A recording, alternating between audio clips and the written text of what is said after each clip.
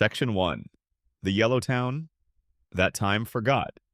Close your eyes or keep them open if you want. Either way, settle in. Get comfortable. Let your shoulders drop. Let your breathing slow down. Because for the next few hours, we're going somewhere familiar. Somewhere you've probably visited 1,000 times without ever really stopping to look around. We're going to Springfield, and tonight we're going to walk through every quiet street, every shadowy corner, every room that the show always kept just out of frame. We're going to find the things that were hidden in plain sight the whole time. And by the time we're done, you might never watch this show the same way again. Or maybe you'll just drift off somewhere around the section on Mr. Burns, which is perfectly fine too. So, Springfield. The first thing you need to understand about Springfield is that it should not exist. Not in the way it does. Not in the shape it takes. Not under the rules it seems to operate by. And yet there it is. Week after week, season after season, decade after decade. The same yellow family on the same couch in the same house at the end of the same street in the same impossible town. The same dog sleeping on the same rug. The same baby sucking the same pacifier. The same man stumbling through the same door after the same shift at the same nuclear power plant he has worked at, without promotion, without serious consequence, without aging a single day, for over 36 years. 36 years. Think about what that actually means. The Simpsons first aired on December 17th, 1989. Children who watched that premiere have grown up, gone to college, started careers, gotten married, had children of their own, watched those children grow into teenagers, and sat down on the couch with those teenagers to watch The Simpsons, only to find Bart Simpson still 10 years old. Still the same.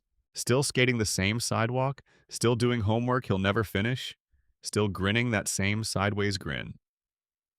Those children who watched the premiere are now in their 40s, and Bart Simpson has not aged a single day. That is not normal. That is not ordinary television logic, even by cartoon standards. That is something stranger, something worth sitting with for a moment before we go any deeper. Because The Simpsons is the longest-running American animated series in history, the longest-running American sitcom, the longest-running scripted primetime show the country has ever produced. 788 episodes, 36 seasons. Numbers so large that they stop feeling like television statistics and start feeling like geological facts, like something that was always there, built into the landscape.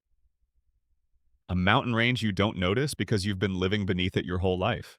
And in all that time, across all those episodes, across every town meeting and every couch gag, and every moment where Homer screams and the credits roll, nobody in Springfield has aged.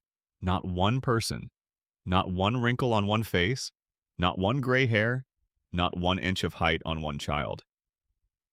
Time has passed everywhere else in the world. Time has passed for you, the viewer. But in Springfield, time stopped. And the strangest part is that nobody in Springfield seems to notice. That's the first secret. Not just that time stopped, but that everyone agreed to pretend it didn't.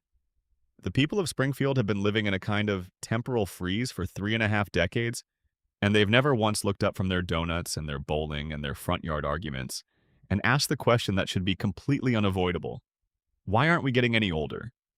We're going to spend tonight asking that question, and a lot of others. Quietly, slowly, the way you'd walk through a town at night when all the lights are on in the windows and you can see the shapes of people moving inside, but you can't quite hear what they're saying.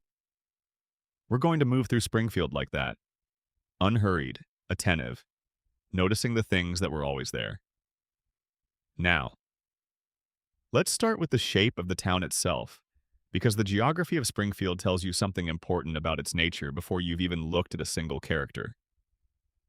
Springfield has an ocean.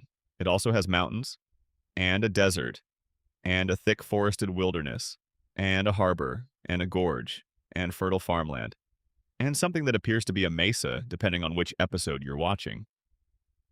Springfield has at various points been depicted as bordering the states of Ohio, Kentucky, Maine, Nevada, and several others, depending entirely on which season you happen to be in and which writer happened to be in the room when the relevant line was written. This is, geographically speaking, impossible. No single location in the continental United States could plausibly contain all of those features simultaneously. You cannot be simultaneously coastal and landlocked. You cannot have both tropical heat waves and blizzard conditions as part of a normal annual cycle in the same small Midwestern town. You cannot be a 4-hour drive from both Canada and Mexico. And yet Springfield manages it, every single time, with complete confidence, without explanation. The show's creator, Matt Groening, eventually admitted in a 2012 interview with Smithsonian Magazine that he named Springfield after Springfield, Oregon, the town near where he grew up. He said the name Springfield appealed to him because it's one of the most common city names in America. There is a Springfield in almost every state. He wanted the show to feel like it could be set anywhere, like it was every American town simultaneously rather than any one particular place. That explanation makes sense as a creative philosophy. It's a solid, thoughtful reason for a deliberate choice. And then the show immediately continued contradicting it anyway. Episodes after that interview placed Springfield in geographical contexts that made Oregon impossible. The writers kept the mystery alive because the mystery was more useful than any answer. Because a town that exists everywhere at once is a town that every viewer can recognize as their own. But here's the thing about that geographic impossibility that we'll keep returning to tonight.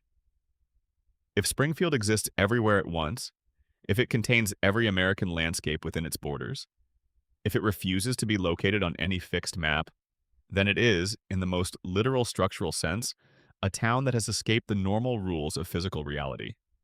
And that is worth holding on to. Because as we move through the secrets of this show, one of the things we're going to keep finding is that Springfield has escaped a lot of rules. The rule of time, the rule of consequence, the rule of biological aging, the rule of gravity on several memorable occasions, the rule that actions have lasting effects on the world. Springfield is a place where normal rules don't quite apply. And tonight we're going to ask why. Before we get into the deeper theories, let's just spend a moment with the family themselves. Because you know them, you've always known them. But let's look at them the way you'd look at a photograph of someone you've known your whole life. That feeling where you suddenly notice something you'd never registered before. Let's look at the Simpsons as if we're meeting them for the first time. Homer J. Simpson, middle-aged, nuclear safety inspector, married with 3 children, resident of 742 Evergreen Terrace, Springfield. He has a skull that is, anatomically speaking, unlike any human skull that has ever existed. His overbite is severe enough to qualify as a medical condition in the real world. His eyes bulge with a persistence that suggests either a thyroid issue or something altogether stranger. He has 4 fingers on each hand. Not 5. 4. Every human being in Springfield has 4 fingers. We'll come back to that. Homer's intelligence has been canonically measured within the show itself, as placing him at an IQ of approximately 55. His own creator has confirmed this number. An IQ of 55 falls within the range of what clinical psychology classifies as moderate intellectual disability. This is not a man who is simply forgetful or a bit slow. By the show's own internal logic, Homer Simpson has clinically significant cognitive impairment, and he has been trusted, for the entirety of his adult working life, with the safety of a nuclear reactor. His wife, Marge, née Bouvier, blue hair that defies gravity in a column roughly 18 inches above her scalp, the same 4 fingers, the same bulging eyes. Patient to a degree that would, in a real human being, require either pharmaceutical assistance or a neurological condition that prevents the normal experience of frustration. Marge has endured things that would break most people. She has endured them with a quiet grace that the show usually plays for warmth, but which, if you tilt your head slightly, starts to look like something closer to a coping mechanism. Bart Simpson, 10 years old, has been 10 years old for 36 years. Underachiever and proud of it. The spiky hair that never lies flat, that exists in a kind of permanent aggressive state, even when Bart is sleeping. Bart is the show's ID, its chaos engine, the part of the family that throws rocks at things to see what happens. He is the part of you that wanted to skip school and ride your skateboard and break something just to hear the sound it made. He hasn't changed. He will never change. He is preserved in 10-year-old amber. Lisa, 8 years old. Saxophone. Genius-level intelligence. Buddhist. Vegetarian. Environmentalist. A child who has spent her entire depicted existence being the smartest person in every room she enters, and being systematically ignored for it. Lisa is the part of you that knew the right answer, but raised your hand and was called on last. Lisa is the version of childhood that was a little too aware of how everything worked and couldn't turn that awareness off and didn't sleep quite as well as everyone else because of it. And Maggie, 1 year old, silent, watching, always watching. 4 family members we know by name. 4 family members who have been living the same life for 36 years. And we have watched them. We have laughed with them. We have grown up alongside them, even as they refuse to grow up at all. And most of us, most of the time, have accepted all of this completely without question, because it's a cartoon, and that's just how cartoons work. But tonight we're asking the questions anyway. Tonight we're looking at the photograph of the yellow family on the yellow couch in the yellow house and saying, wait. Wait just a moment. Something is unusual here. Let's figure out what it is. Here is one of the quietest, most persistent, most easy-to-miss details in the entire run of the show. When ordinary Springfield residents appear on screen, they look a certain way. Yellow skin, 4 fingers, the particular exaggerated proportions that have become synonymous with the Simpsons art style. Overbites, bulging eyes, hair that occupies its own separate physics. These are the people of Springfield. This is what Springfield people look like. But then a guest character arrives from outside Springfield. A celebrity, a professional, a visitor from some other city or some other part of the world. And if you watch carefully, you'll notice something subtle but consistent. The guest characters look different, not slightly different in the way that different animators might draw slightly differently. Meaningfully different. Their proportions are more natural. Their eyes sit in their heads with a kind of anatomical correctness that Springfield residents don't quite achieve. Their features more closely approximate what human beings actually look like. The show has always explained this, when it explains it at all, as simply the art style, as the way The Simpsons is drawn, and on the surface, that's perfectly reasonable. Different character designs for recurring characters versus one-off guests. That's a practical production decision as much as anything else. But here's what makes that explanation interesting rather than final. Within the logic of the show's own universe, within the reality that Springfield operates in, there is a visible, observable, consistent difference between people who live inside Springfield and people who come from outside it. The people inside Springfield look one way. The people outside it look another way. And the difference is not cosmetic. The difference is that Springfield residents look like they've been changed by something. Like something in their environment has altered the baseline of what a human being looks like in this particular place. The show draws outsiders to look more like normal human beings. It draws Springfield residents to look like something that was once a normal human being and then went through a process. A gradual, decades-long process. Something environmental, something in the water, perhaps, or in the air. Or in the invisible emissions from the cracked cooling towers of a certain nuclear power plant that sits on the edge of town and has been leaking quietly and consistently for as long as anyone can remember. But we'll get to the plant in the next section. For now, just hold that image. The yellow faces, the 4 fingers, the bulging eyes. Hold it and ask, what if the art style isn't just an art style? What if, within the world of the show, it's evidence? Let's talk about the couch, because the couch is actually important, and nobody ever talks about why. Every episode of The Simpsons begins with a couch gag. The family races home, they pile onto the couch, something happens. Sometimes the couch gag is simple. They sit down and the credits roll. Sometimes it's an elaborate production that takes longer than the episode itself. Sometimes it breaks the fourth wall entirely. Sometimes it's been directed by a guest animator who brings a completely different visual language to the show's universe for 90 seconds before everything snaps back to normal. The couch gag has become one of the most beloved and analyzed elements of the show. It's been studied, cataloged, broken down. There are entire databases dedicated to listing every couch gag in order, describing what happens, rating their creativity.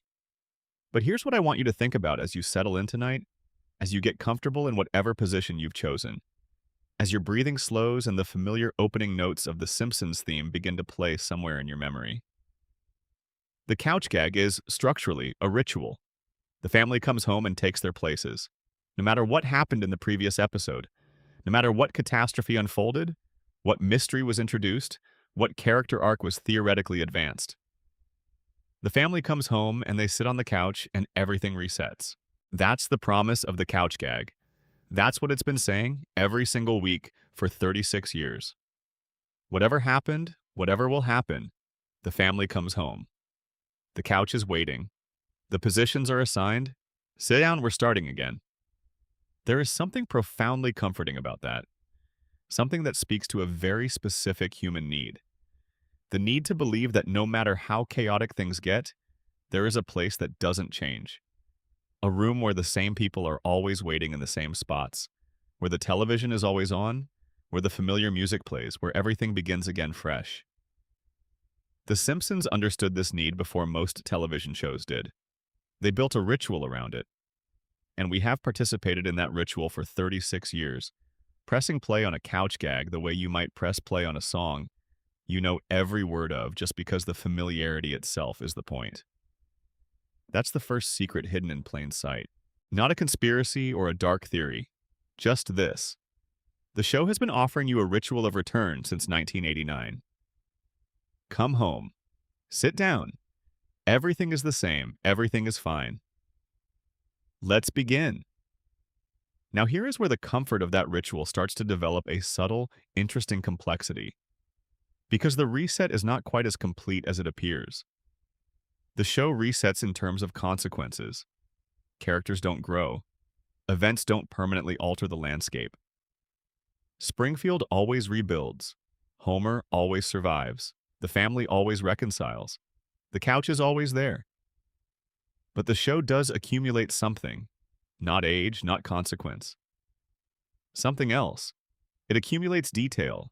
It accumulates lore. It accumulates an ever-deepening portrait of a place and a people that, if you step back and look at the whole of it from a sufficient distance, tells a story far larger and far stranger than any individual episode ever attempted. The Springfield that exists in Season 36 is the same Springfield that existed in Season 1, in the sense that the buildings are the same, and the family is the same, and the couch is the same.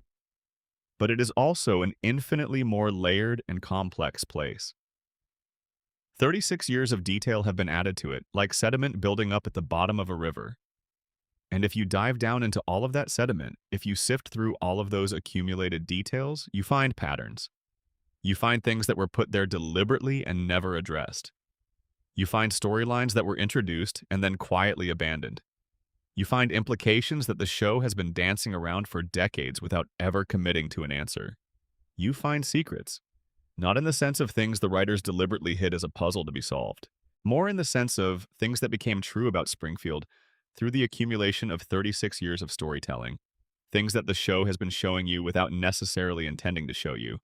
Truths that emerge from the pattern rather than from any individual piece of it. Tonight we're going to find those things.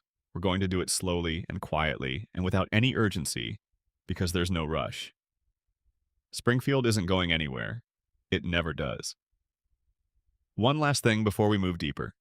One last detail about the shape of the show that I want you to carry with you through everything that follows. The Simpsons exists in what television writers call a floating timeline. This means that the show's present is always the viewer's present. When an episode airs in 2025, the characters are living in 2025. When one aired in 1994, they were living in 1994. The year of the world changes continuously. The technology changes. The cultural references change. The events happening in the background of Springfield's life change. But the characters stay the same age. They stay the same people. Their histories are quietly rewritten to fit whatever the current present requires. This means that Homer and Marge's backstory, their courtship, and their early marriage, and the circumstances of their children's births has been retold multiple times across the show's run. In early seasons, their teenage years were grounded in the 1970s. The music was right. The fashion was right. The cultural context fit a couple who would have been parents in their mid-30s by 1989. But as the floating timeline dragged the present forward, as 1989 became, 1999 became 2009 became 2025, the backstory had to slide with it. Homer and Marge can't have met in 1975 anymore because that would make them 60 years old by now. So their high school years shifted, the references shifted, the era shifted.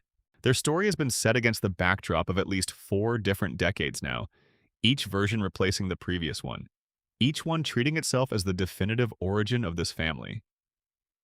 Homer and Marge do not have a fixed past. They have a past that reshapes itself to fit the present. Their memories are fluid. Their history is a draft that gets revised every few years without ceremony, without announcement, without anyone in Springfield noticing. You'll want to remember that. The idea that in Springfield, history is not fixed, that the past changes to accommodate the present, that memory is not reliable, that the version of events you're currently watching may not be the version that was true 6 seasons ago, and the show isn't particularly bothered by that inconsistency. Either it's lazy writing, or it's something stranger, something that the whole architecture of Springfield has been quietly preparing you to accept. We'll come back to it. We have all night. If you've made it this far, and you're enjoying where this is going, drop a comment with your time and location. Something like 2 a.m. Sydney or midnight Chicago. There's something quietly beautiful about knowing that people all over the world are falling asleep in Springfield at the same time. And if you want more nights like this one, subscribe. There are more secrets where these came from. Now, let's go deeper. Section 2. The nuclear plant. Springfield's slow poison. Just on the edge of Springfield, visible from almost anywhere in town. If you look in the right direction, there are 2 cooling towers. They stand against the sky the way industrial architecture always does. Matter-of-factly, without apology, as though the landscape arranged itself around them rather than the other way around. They have been there as long as anyone can remember. They will be there, by all available evidence, for as long as anyone can imagine. Smoke, or something resembling smoke, drifts up from them in long, lazy columns. The river nearby runs in colors that rivers probably shouldn't run in. The fish in that river have, in at least one documented case, developed a third eye. This is the Springfield nuclear power plant. This is the place where Homer Simpson has worked for over 3 decades. This is the heart of Springfield's economy, the primary source of the town's electrical power, the single largest employer in the community, and, according to the show's own accumulated evidence, the single most dangerous thing in the entire history of the series. Let's spend some time here tonight.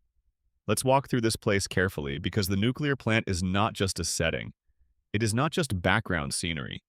It is, once you start looking at the evidence the show has built up over 36 years, the explanation for most of what is strange about Springfield. The cause beneath all the effects. The thing that has been hiding in plain sight since the very first season, so large and so obvious that it was easy to look past. Begin with the violations. A surprise safety inspection of the Springfield nuclear power plant, conducted at some point in the show's early seasons, turned up 342 violations. Not 3, not 30. 342 individual violations of nuclear safety standards. The kind of violations that, in the real world, would result in immediate shutdown, criminal charges, federal investigation, and the evacuation of the surrounding area within a controlled radius. The estimated cost to bring the plant up to code was $56 million. Charles Montgomery Burns, the plant's owner, a man worth many billions of dollars, refused to spend it. Not because $56 million was beyond his means. It wasn't even close. He refused because spending the money would require him to acknowledge that the violations existed, and acknowledging that they existed would require him to start explaining what those violations had already done to the people of Springfield. The violations themselves are worth cataloging because the show has described them in enough detail that you can develop a fairly clear picture of what life inside that plant looks like. There is radioactive waste being dumped directly into bodies of water.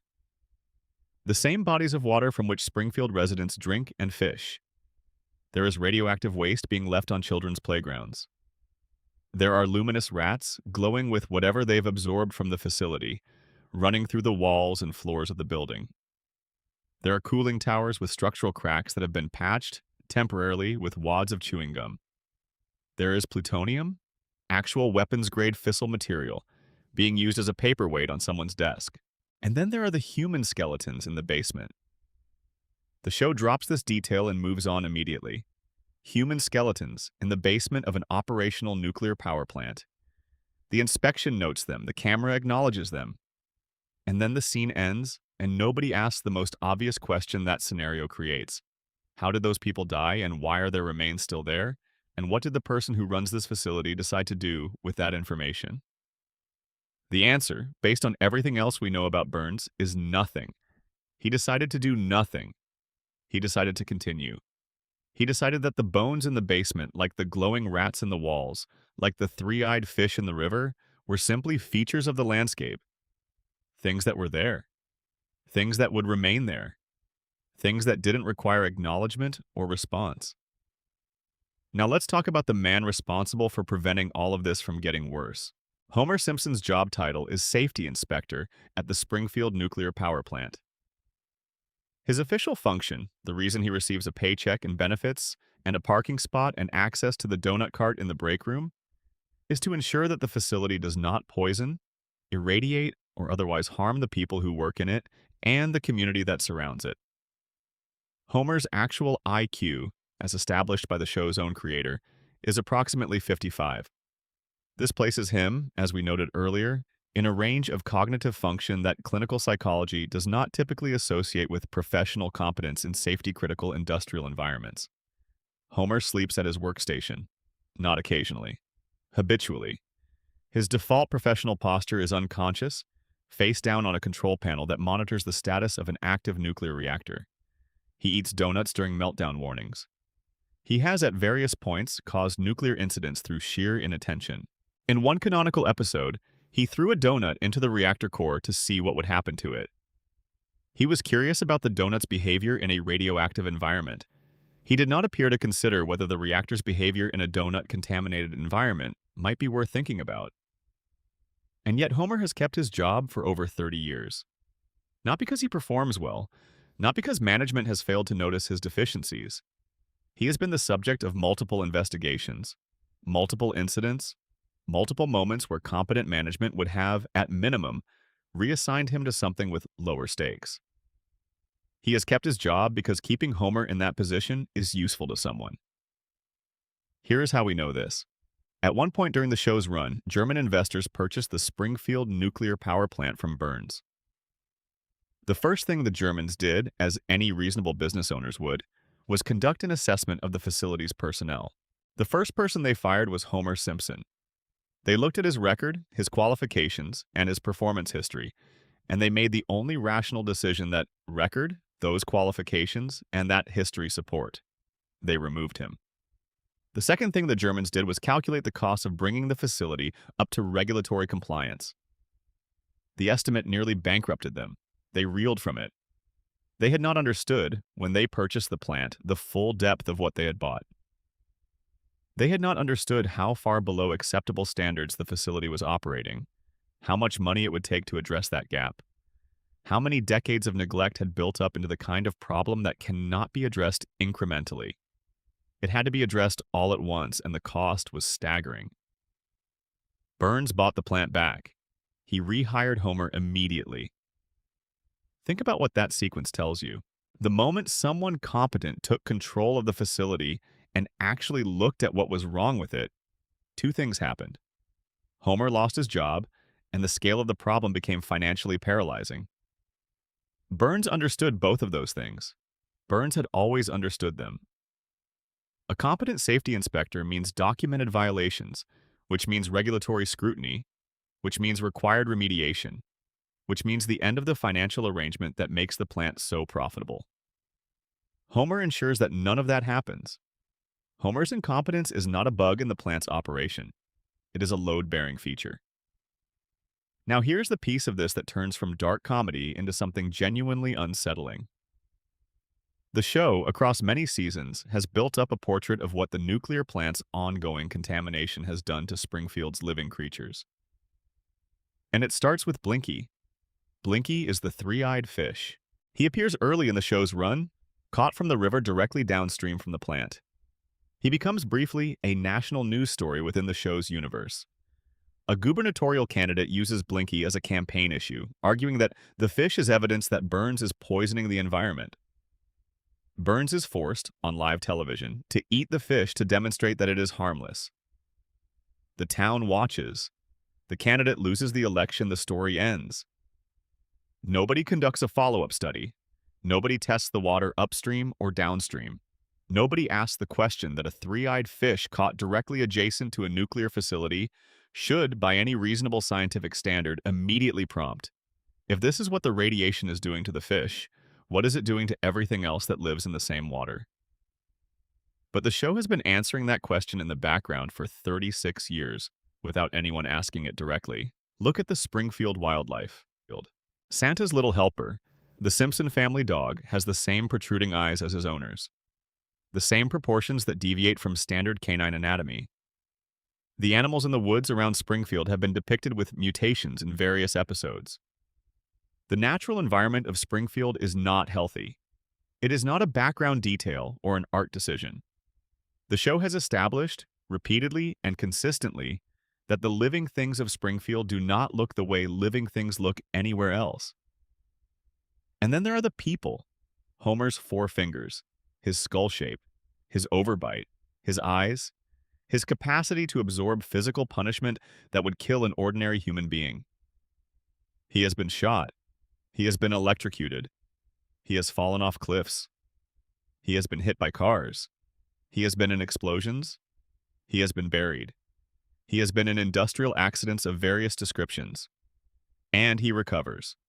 Every time. Without lasting physical consequence. His healing rate, applied to a real human body, would be considered extraordinary. His pain tolerance is effectively superhuman. Marge has the same four fingers, the same eyes, the hair that has maintained a perfect vertical column for 36 years without product or maintenance or any apparent attention at all. All three of their children were born in Springfield, to parents who had already been living in Springfield, drinking Springfield's water, breathing Springfield's air, for years before those children arrived. Bart, Lisa, and Maggie all display the same physical characteristics. Four fingers, the eyes, the hair in its various configurations. And here is the detail that completes the picture, the one we mentioned at the end of the last section and promised to return to. When people from outside Springfield visit, they look different. Their proportions are more natural. Their anatomy more closely resembles actual human beings. The show draws them differently, with more realistic features, because within the show's visual language, they are different. They are people who have not been living in a contamination zone. They have not been drinking the water or breathing the air or eating the fish from the three-eyed fish river. The visual difference between Springfield residents and visiting outsiders is the show telling you, in the only language available to an animated series, that something has happened to the people who live here. Something that didn't happen to people who grew up somewhere else. The most dramatic single piece of evidence for what the plant has been doing to Springfield comes not from an ordinary episode, but from the Simpsons movie. In the film, Springfield's environmental contamination reaches a level so catastrophic that the Environmental Protection Agency, a real federal agency operating within the show's universe, determines that the town must be contained. Not cleaned up, not remediated. Contained. A massive glass dome is lowered over the entire town, sealing every resident inside, preventing the pollution from spreading to the surrounding region.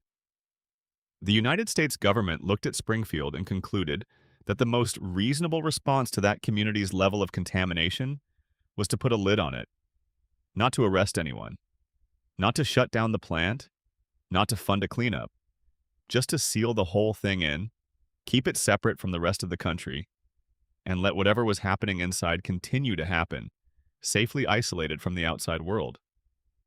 Think about what that means for the people inside the dome.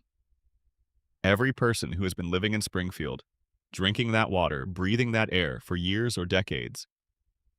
Every person who has eaten fish from that river, every person who has walked past those cooling towers on the way to the grocery store. They are all inside the dome when it goes up. They are not evacuated. They are not offered decontamination. They are sealed in with the thing that has been poisoning them by a government that decided the simplest solution was containment. Springfield is not just a town with an environmental problem. By the federal government's own assessment within the show's universe, Springfield is a contamination zone. The people inside it are living in what amounts to an environmental hazard area, and they were there long before the dome went up. Burns knows. This is perhaps the most important single point in the entire radiation theory, and the show makes it explicit across multiple episodes without ever gathering the threads into a single coherent acknowledgement. Charles Montgomery Burns is not just the owner of a nuclear power plant. He is a man whose own body runs on controlled radiation exposure. Every week, Burns undergoes a medical treatment so extreme, so chemically intensive, so loaded with radiation therapy, that it causes his entire body to glow. Literally, he emits visible light. He wanders out of his private medical facility in a dazed state, luminous and vaguely euphoric, stumbling through the woods like something from another world. This treatment keeps him alive for exactly one more week. Without it, he dies. The margin for error is zero. His body has been so fundamentally altered by whatever combination of age and radiation exposure and industrial proximity he has accumulated over more than a century of life, that it can no longer sustain itself through normal biological processes. It requires external maintenance. It requires scheduled intervention. It requires, in the most literal possible sense, a weekly infusion of the same force that it has been exposing Springfield to for decades. Burns is not just profiting from radiation. He is powered by it. His body has adapted to nuclear material in ways that ordinary human biology has not, because ordinary human biology has not had more than a century to adapt. And he knows this. He has the medical infrastructure to understand what radiation does to biological systems, because radiation is what keeps his biological system functioning. He has personal physicians. He has private research facilities. He has access to pharmaceutical synthesis that the rest of Springfield has no idea exists. And he knows what the plant is doing to the town. He knows because the town is his laboratory. He has been watching what happens when an organism is exposed to low-level radiation over long periods of time, because he is an organism that has been exposed to high-level radiation over a very long period of time, and he has been measuring the effects on himself with great precision and considerable resources. The three-eyed fish is not a surprise to Burns. The four-fingered residents are not a surprise to Burns. The cognitive impairment, the physical mutations, the impossible healing rates, the children who somehow seem younger than they should be, none of it surprises him. He has been watching all of it happen, with the detached curiosity of a scientist who is also the experiment's unwitting sponsor. There is one more piece of this that deserves careful attention before we move on. Season 12 of the show reveals something about Homer's brain that recontextualizes his entire life. A physician discovers that Homer has had a crayon lodged in his brain since childhood. Not metaphorically, physically. A crayon. Inserted at some point during Homer's early years into his nasal cavity and driven up into his frontal lobe, where it has been sitting ever since, physically reducing his cognitive function. The discovery is made, the crayon is removed, and Homer's IQ skyrockets. He becomes, briefly, a different person. Articulate, perceptive, capable of understanding complex systems and drawing precise conclusions from available evidence. He sees Springfield clearly for the first time. He sees his job for what it is. He sees his life with an accuracy that is, as it turns out, unbearable. He chooses to have the crayon reinserted. That choice is almost always framed as comedy. As Homer being Homer, as the man who prefers comfortable stupidity to uncomfortable clarity. And it is funny. It is genuinely funny. But it is also tragic in a very specific way because the clarity Homer experiences when the crayon is removed is real clarity. He sees accurately. He assesses the situation accurately. He makes an accurate judgment that being intelligent in Springfield is more painful than being cognitively impaired, and he makes the rational choice under those conditions to restore the impairment. But here's the question the show never quite asks. How does a crayon end up lodged in a child's brain without anyone noticing? How does Homer go through childhood, through adolescence, through an entire adult life full of doctor visits and checkups and moments of medical attention in Springfield, and not a single physician finds a foreign object in his skull? Either the medical establishment of Springfield is so catastrophically incompetent that they could miss a crayon in a brain for decades, or the medical establishment of Springfield knew it was there and chose not to mention it. If Burns's influence extends into Springfield's healthcare infrastructure, if the doctors in this town have, through whatever combination of financial incentive and institutional pressure and simple self-preservation, learned to look away from certain things, then Homer's crayon is not an accident. It is a detail. One piece of a much larger picture in which the cognitive capacity of Springfield's residents has been managed, quietly and consistently, to ensure that nobody is ever quite clear-headed enough to look at those cooling towers and ask the right questions. The radiation doesn't just mutate bodies, it damages the part of the brain that asks why.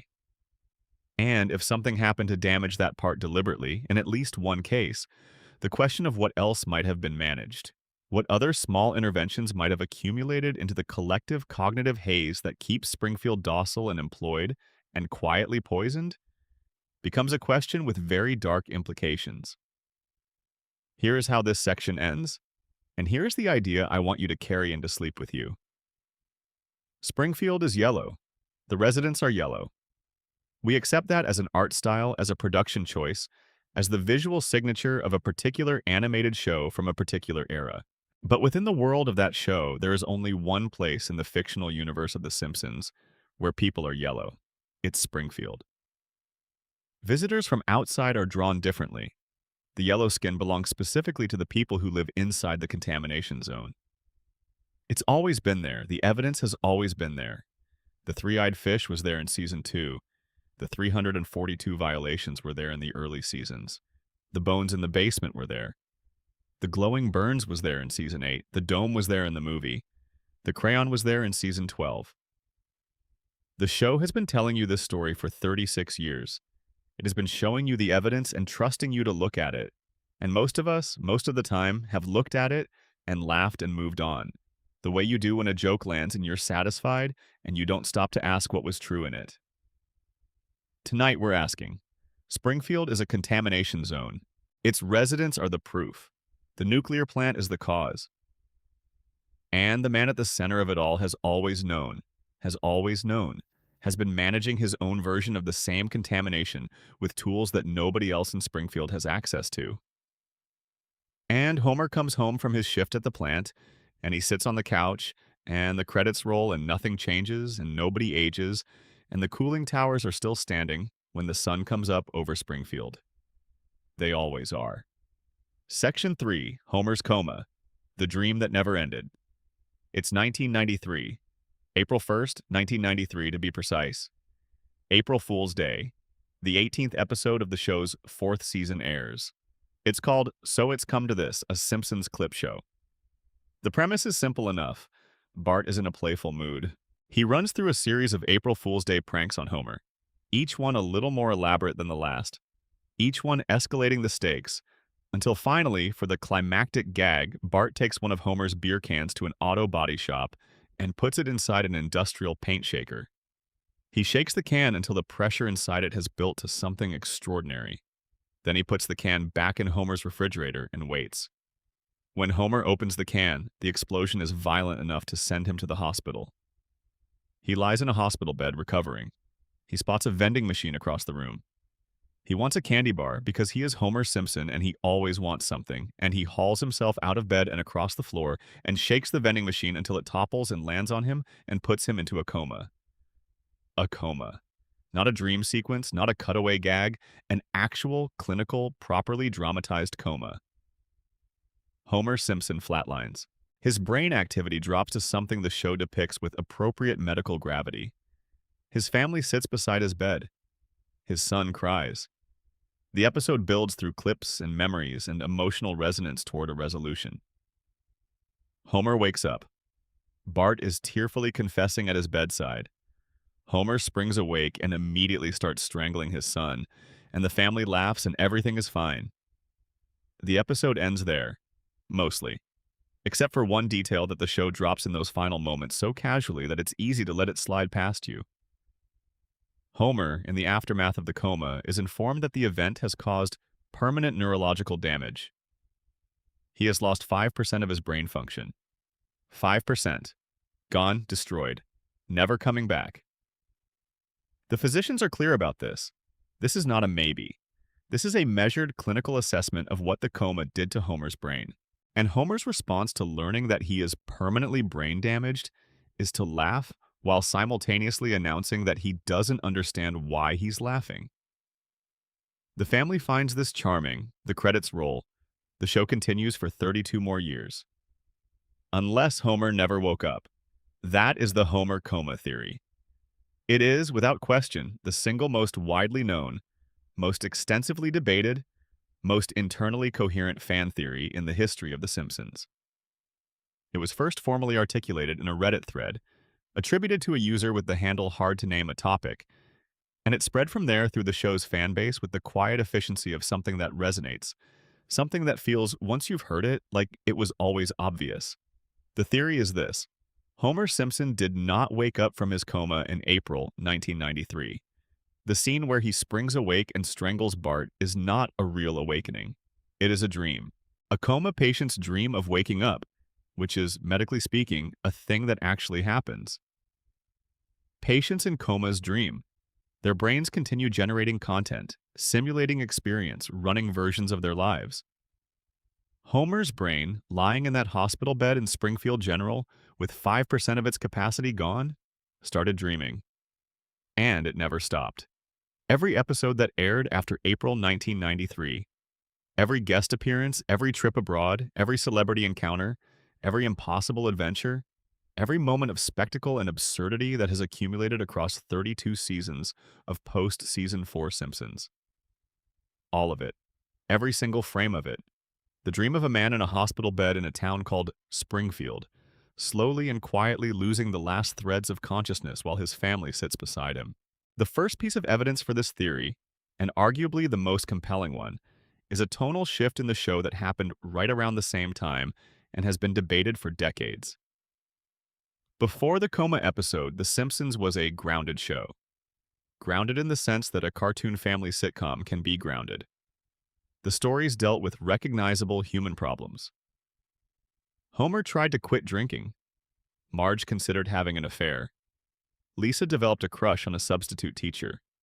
Bart faced the possibility of being held back a grade and had to reckon with what failure actually meant. These were the kinds of problems that real families have. The emotional core of the show was built on situations that the audience could, in some approximating way, recognize from their own lives. The satire was sharp, the characters were exaggerated, but the fundamental situations were rooted in reality. After Season 4, something changes. The shift doesn't happen all at once. It's gradual, like weather changing. But it happens, and it's consistent, and it moves in one direction, away from reality. Homer goes to space. Mr. Burns captures the Loch Ness Monster.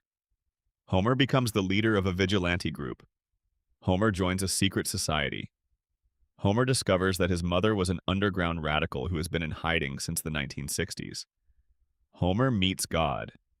Not in a spiritual sense, literally, face to face, twice. The show goes from a family sitcom concerned with economic anxiety and domestic tension to a show where the main character has held literally hundreds of different jobs, traveled to dozens of countries, befriended an extraordinary number of famous people, survived physical scenarios that would kill any real human being many times over, and experienced things that simply do not happen to ordinary people. The escalation is dramatic enough that even casual viewers noticed it. When did The Simpsons get weird is a question that people have been asking about the show since the mid-1990s. And the internet has been arguing about the answer for as long as the internet has been capable of hosting arguments about television. The coma theory has a precise answer.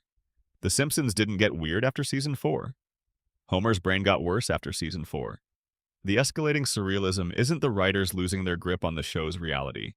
It's the show's reality itself degrading, slipping, becoming more untethered from ordinary experience as the dreaming brain, that generates it loses coherence. The increasingly cartoonish plots aren't lazy writing. They're what happens when the unconscious mind runs a simulation for long enough that the simulation starts to show its seams. 6 months before the coma episode. 6 months before Homer lies under that vending machine and the lights go out. September 1992. The Season 4 premiere. Homer has a conversation with God. Not a metaphorical conversation. Not a fever dream or a near-death experience.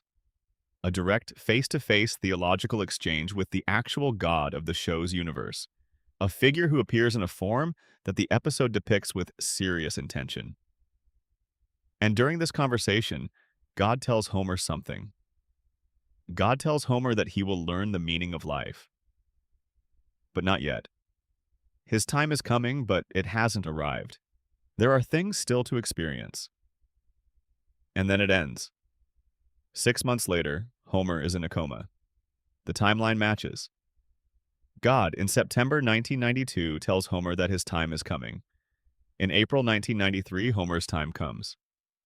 If you read that sequence within the coma theory's framework, the God conversation stops being a charming theological gag and becomes something considerably more solemn. It becomes a prophecy. God was telling Homer that his conscious life was approaching its end, that the window of waking experience was narrowing, that everything after this would be different. And 6 months later, it was. Nobody ages in Springfield. We've already talked about this. We've already sat with the strangeness of it, the way 36 years have passed in the real world while Bart Simpson has remained exactly 10 years old.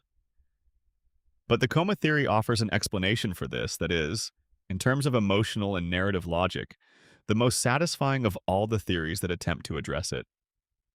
Nobody ages in Springfield because they exist inside the frozen mind of an unconscious man.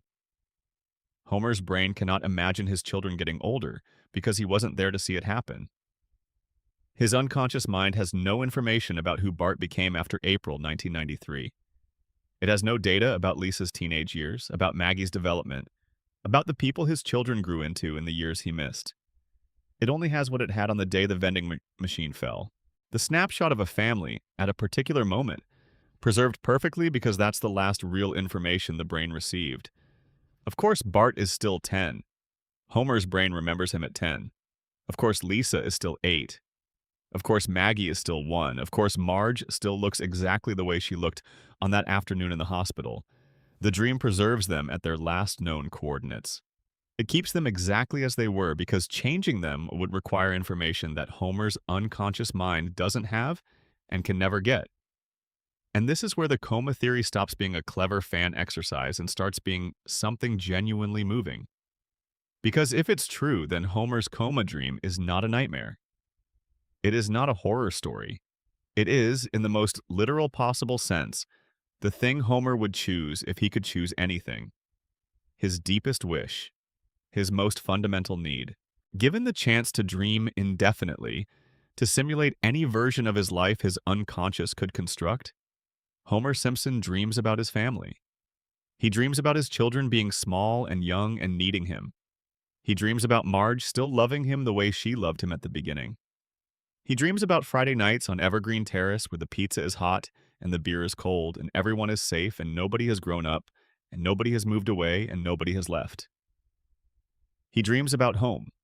Over and over and over again. For 32 years, he dreams about home. The celebrity appearances.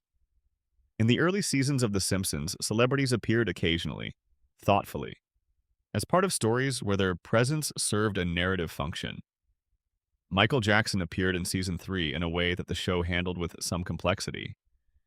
Danny DeVito appeared in an episode about Homer's long-lost brother. These were meaningful guest appearances. They meant something to the episodes that contained them. As the series continued, the celebrity appearances began to multiply. And multiply, and multiply. Later seasons of The Simpsons became famous, or perhaps notorious, for the sheer volume of celebrity cameos. Famous people from entertainment, from sports, from politics, from every corner of public life began appearing in Springfield at a rate that strained plausibility even by the show's generous standards. The in-universe explanation for this which is to say the official non-theory explanation, is simply that The Simpsons is a very popular show with significant cultural cachet, and celebrities enjoy appearing in it, and the writers enjoy including them, and therefore they do. The coma theory has a different explanation, one that is stranger and more interesting. Homer's brain, lying in that hospital bed, is not isolated from the world. Coma patients receive stimuli. They hear the television in the background of their room. They hear conversations between visitors and nurses. They hear music, news broadcasts, voices they recognize and voices they don't. And brains, even damaged brains, even dreaming brains, incorporate that ambient information into the content of their simulations. Every celebrity who appears in Springfield is, in this reading, a voice that Homer heard through the fog of unconsciousness.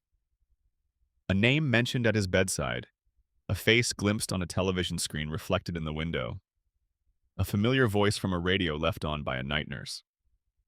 Homer's dreaming brain processes these fragments and weaves them into the simulation because the simulation needs to be populated. It needs people. It needs faces and voices and personalities to interact with. And Homer's mind, working with whatever raw material it can gather from the outside world, makes the matau. The escalating celebrity cameos aren't the writers running out of original ideas. They're Homer's brain, increasingly damaged and desperate, pulling in more and more outside information to keep the dream running, grasping at whatever it can hear to sustain the simulation of a world that is slowly, imperceptibly coming apart at the seams. The show has acknowledged the theory. This is a documented fact. In season 34, an episode included what was described as a leaked, deleted scene in which Homer wakes from a long coma, revealing that all the outlandish events of the previous seasons were simply a dream. It was framed as a revelation, a confirmation. The scene was animated, voiced, complete. Then the show itself walked it back, describing the scene as a hoax, planted by hackers. Not a real deleted scene, not a real revelation. Just kidding. Never mind. But here is what that acknowledgement actually tells you. The writers know about the theory. Of course they do. They have known about it for years. They have thought about it carefully enough to animate a version of it, to produce it fully, to show it to an audience. And their response was not to deny it bluntly or to ignore it.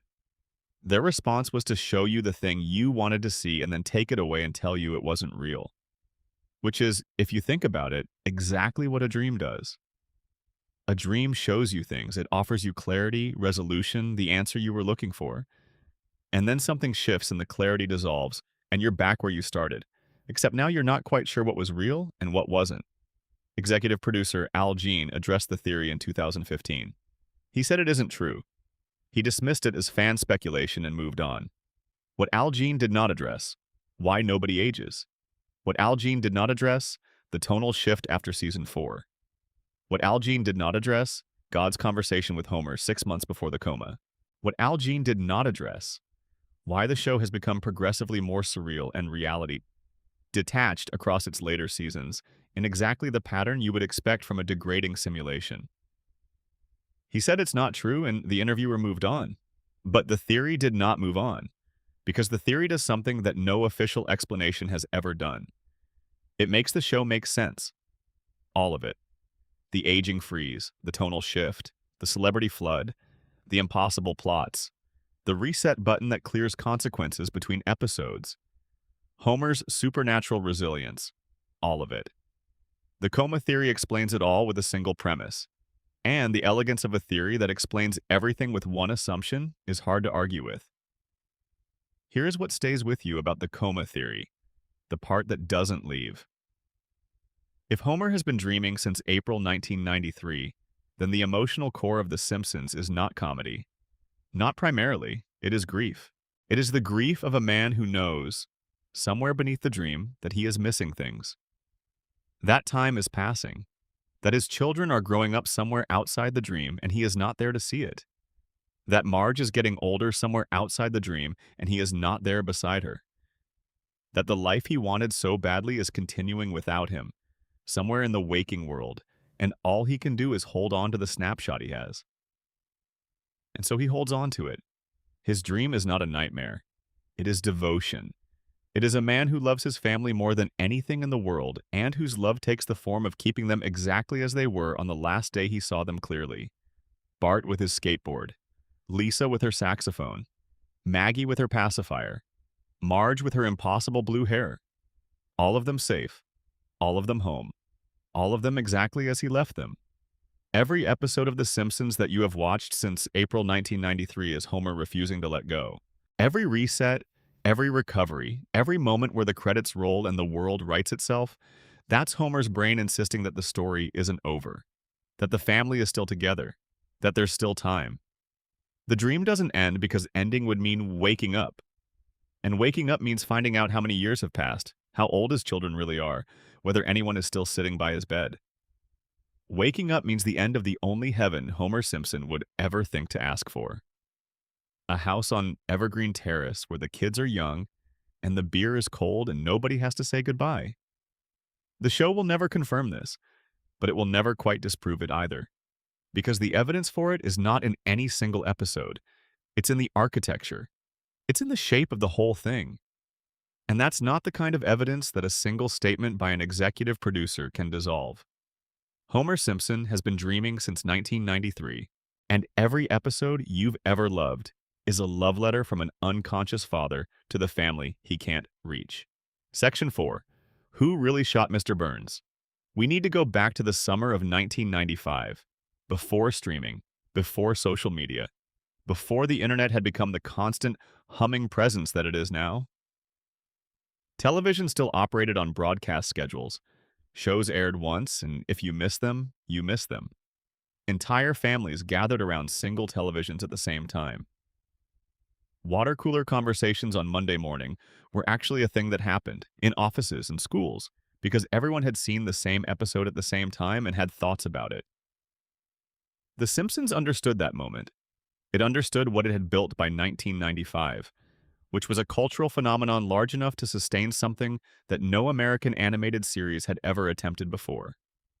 A genuine mystery, a real whodunit, a summer-long puzzle that invited the entire country to participate. Here is what happened. Season 6, Episode 25. Who Shot Mr. Burns? Part 1. Mr. Burns had, over the course of several episodes, committed a series of acts against the community of Springfield so comprehensive in their malice and so far-reaching in their consequences that by the end of the episode, every single character in the show had a credible reason to want him dead. He stole an oil well from beneath Springfield Elementary, gutting the school's budget and depriving hundreds of children of their educational resources. He used the resulting revenue to shut down Moe's Tavern, bankrupting Moe and eliminating one of the community's central gathering places. He created a sinkhole that destroyed the Springfield Retirement Castle, displacing elderly residents including Homer's father. He injured Santa's little helper, and then, for the finale, for the act that pushed everything past the point of tolerance, he built a massive mechanical disc and used it to block the sun over the entire town of Springfield. Not as a threat, not as a test. He just did it. He blocked the sun from reaching Springfield so that every resident would be forced to buy their electricity from his nuclear power plant. Because even after every other act of destruction he had committed, this one seemed like it might finally turn a profit. When Smithers, his devoted personal assistant, objected, Burns fired him on the spot. The whole town gathered at a public meeting to confront Burns. Multiple characters were shown holding weapons. The tension was enormous. And then Burns collapsed. He staggered out of the meeting and fell onto the town sundial.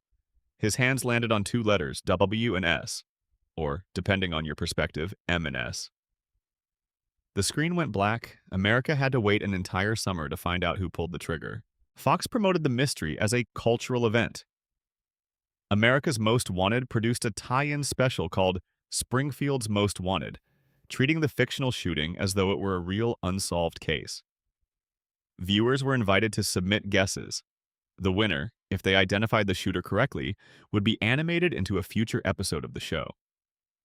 The promotional campaign treated the mystery as if it were genuinely open, genuinely solvable, genuinely dependent on the evidence that had been presented in Part 1.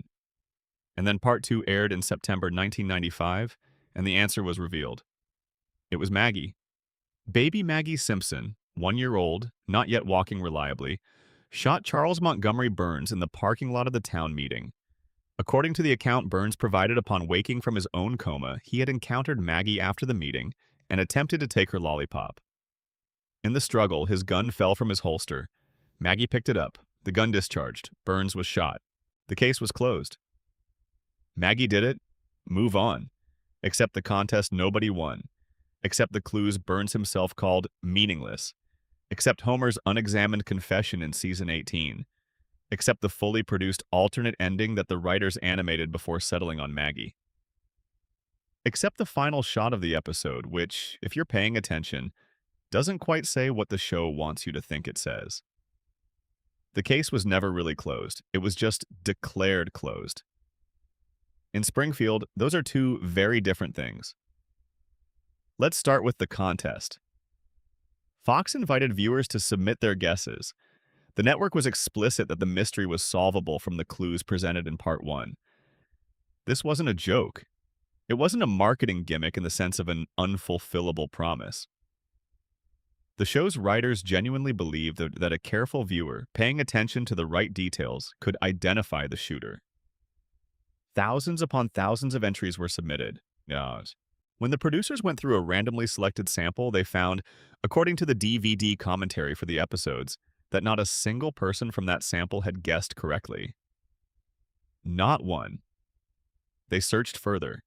They eventually identified one person, posting on a Simpsons newsgroup online on the night Part 1 aired, who had correctly named the shooter. One person, out of the thousands who participated, who put the pieces together the way the writers intended. That person was posting from a college internet account.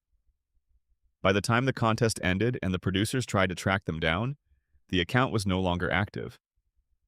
They could not find the one person who got it right. They issued an open invitation on the DVD release for that person to come forward.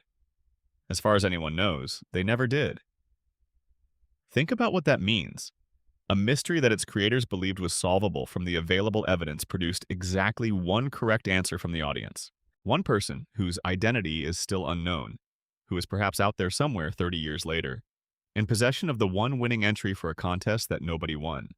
Either the clues were extremely well hidden, or the clues were insufficient, or the answer didn't follow as logically from the evidence as the show wanted to believe it did. Now, let's look at the clues themselves. Burns falls on the sundial. His hands point to W and S, or from Burns's perspective, M and S. The show tells us this spells Maggie Simpson. M for Maggie. S for Simpson. Case closed. Except Burns himself, when asked about this, states explicitly and canonically that the positioning of his hands was not intentional. He didn't deliberately position himself to indicate his attacker's initials. He fell. He landed where he landed. The letters his hands pointed to are the result of physics and gravity, not design. The sundial clue is the central piece of evidence that the show uses to justify its answer. And the victim himself, the only person with first-hand knowledge of what happened, has told you that it was a coincidence. The main clue in the show's most famous mystery is, according to the person it supposedly came from, meaningless. Then there's the gun. Burns carried a gun in a holster. In the scene immediately before the shooting, the holster is shown empty.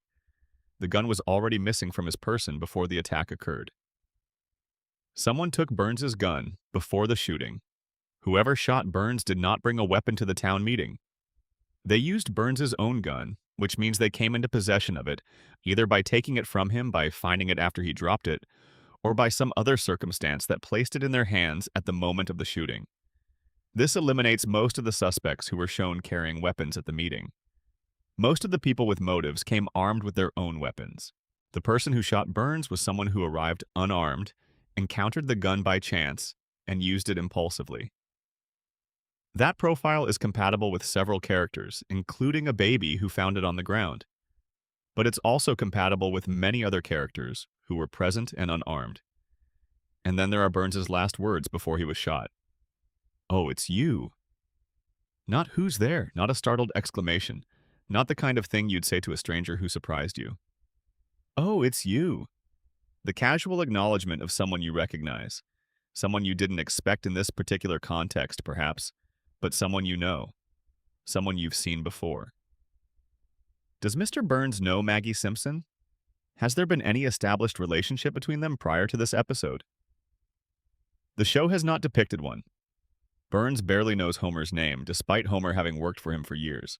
The idea that Burns would encounter a baby in a parking lot and say, "Oh, it's you?" as though addressing a familiar acquaintance doesn't track with a man who has never demonstrated any awareness of or interest in Homer's infant daughter. "Oh, it's you" sounds like something you say to someone you've had a complicated history with. Someone whose presence requires no explanation because you already know who they are and what the context of your relationship is. Burns has that kind of history with a number of Springfield residents. He has it with Homer, who has confronted him repeatedly. He has it with Smithers, who he just fired. He has it with various other characters who have crossed his path in ways that created a recognizable dynamic. He does not, by any established evidence, have it with Maggie. Season 18. Homer confesses. Not in a dramatic scene. Not in a courtroom moment. Homer, in casual conversation, mentions on camera that he was actually the one who shot Mr. Burns. He says it the way you'd mention something that happened a long time ago. As a fact. Without apparent guilt or distress. Nobody reacts. Nobody investigates. Nobody reopens the case or calls the police or expresses any surprise. The show treats it as a throwaway line and moves on immediately. Either Homer is lying for attention, which is entirely consistent with his character and would explain the casual delivery, or Homer is telling the truth. If Homer is telling the truth, then Maggie was framed. Not framed in the sense of a deliberate conspiracy, necessarily, but framed in the sense that a baby was blamed for a crime committed by her father, and the evidence that supposedly supported that conclusion was, as we've established, at minimum questionable. The DNA evidence. An eyelash found on Burns's suit during the investigation was analyzed and found to belong to a Simpson. This evidence pointed to Homer and nearly resulted in his conviction. Then Burns woke up and named Maggie instead, and the DNA evidence was reinterpreted to support the new conclusion. But wait, an eyelash from a Simpson was found on Burns's suit. The show uses this as evidence against Homer, then explains it away when the narrative needs it to mean something else. But consider, if Homer was the shooter, the eyelash makes sense. If Maggie was the shooter, a 1-year-old baby who encountered Burns in a parking lot and accidentally discharged a gun in a struggle over a lollipop, the presence of Homer's DNA on Burns's suit requires a separate explanation. One of the most compelling alternative theories involves Marge. It was first formalized by a Reddit user who built a case that has been circulating and evolving ever since, and it holds together well enough to be worth taking seriously. Marge's motive. Burns had destroyed her children's school, eliminating the funding that paid for Lisa's music education, among other things. He had blocked the sun from reaching her family. He had injured her family's dog. He had, through a comprehensive campaign of destruction, systematically dismantled the things that Marge cares most about. And Marge, beneath the patient exterior, beneath the soft voice and the careful choices, and the consistent commitment to finding the reasonable path, is not someone without a breaking point. The show has shown us Marge's breaking point. We know it exists. We know that the things she will not tolerate relate, almost without exception, to harm done to her children. Burns had done harm to her children. He had done it repeatedly and extensively and without apparent remorse. The theory's most compelling element is this. Burns was in love with Marge, not obsessively, not in any active way at the time of the shooting, but the show has established in earlier episodes that Burns developed an infatuation with Marge. He sees her and he is moved. He has a history of feeling something genuine toward her, which is, for Burns, remarkable. If Marge shot Burns, Burns would know why. And if Burns, upon waking from his coma, had to choose between naming Marge as the person who shot him and finding an alternative explanation, he would have a reason to protect her that he would not have for any other suspect. His protection of her wouldn't be moral. It would be personal. He wouldn't want to see her convicted. He would find someone else to point to. And as Chief Wiggum helpfully notes in the resolution, no jury in the world would convict a baby. Maggie was the perfect answer. Too young to testify against herself, too young to deny the accusation, too young to ever be prosecuted. And Burns, still disoriented from a bullet wound and weeks in a coma, points at the sundial and lets the town do the rest. The alternate endings. Before the writers settled on Maggie, they fully animated an alternate conclusion in which Smithers was revealed as the shooter. Full length, fully voiced, complete in every detail. This was not a brief sketch or a rough draft. It was a produced ending to the episode, made to be shown, made with the same care as the ending that eventually aired. This ending was shown in The Simpsons' 138th episode Spectacular, a clip show hosted by Troy McClure. McClure dismisses it by saying that it wouldn't have made sense because all the Simpson DNA evidence would have to be ignored, which would be downright nutty. And then he makes a barely veiled reference to the O.J. Simpson trial, where a jury ignored DNA evidence to reach an acquittal. The show is winking at you. It is explicitly referencing a real-world case in which official conclusions and physical evidence told contradictory stories, in which the official verdict was not what the physical evidence supported. And it is placing that reference directly into the scene where it explains why you should accept Maggie's guilt despite the questions. The show is telling you, yes, people ignore DNA evidence. Yes, official verdicts are sometimes not supported by physical evidence. Yes, the conclusion you've been given is the one that was chosen, not necessarily the one that was true. An early draft had Barney Gumble as the shooter. The writers seriously considered this option. It was abandoned for narrative reasons. But the fact that multiple different endings were fully developed before one was chosen tells you something important about the nature of this mystery. The answer was not predetermined by the clues. The clues were constructed to fit whatever answer the writers eventually chose. The mystery was reverse engineered, not solved. And the final shot. Let's talk about the final shot. Everyone has left the hospital room. Burns has named Maggie.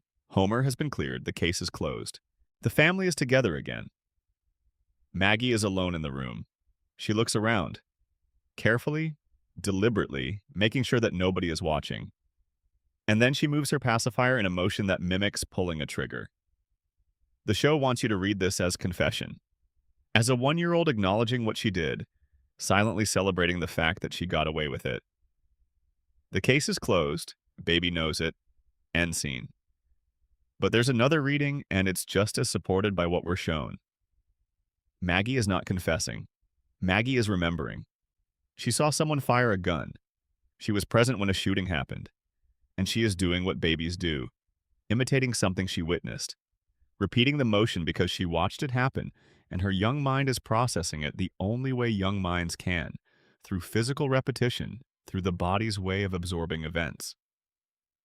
If Maggie didn't shoot Burns, but she was there, then she saw who did it.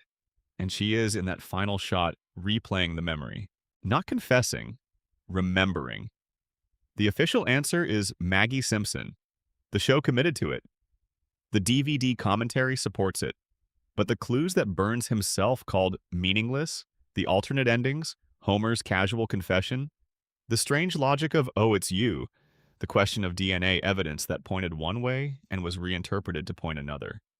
All of it sits under the official answer like a question that never quite went away. In Springfield, they close cases. They don't always solve them. Those are different things. This town has always understood that they are different things. Section 5. The Immortal at the Top of the Hill. Charles Montgomery Burns. The eldest Burns. The oldest man in Springfield. Possibly the oldest man in America. His exact age has never been definitively established, because the show is careful to keep it imprecise, but the accumulated evidence points in one direction, and one direction only. Charles Montgomery Burns was born in the late 19th century.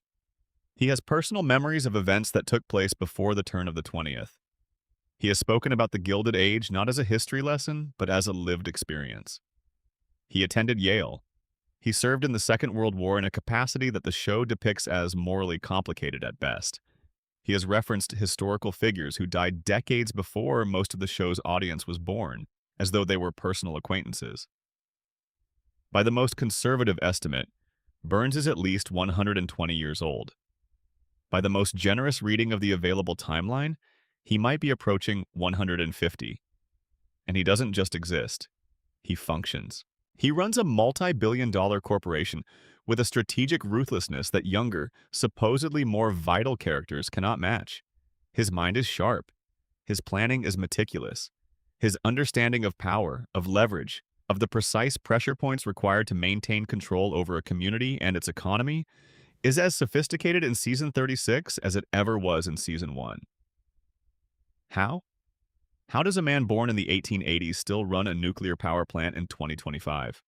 The most direct answer the show provides comes in the episode we already discussed, the one where Homer sees what he thinks is an alien in the woods near Springfield. The Springfield Files, Season 8.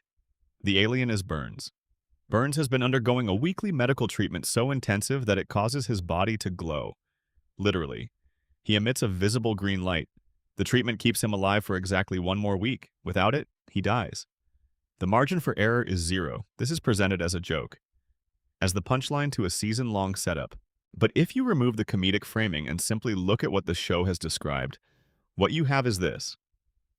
A man who is so far beyond the normal human lifespan that his body can no longer sustain itself through ordinary biological processes. A man whose continued existence depends on external, artificial intervention, administered on a precise schedule involving radiation. A man who would die within 7 days if that schedule were interrupted. Burns is not alive in the way that you and I are alive. He is maintained.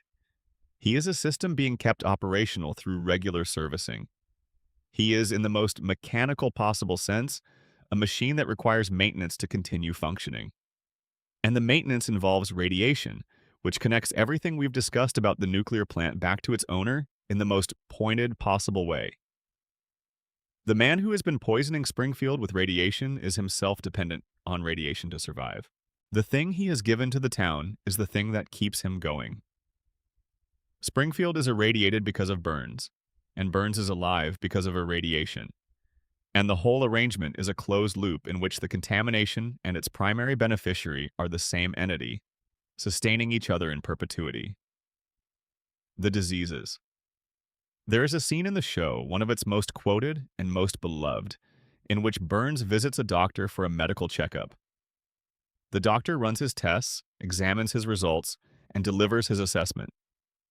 Burns has every disease known to medical science. Not one. Not a collection. Every disease that has ever been identified and cataloged by human medicine is present in Burns's body simultaneously. The doctor explains this with a metaphor. He calls it Three Stooges syndrome. He describes it as 3 people all trying to fit through a doorway at the same time. None of them can get through. Each disease is blocked by every other disease. They exist in perfect equilibrium, each one preventing the others from progressing. None of them able to gain dominance and kill their host because they are all competing equally for the same resources. The doctor concludes that Burns is the sickest man in the United States. He also concludes that Burns is, for this reason, functionally indestructible. Everything that should kill him is being prevented from killing him by everything else that should kill him. This is played for comedy. It's one of the funniest things the show ever produced, and it deserves that recognition. But if you accept the framework we've been building tonight, if you accept the radiation theory and the idea of Burns as a man who has spent more than a century living in proximity to nuclear material and managing his own contamination with private medical resources, then the Three Stooges syndrome is not random. It is the result of something. Burns's weekly radiation treatments are not curing his diseases. They are not treating them in any conventional medical sense. They are managing them. They are maintaining the equilibrium, keeping each illness in perfect stasis, balanced against every other illness, preventing the collapse that would occur if any single condition were allowed to dominate. The treatments are doing what control rods do in a nuclear reactor. They're moderating the reaction, keeping everything in a carefully calibrated state that prevents both shutdown and catastrophic meltdown. Burns is not a patient receiving treatment. Burns is a reactor being maintained. His body is the reactor. His doctors are the engineers. His weekly appointments are the scheduled maintenance checks that keep the system operational. And Smithers, who manages those appointments with a devotion that the show has always coded as personal loyalty, but which we might now recognize as something closer to necessity, is the chief engineer, the person who knows the system best. System. The person whose absence would result in a missed maintenance cycle, a collapse of the equilibrium, and the end of everything. Smithers' devotion has been one of the show's most consistent threads. From the very beginning, Wayland Smithers has been defined by his relationship to Burns. His loyalty is absolute. His attention to Burns's needs is total. He anticipates requirements before they are articulated. He protects Burns from consequences he would otherwise face. He manages the administrative infrastructure of Burns's existence with a thoroughness that, if you look at it practically, goes well beyond what even the most devoted employee would typically provide. The show frames this primarily as a story about unrequited love. Smithers is in love with Burns in a way the series has handled with varying degrees of complexity over the years. That emotional dimension is real and has been explored with genuine care in certain episodes. But alongside the emotional reading, there is a practical one. Smithers is the only person in Springfield who fully understands Burns's medical situation. He is the only one who knows the treatment schedule. He is the only one who knows what happens if a treatment is missed. He is the only one who has the institutional knowledge of Burns's biology, his history, his specific vulnerabilities and requirements that would allow him to keep the maintenance cycle running correctly. Smithers' presence is not optional, it is structural. If Smithers left, if he were fired or removed or chose to walk away, the consequences would not merely be organizational. They would be physiological. Burns would miss a treatment. The disease equilibrium would collapse. Everything that has been held in balance by those weekly radiation sessions would surge forward simultaneously, and the result would be the end of 150 years of managed survival. Smithers knows this. On some level, consciously or not, Smithers knows that his presence is the thing that keeps Burns alive. And this knowledge changes the nature of his devotion in an interesting way. It is no longer simply love, if it ever was only love. It is also the weight of understanding that his absence is a death sentence, that he holds the life of another person, in the most literal physiological sense, in his scheduling calendar. That is a strange kind of power to have, and a strange kind of prison. Burns in history. The show has depicted Burns interacting with an improbable number of significant historical moments. He knew Howard Hughes. He attended Yale during a period when Yale's culture was quite different from what it became. He served in World War II, during which he stole a $1 trillion bill from the United States government and kept it hidden for decades. He has referenced the Spanish-American War with the familiarity of someone who has personal memories of it. These references are scattered across many episodes and many seasons, dropped casually, rarely followed up on, treated as jokes about Burns's age rather than as serious contributions to his character's history.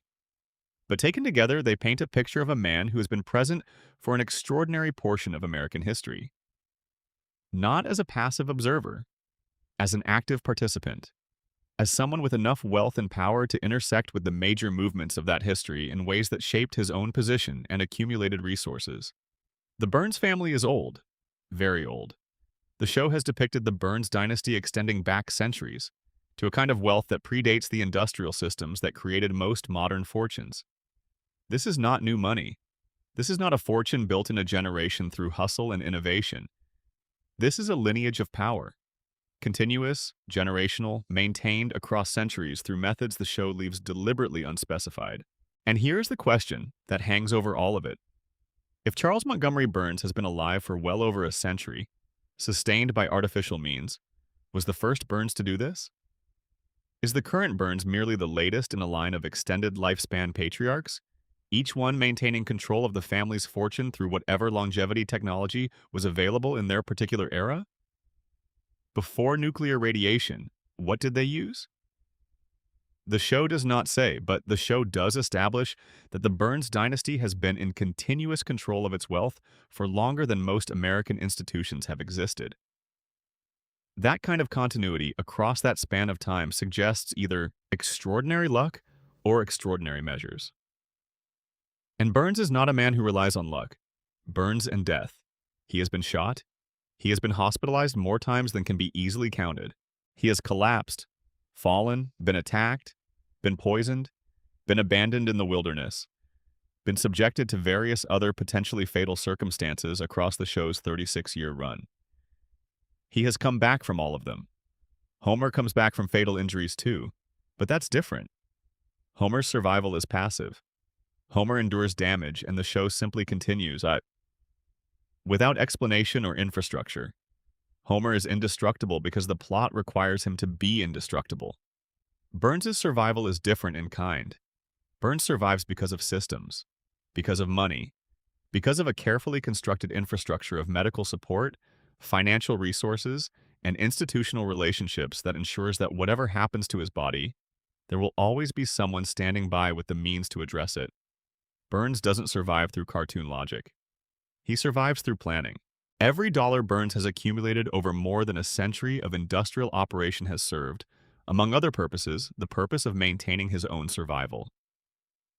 Every politician he has purchased, every regulatory inspector he has compromised, every doctor he has retained on private contract, every research facility he has funded, all of it has also, directly or indirectly, contributed to the apparatus that keeps him alive. Burns has spent over a century building a system whose primary function beneath all the wealth accumulation and power consolidation is to ensure that Charles Montgomery Burns does not die. And it has worked. For 150 years, it has worked. The closed loop. This is the part of the Burns immortality story that is most interesting and most disturbing. And it's the part that connects his survival to Springfield's survival in a way that neither could easily escape. Springfield's economy runs on the power plant. The power plant runs on Burns. Burns runs on the treatments.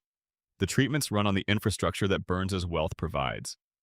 And that wealth is generated, primarily, by the power plant, which provides electricity to Springfield, which depends on the power plant for its existence.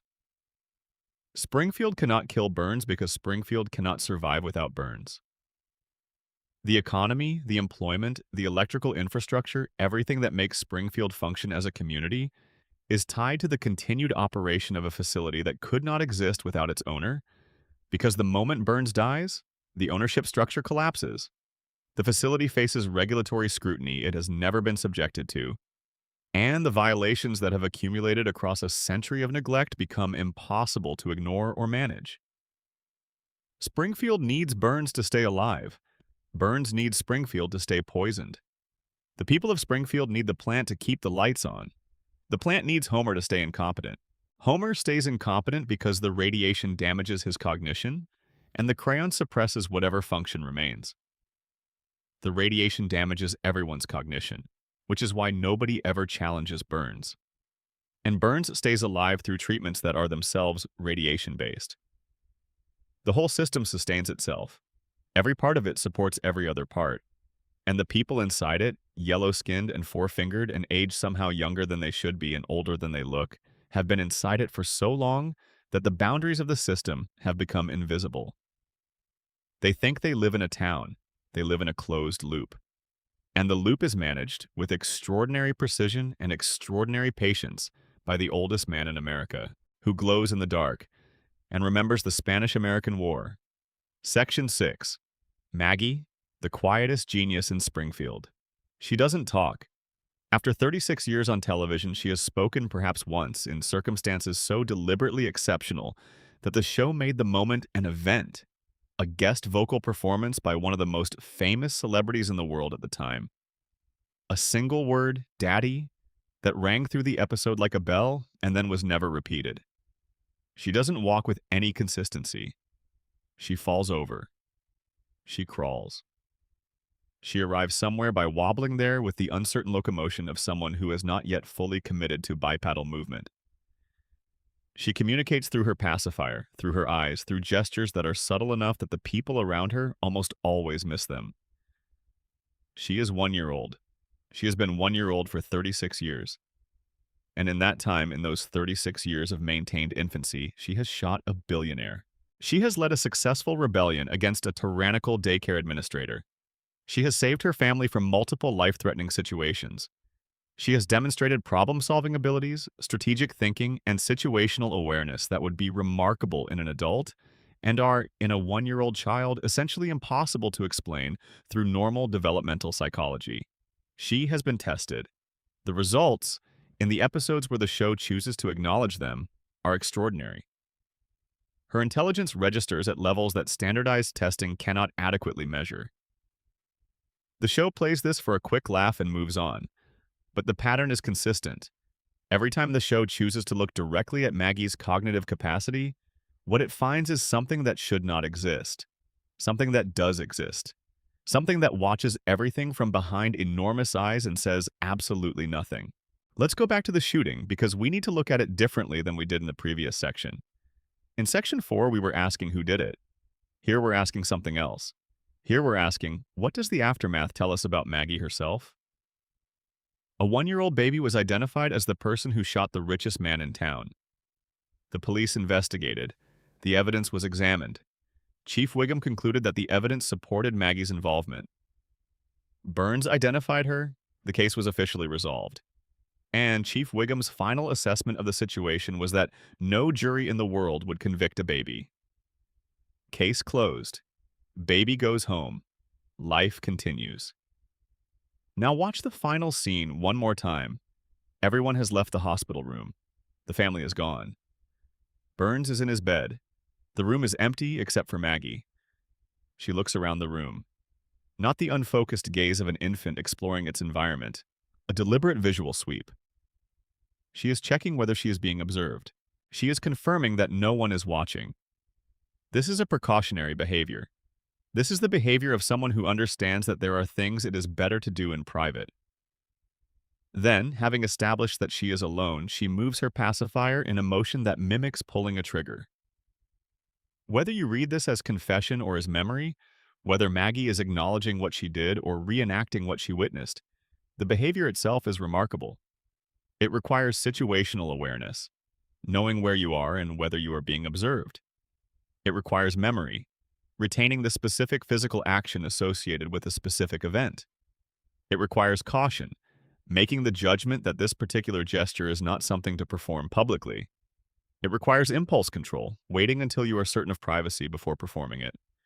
Those are not infant behaviors.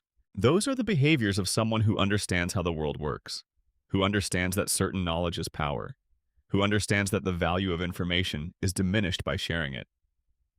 Those are the behaviors of someone who has made a decision about how to navigate a world that underestimates her. There is a theatrical short film, 7 minutes long, released in 2012, that serves as the most concentrated single document of what Maggie Simpson is. It's called The Longest Daycare. It was screened in cinemas and it was nominated for an Academy Award for Best Animated Short Film, which is, for a spin-off segment of a television series, quite a statement about the quality of what it contains. The premise is simple. Maggie is dropped off at a daycare center run with a kind of institutional efficiency that tips into authoritarianism.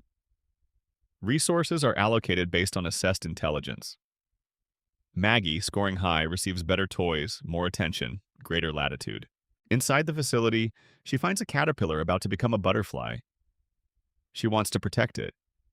There is another baby, a bully named Gerald, who wants to destroy it. What follows is a chase through the facility, but calling it a chase makes it sound simple, and it is not simple. What Maggie does in those 7 minutes involves things that, if you listed them as behaviors and attributed them to an adult character, you would describe as strategic planning. She reads the environment and identifies threats before they materialize. She notes the positions and behaviors of the adults around her and predicts how they will respond to specific stimuli. She develops multi-step plans that require her to manipulate third parties into taking actions that serve her purposes without those parties understanding that they are being used. She executes these plans under time pressure, while physically limited to the motor capabilities of a 1-year-old. She falls. She stumbles. Her body cannot keep pace with her mind. But every decision she makes is correct. Every calculation comes out as intended. Every step of the plan unfolds as she designed it. Maggie wins. She gets the butterfly to the window and releases it into the sky. 7 minutes of strategic excellence from a character who cannot speak and cannot reliably stand upright. The short film exists. You can watch it. It is not a subtle thing. It is a completely open, completely sincere celebration of Maggie's extraordinary cognitive capacity. And then it ends and the television show continues, and nobody in the Simpson family ever quite gets around to asking why their youngest child is operating at a level that no developmental psychologist could explain. Now look at Lisa. Lisa Simpson is brilliant. This is not a subtle point that requires excavation. The show has been explicit about Lisa's intelligence since its first season. She is a gifted musician, a serious intellectual, a child with the kind of cognitive capacity that, in most real-world scenarios, would be recognized and nurtured and treated as extraordinary. In Springfield, Lisa's intelligence is her burden. Every time Lisa speaks up, she is ignored. Every time she identifies a problem, the adults around her manage to miss the identification. Every time she tries to improve a situation through the application of superior understanding, the situation resists improvement, and Lisa is left standing in the wreckage of her own effort, slightly more isolated than she was before. Lisa is brilliant, and Springfield has spent 36 years teaching her that brilliance is not rewarded in this town. Maggie has watched this happen. Maggie has been watching this happen since before she had the motor control to point at things. She was born into a household where the most intelligent family member was the most systematically overlooked. She watched her sister fight for recognition every day and receive, in return, resistance, dismissal, and the particular loneliness of being the person in the room who understands things most clearly and is least capable of acting on that understanding. And Maggie quietly drew a conclusion. The conclusion is this: silence is armor. Invisibility is protection. The less you reveal, the more freedom you have. If no one knows what you're capable of, no one can limit what you actually do. If you maintain the appearance of the thing everyone expects, a docile, passive, helpless infant, you can accomplish anything in the spaces that expectation creates. Every single time Maggie has done something remarkable, the adults around her have failed to notice. The daycare rebellion succeeded in part because no one monitors infants closely enough to recognize organized action. The shooting of Burns generated an investigation that focused on every adult in Springfield before arriving at the baby by process of elimination. Every heroic act, every display of intelligence, every moment where Maggie saves the day, it happens below the radar, in the margins, in the spaces where the adults aren't paying attention. And Maggie designed it this way. The silence is not developmental delay. The passivity is not genuine passivity. It is a chosen strategy. It is the most sophisticated thing anyone in the Simpson family has ever done. Maggie is hiding what she is. Not from fear, from strategy. Connect this to the radiation theory and something interesting happens. If Springfield's contaminated environment creates biological mutations, and if those mutations affect different residents in different ways, then Maggie and Homer represent opposite poles of the same spectrum. Homer's mutation took something away. Whatever combination of radiation exposure, physical brain damage, and environmental contamination has affected his cognition over decades of living in Springfield, has reduced his capacity for complex thought to a level that places him, by his own creator's assessment, in a range associated with clinical disability. His brain was large. It was diminished. Maggie's mutation, if the radiation theory applies to her, has added something. Not just maintained a baseline, but amplified, accelerated, pushed cognitive capacity well beyond what ordinary infant development produces. Her brain was already developing. The radiation, for her, acted as an accelerant rather than an impediment. This is not, in real-world terms, how radiation works on developing neurology. Real radiation exposure damages developing brains with particular efficiency, because developing tissue is more sensitive to radiation than mature tissue. But within the logic of Springfield's physics, within a universe where the same substance that produces a three-eyed fish also keeps a 150-year-old man alive, the idea that radiation affects different organisms differently depending on some combination of genetics and timing and exposure level is at least internally consistent. Homer is what happens when radiation takes something away from an adult brain. Maggie is what happens when radiation gives something extraordinary to a brain that hasn't finished forming yet. Same environment, same family, same water and air and proximity to those cooling towers. Two completely different outcomes separated by a generation and several decades of cumulative exposure. Father and youngest daughter as opposite mirrors of what Springfield does to the minds inside it. If the coma theory is true, then Maggie's extraordinary capacity carries a different kind of weight. If everything since April 1993 is Homer's dream, if every episode since the coma is the product of an unconscious mind generating simulations of the life it lost, then Maggie's genius is Homer's deepest, most private wish for his youngest child. The child he cannot see grow up. The child whose development he is missing, lying in that hospital bed, unable to watch her take her first reliable steps, unable to hear her first words beyond the one he already knew, unable to know what kind of person she is becoming while the dream runs on without changing. He cannot watch her grow up. So, in the dream, he makes her extraordinary. He makes her capable of things that would protect her from any threat, solve any problem, navigate any danger, even without a parent present to watch over her. He gives her an intelligence that transcends her physical limitations. He makes her invincible in the only way he has available to him, which is in the mind rather than the body. Her genius is not a mutation in this reading. It is a father's prayer. A man lying in a hospital bed, unable to know if his youngest child is safe, giving her, in the only space available to him, everything she would need to be safe without him. There is one last dimension to Maggie that deserves careful attention before we move on. The question of endgame. Every other major character in the show has a defined trajectory, even if the floating timeline prevents them from actually moving along it. Homer will always be at the power plant. Marge will always be at home. Bart will always be in 4th grade. Lisa will always be advocating for things that Springfield will not listen to. These are fixed trajectories. The show has established them, and the floating timeline ensures they never end. Maggie's trajectory has never been established. The show has shown flash-forward episodes for various characters. It has depicted who Lisa becomes as an adult, who Bart becomes, what Homer and Marge's relationship looks like in their later years. These futures are speculative, but they exist within the show's imagination. Maggie's future has never been shown. Not definitively. Not in a way that gives you a clear sense of who she becomes when she finally starts talking, finally starts walking reliably, finally stops performing infancy, and lets the world see what she actually is. That absence is conspicuous. Every other character has an imagined future. The only character whose future remains completely open is the one with the highest demonstrated intelligence, the greatest demonstrated capacity, and the most carefully maintained concealment of both. Maggie is waiting. The show has been telling you this for 36 years. She watches everything, she remembers everything, she understands everything, and she has not yet decided what to do about it.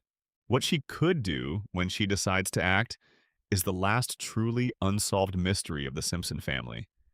Not who shot Burns, not where Springfield is, not how Homer has survived all of this. Those mysteries have partial answers, or at least partial frameworks. Maggie's mystery has nothing. It is pure potential, pure unrealized capacity, pure strategic patience stretched across 36 years of silence. Behind the pacifier, behind those enormous eyes, something is thinking. Something has always been thinking. Something is watching the town and the family and the world with a clarity that nobody around her suspects. And when Maggie finally decides the moment is right, Springfield will not see it coming, because that is exactly, precisely, how she designed it. Section 7. Mona Simpson and the Conspiracy That Broke a Family.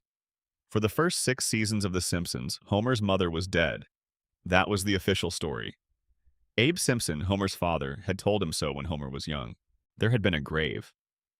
Homer had mourned, or done whatever Homer does that approximates mourning, which is mostly not thinking about it and occasionally stumbling into unexpected emotional moments that catch him off guard with their depth.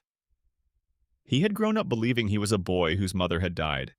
He had carried that belief into adulthood, and it had shaped him in ways that the show has never fully cataloged, but that are visible in almost everything he does. The desperate need to be liked, the terror of abandonment, the willingness to absorb humiliation and mistreatment rather than risk losing the people around him.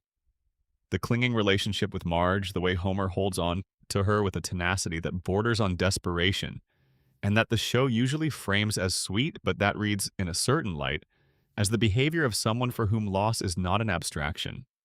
Someone who has experienced it directly and early and never quite recovered. Homer Simpson's entire personality, beneath the jokes and the donuts and the strangling and the dough, is a coping mechanism. It is a set of adaptations developed by a child who believed his mother had chosen to leave him by dying, and who spent the next several decades of his life trying to ensure that nobody else would leave, by being whatever anyone needed him to be, by accepting whatever treatment he was given, by making himself so persistently present and so aggressively lovable that absence would become unthinkable. He built an identity around the absence. And then, in season 7, the show revealed that the absence was a lie. The episode is called Mother Simpson. It aired in November 1995. It is, by general critical consensus and fan agreement, one of the greatest episodes the show ever produced. It is quiet. It is careful. It is emotionally precise in a way that the show manages only occasionally in its best moments, when it allows the character work beneath the comedy to surface fully. Here is what happens. Homer, attempting to avoid a mandatory Saturday workday, fakes his own death. He pushes a dummy off a cliff and lets the town believe he has died. When Marge insists he go to the Hall of Records and correct the error before it causes lasting administrative problems, Homer goes to the Hall of Records and discovers that his mother is alive. The municipal records are unambiguous. His mother, Mona Simpson, née Olson, is living. Not deceased. Alive, the grave that Abe showed him was not her grave. It belongs to Walt Whitman, the American poet. Abe had been showing Homer a famous writer's headstone for Homer's entire childhood, and letting him believe it was his mother's burial site. Homer finds Mona at the cemetery, visiting what she believes is her son's grave. She doesn't recognize him at first. He is a grown man now. She left when he was a boy. But when Homer establishes who he is, they have a reunion that is one of the most genuinely emotional scenes the show has ever produced. A grown man and his mother meeting for the first time in more than 20 years, beside a headstone that belongs to neither of them. And then Mona tells him the truth. Mona Simpson is a housewife. She is married to Abe. She has a young son named Homer. She is, by all external appearances, exactly what the era expected her to be. A woman whose life is organized around her family and her home and the quiet rhythms of a domestic existence in a small American town. And then something happens to change her. The show depicts it with characteristic tonal duality, playing some elements for comedy and others with complete sincerity. Mona is radicalized. She joins a group of activists. She begins to understand herself not as a housewife, but as a person with agency and the capacity for moral action, and she chooses to exercise that agency. The target of her group's activism is a laboratory owned by Mr. Burns. Not a nuclear power plant. This predates the nuclear plant, or at least predates its current prominence. This is a biological weapons laboratory, a facility designed to produce weaponized pathogens. Charles Montgomery Burns, in addition to owning the nuclear power plant that would go on to poison Springfield for decades, also owned a germ warfare facility in the same community. He was manufacturing biological weapons in a building that sat within the boundaries of the same town where Homer was growing up, where children were playing, where families were living their daily lives with no awareness of what their town's richest resident was doing in a building a few miles away. Mona and her group broke into the lab. They carried what the show describes as an antibiotic bomb, a device designed to neutralize biological agents rather than to harm anyone. They set it off. The lab's biological weapons were destroyed. The mission was, in the tactical sense, a success. But as the group fled, Mona stopped. Someone had been knocked down in the chaos. She stopped to help them. The person on the ground was Mr. Burns. She helped him up. He saw her face. He identified her. He remembered her. And from that moment forward, Mona Simpson ceased to be a Springfield housewife with a husband and a small son and a quiet life. She became, from Burns's perspective, a target, a person who had damaged his property and embarrassed him and required consequences. He reported her to the FBI. She became a fugitive.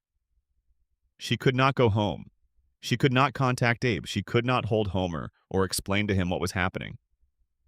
She kissed him goodbye while he was sleeping and disappeared into the night. Homer woke up and his mother was gone. Abe told him she was dead, and Homer believed this for 27 years. 27 years. Homer spent 27 years believing he was the kind of son whose mother would rather die than come back to. That is not a small thing to carry. That is not the kind of wound that scabs over cleanly. That is the kind of wound that changes the shape of a person over decades, quietly, slowly, through the accumulated weight of a belief that sits at the foundation of every other belief about yourself. If your mother left you and you believed she chose to leave, the questions that follow you through every subsequent relationship are not questions you ask consciously. They live below the surface. They operate in the background. They shape the way you attach to people, the way you respond to the possibility of loss, the way you make yourself acceptable to others to prevent them from making the same choice. Homer's clinginess, his need for approval, his terror of abandonment, his willingness to endure humiliation at his workplace rather than risk the loss of the stability it represents, his desperate, frequently embarrassing, sometimes heartbreaking need to be loved by the people around him. All of it makes sense as the adult expression of a 7-year-old boy who woke up one morning and found that his mother was gone and spent 27 years believing it was somehow his fault. Burns didn't just take Homer's mother. He took Homer's sense of himself as someone worth staying for. But the conspiracy goes deeper than the personal damage. When Mona finally returns to Springfield in season 7, Burns recognizes her almost immediately. He spots her through a cab window and contacts the authorities. The FBI comes to the Simpson house. Mona has to flee again. Homer has to say goodbye to his mother for the second time in his life. And this time he knows why. He knows who forced her out. He knows that the man who destroyed his family is his own employer.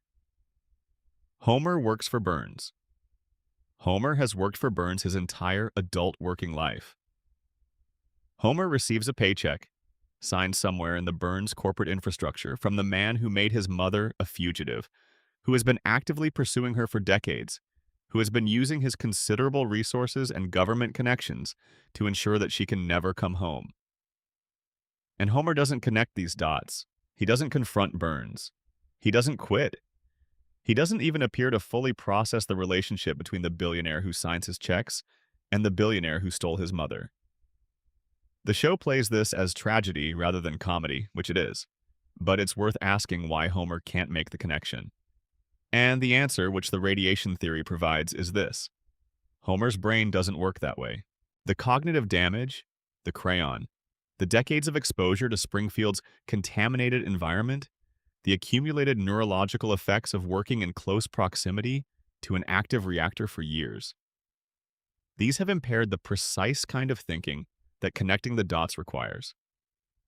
They have damaged the executive function, the cause and effect reasoning, the capacity to step back from immediate experience and see the pattern that individual events form.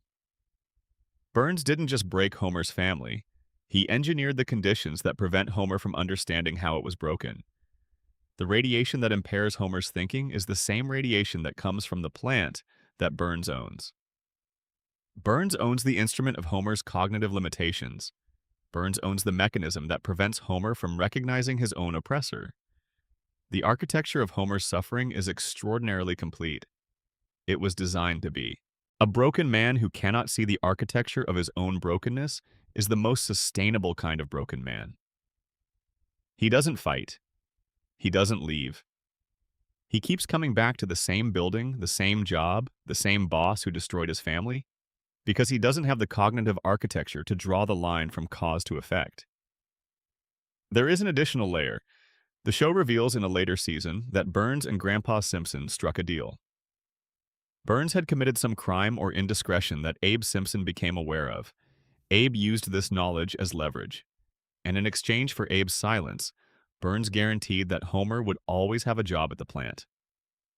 No matter how many mistakes Homer made, no matter how many incidents he caused, no matter how many times he should have been fired or reported or removed from a safety-critical role, Homer's employment would be protected. Burns made this promise to Abe Simpson, and he kept it. 742 documented errors. That is the canonical count of Homer's documented workplace errors at the nuclear plant. 742 separate incidents of incompetence, negligence, or outright dangerous behavior. And Homer was never permanently let go. This is usually explained as a show about a lovable incompetent who inexplicably keeps his job. It's a premise that comedy has used 1,000 times. But this specific show has a specific explanation for why this specific man keeps this specific job. It's not affection, it's not oversight. It's a contractual obligation struck between two aging men who each knew something the other couldn't afford to have public. Homer's job security isn't convenience, it's a deal. A deal made between his father and his mother's persecutor, brokered in silence, maintained in secrecy, and never once explained to Homer because explaining it would mean explaining everything. The biological weapons lab, the raid, the FBI, the fugitive mother, the 27 years of false mourning. Homer is the last person who is supposed to know any of this. And because of the deal, and because of the crayon, and because of 30 years of radiation exposure, he never quite did. Mona Simpson died in a later season. The episode handles it with remarkable restraint. Homer is with her. He holds her hand. She slips away quietly while he watches. No jokes, no cutaway gags, no reset. Just the weight of a life that was shaped in so many ways by forces outside its control, and a man sitting beside his mother who he barely knew, feeling the accumulated pressure of 27 stolen years settling onto both of them. She fought against Burns's biological weapons and paid for it with a life. Abe made a deal with the man who destroyed his family and buried the truth. Homer inherited the consequences of both of those choices and never understood why his life felt so heavy from directions he couldn't quite identify. Burns won. This is what the show tells you, quietly, across many seasons, and in no single episode particularly loudly. Burns won. He always wins in Springfield. Because the man with the money writes the rules, and the rules say that Homer Simpson will work at the power plant until he dies, because his grandfather made a deal, because his mother made a choice, because the richest man in town needed a broken man in Sector 7G. And Homer was broken before he ever clocked in for his first shift. Section 8. The Principal Who Never Was. September 28, 1997. Season 9, Episode 2. The Principal and the Pauper. This episode is consistently ranked among the worst in the show's history. It has been called the episode that broke The Simpsons, the moment the writers stopped caring about their own continuity, the point of no return after which nothing was quite the same. Harry Shearer, who voiced Principal Skinner, publicly expressed his displeasure with the storyline. Fans who rank episodes regularly place this one at or near the bottom. Critics writing retrospectives about the show's decline almost always include it. For 28 years, it has been understood as a mistake, as a bad creative decision that the show should have thought better of and didn't, as evidence of writers losing their grip. But here's what I want you to consider tonight, slowly, in the quiet. What if the episode isn't a mistake?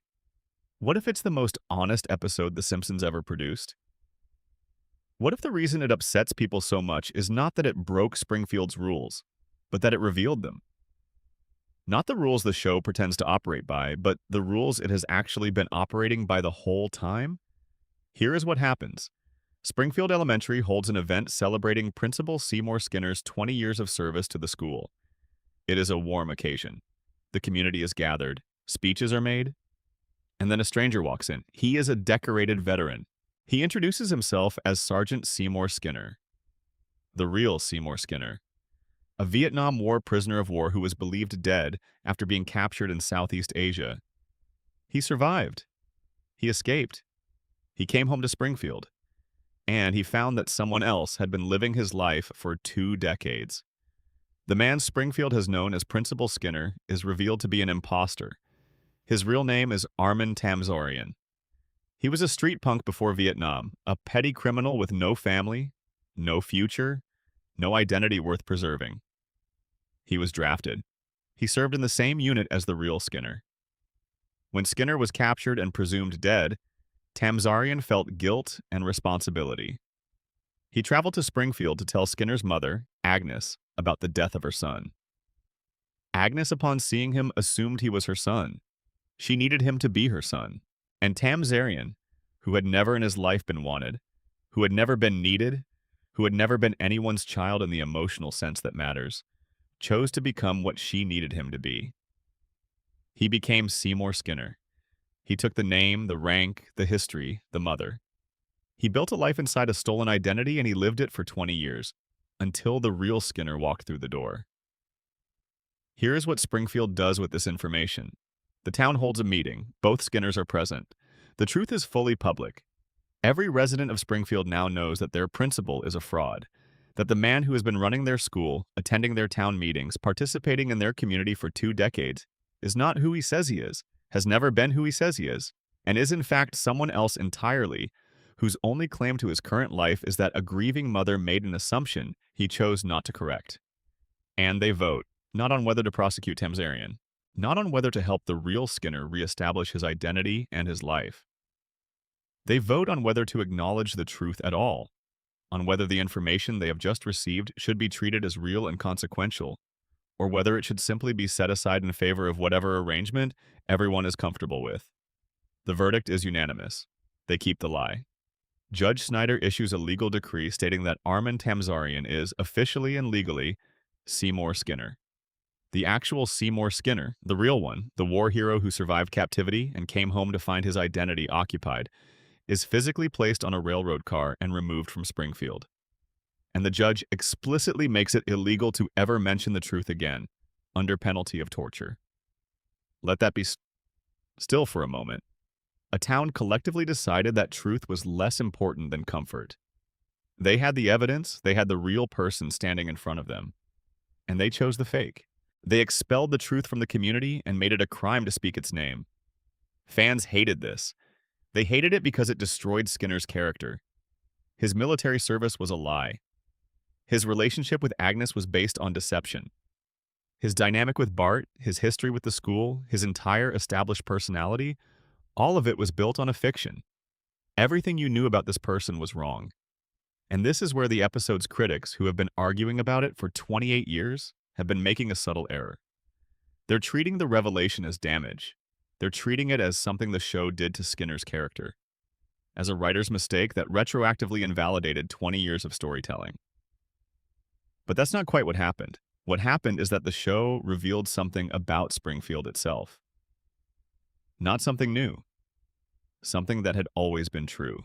Something that the show had been demonstrating in 100 smaller ways across 9 seasons, and that this episode simply chose to make explicit, to put on screen, to show you directly rather than leaving it in the background. Springfield has always operated this way. The town has always chosen comfortable lies over uncomfortable truths. The three-eyed fish was evidence of poisoning, and the town shrugged and moved on. Burns blocked out the sun, and the town rebuilt and forgot. Catastrophes happen in Springfield and reset between episodes, not because the show is lazy, but because Springfield collectively agrees to reset. The couch gag is not just a charming ritual. It is a statement about the town's relationship to its own history. We sit down, everything goes back to the beginning. What happened yesterday is not discussed today. The Principal and the Pauper is the one episode where the show shows you the vote. It puts the mechanism on screen. It shows you exactly how Springfield maintains its impossible continuity, its convenient amnesia, its collective agreement to treat whatever version of reality is most comfortable as the only one that matters. Every other time Springfield forgets a catastrophe, it happens off-screen. The episode ends, the show resets, and we accept it without looking too closely at what the reset requires. But in this episode, we watch the reset happen in real time. We watch the vote, we watch the judge issue the decree. We watch the truth being loaded onto a train and physically expelled from the community. Think about the implications of the reset mechanism if you take it seriously. Springfield has been destroyed and rebuilt multiple times. It has been invaded. It has been sealed under a government dome. It has had its sun blocked by a billionaire's industrial disk. It has survived nuclear near misses, environmental catastrophes, riots, floods, fires, and at least one event that should have permanently altered the physical geography of the town. And every single time, by the next episode, everything is back to normal. Nobody mentions the dome. Nobody references the last disaster. The buildings that were destroyed have been rebuilt or are simply there again without explanation. The events that should have permanently changed things have been quietly set aside. Most analysis of this treats it as a production convention. Episodic storytelling. Each episode is its own unit, with its own beginning, middle, and end, and the slate is wiped between episodes because that's how the format works. The Principal and the Pauper offers a different explanation. Springfield resets because Springfield chooses to reset. The amnesia isn't a production decision. It's a social contract, an unspoken, town-wide agreement that says, what happened is not acknowledged. We are back to the beginning. Anyone who insists on the contrary will be treated accordingly. And the reason for this contract, the reason it exists, and the reason everyone in Springfield honors it so consistently, is that the alternative is too dangerous. If they remembered the dome, they'd have to acknowledge the pollution. If they acknowledged the pollution, they'd have to confront the plant. If they confronted the plant, they'd have to challenge Burns. If they challenged Burns, the economy collapses. If the economy collapses, the town dies. So they forget. They vote to forget. They make it illegal to remember. And anyone who insists on remembering, anyone who arrives with proof that the official narrative is false, gets put on a train and sent away. The real Seymour Skinner was Springfield's messenger of truth. He arrived with proof that the official story was a lie. And the town's response was not gratitude. It was exile. If the coma theory is true, this episode acquires one more layer. If everything since season 4 is Homer's dream, then this episode is Homer's unconscious mind working through something. Building a fantasy in which a lie can become official truth through collective consent. In which a stolen identity can become a real one if enough people agree to treat it as real.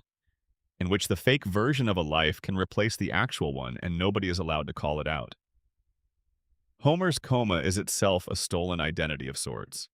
His dream life is occupying the space where his real life would be. He is in the space of his own unconscious, Armin Tamzarian, a person living as someone else in someone else's role, in a life that belongs to a version of himself that stopped existing in April 1993. The episode is Homer's dreaming mind telling itself the story it needs to hear. The lie can hold.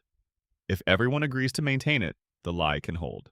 The real version of things, the version where Homer is in a hospital bed and his children are growing up without him and the world is continuing past the snapshot he preserves in his dream, that version can be put on a train and expelled. As long as nobody speaks its name. Armin Tamzarian is still pretending to be Seymour Skinner. Springfield is still pretending everything is fine. And the real Seymour Skinner, the last honest man in a town that made honesty illegal, is out there somewhere, tied to a train, expelled from his own life. Section 9. The predictions. Prophecy, pattern, or mirror. Let's talk about the thing that has made The Simpsons famous in the 2020s, in ways it wasn't quite famous even during its golden age. The predictions. You've seen them. Everyone has seen them by now. The screenshots, the side-by-side comparisons, the headlines that always follow the same template. The Simpsons predicted event and year of episode 20 years before it happened. Social media generates these with reliable regularity. Every time something significant or surprising happens in the real world, within 48 hours there is a Simpsons screenshot circulating that appears to have anticipated it. And some of them are genuinely striking. The details are specific enough, the parallels close enough, that even people who are professionally skeptical about this kind of thing find themselves pausing. Some of these are hard to explain away as simple coincidence. So let's go through the most significant ones tonight, carefully and honestly, and then let's talk about what they actually tell us. The Trump presidency. In the year 2000, the episode Bart to the Future depicted a future in which Lisa Simpson has become the first female president of the United States, running the country she inherits from her predecessor, a figure mentioned briefly in passing as having left the nation in a state of financial crisis. That predecessor is identified as Donald Trump. The episode aired in 2000. 16 years before Trump won the 2016 election. The show placed Trump in the Oval Office as a joke about the absurd direction American celebrity culture was heading.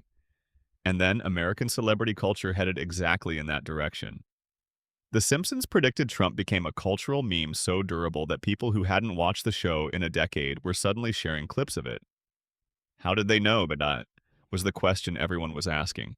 And the answer that the show's writers gave, when pressed, was as direct as it was unsatisfying. They had been watching Trump flirt publicly with the idea of running for president since the late 1980s. He had been talking about it for decades.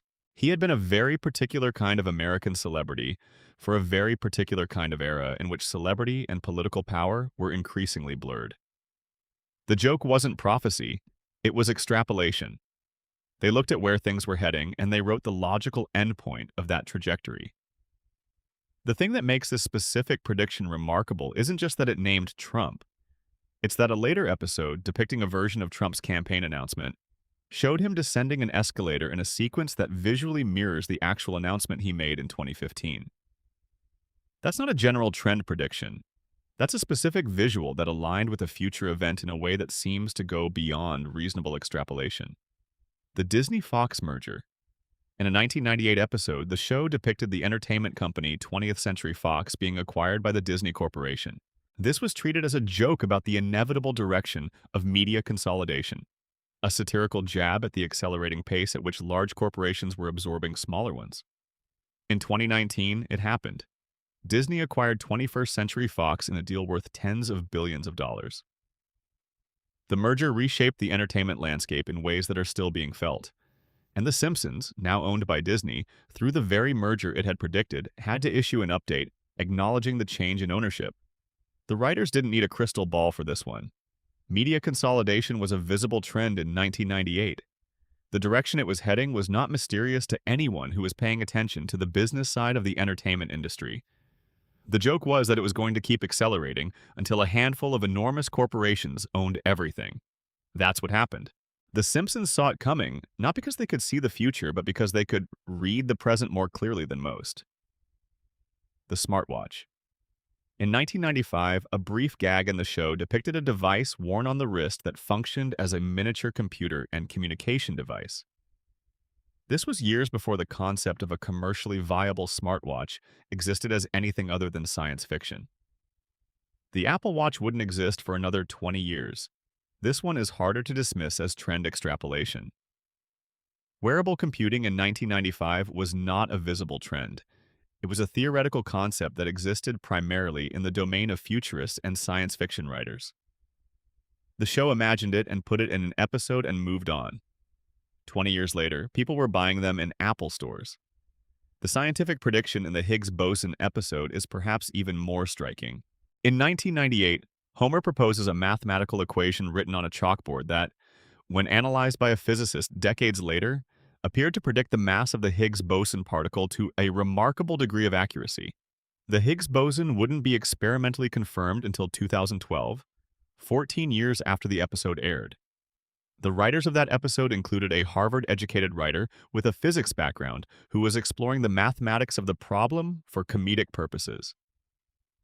The accuracy is likely a combination of genuine mathematical understanding and extraordinary coincidence. But it's extraordinary coincidence of an exceptionally specific kind.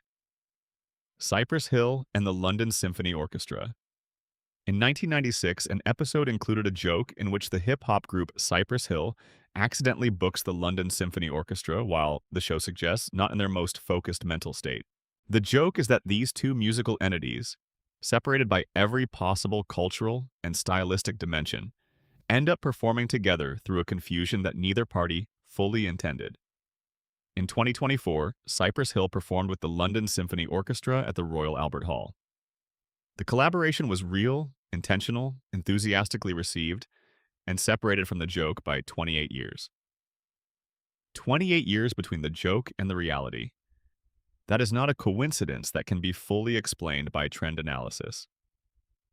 Cypress Hill performing with the London Symphony Orchestra was not a predictable cultural trajectory in 1996. It was an absurd gag. And then it happened.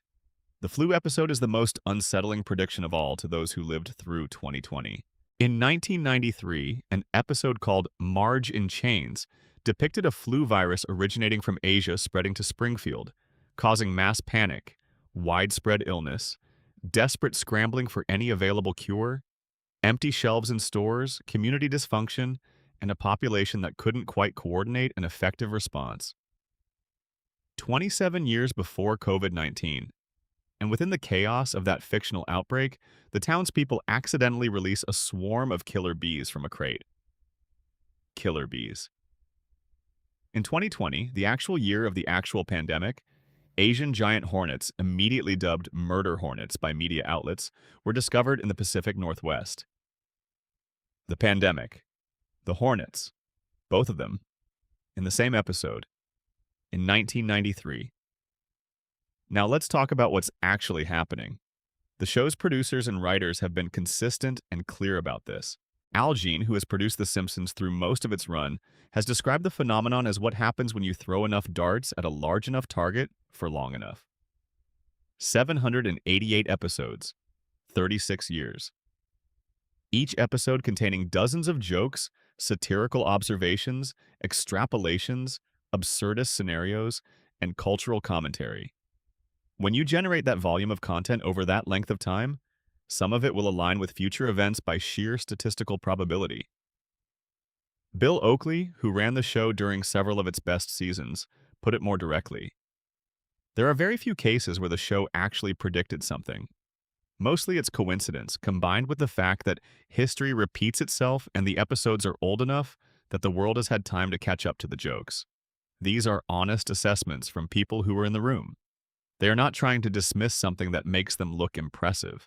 They are being genuinely straightforward about a phenomenon that they understand better than most.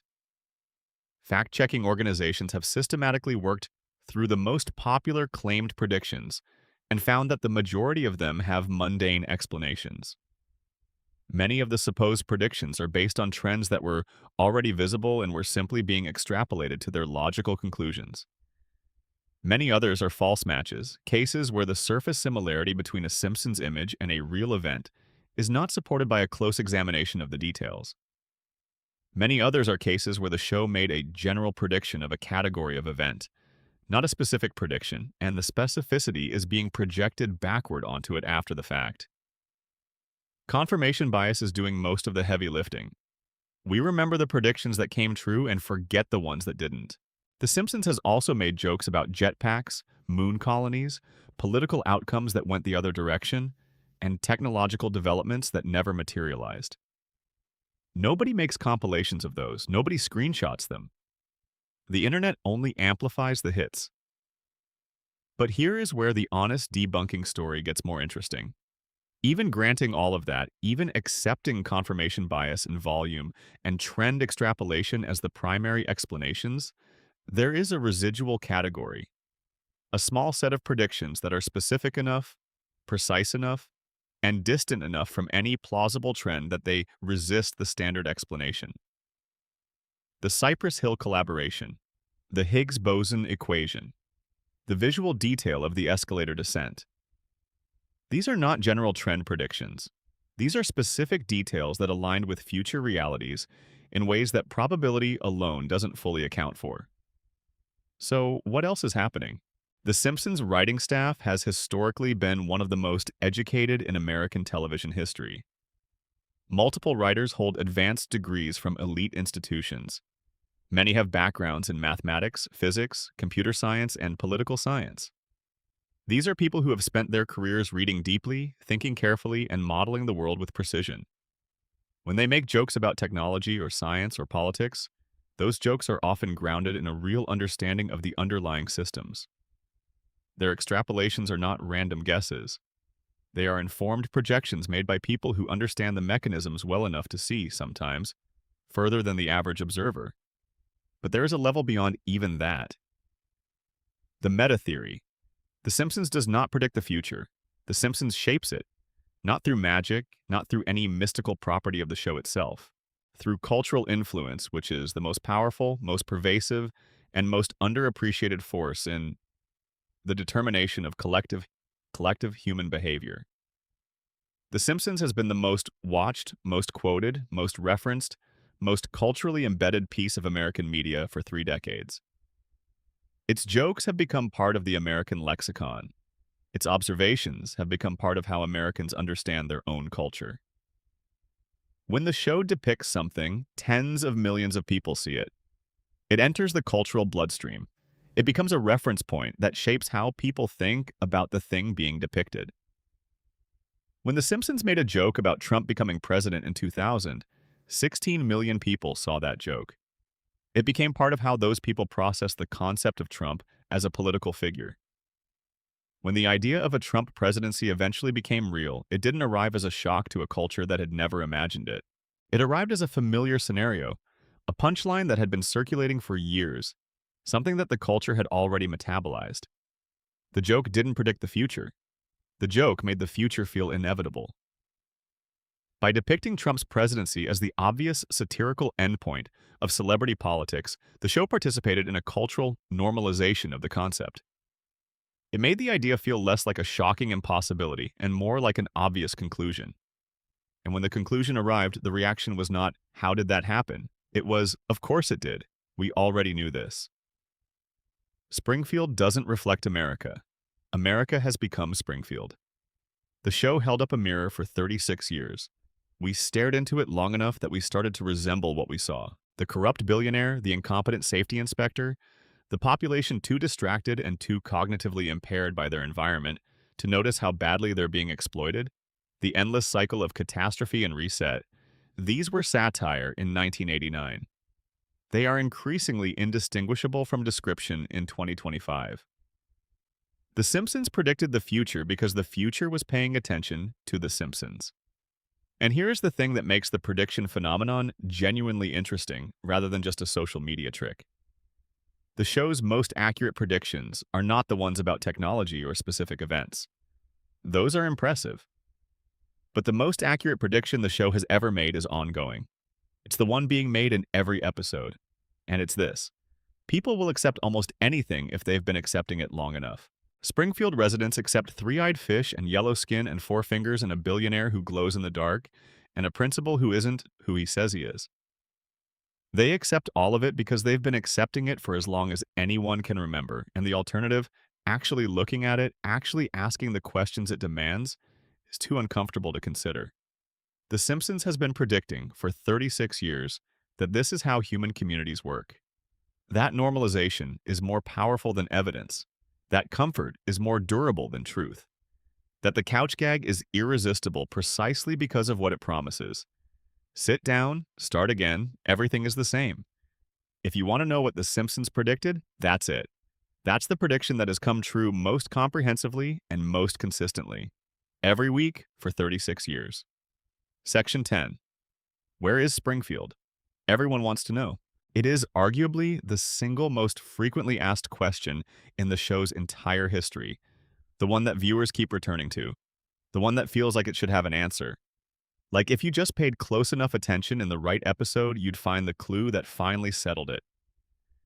People have dedicated significant portions of their intellectual energy to this question. There are essays, there are databases, there are carefully constructed arguments for and against every state in the continental United States. Springfield is in Oregon. Springfield is in Kentucky. Springfield is in Illinois. Springfield is in Ohio.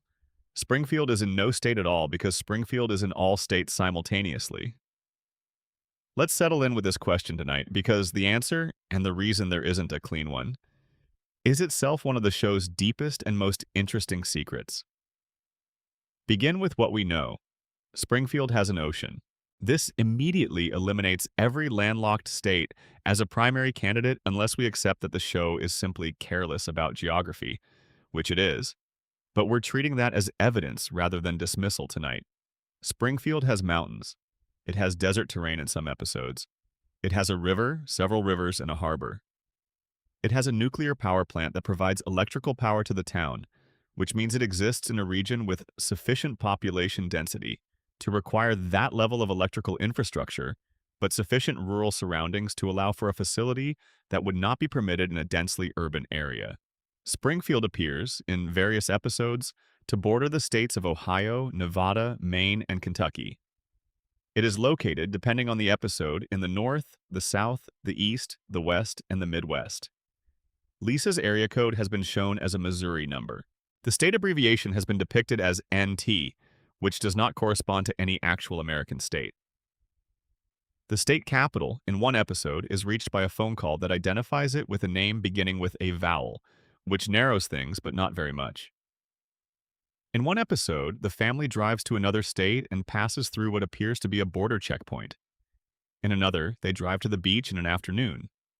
In another, they take a long-haul flight to reach the coast. The distances are not consistent. The geography is not fixed. The town refuses to be located.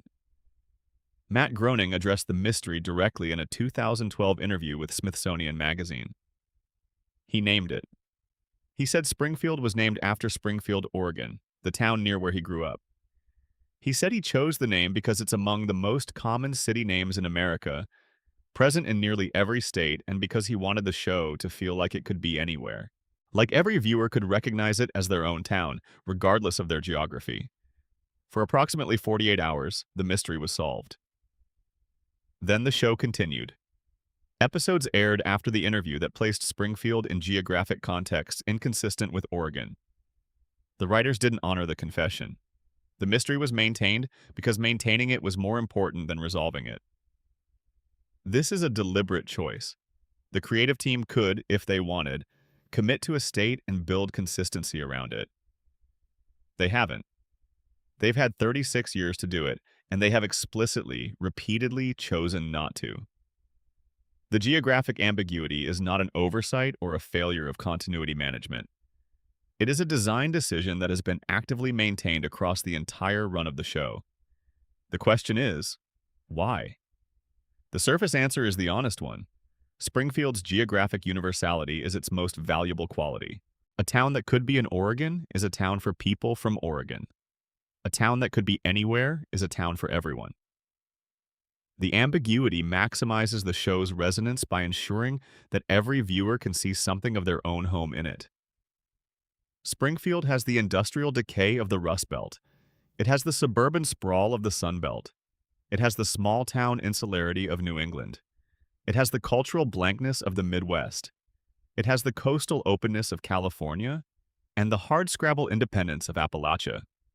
It contains every American regional identity simultaneously because it was designed to reflect America as a whole rather than any particular piece of it. That's the design philosophy. It's real, it's honest, and it explains the geographic ambiguity completely on a practical level. But we're deeper into Springfield's secrets than the practical level tonight. Consider the geographic impossibility through the lens of the radiation theory. If the nuclear plant has been contaminating Springfield's environment for decades, if the contamination has produced visible mutations in the biological systems of the town's residents and wildlife, why should the contamination stop at biology? Why should geography be exempt from the warping effects of a facility that has demonstrably altered the rules of how living things work within its radius? Maybe the mountains and the ocean and the desert are not inconsistencies in the show's geography. Maybe they are symptoms of the same contamination that produced the four fingers and the three-eyed fish and the glowing billionaire.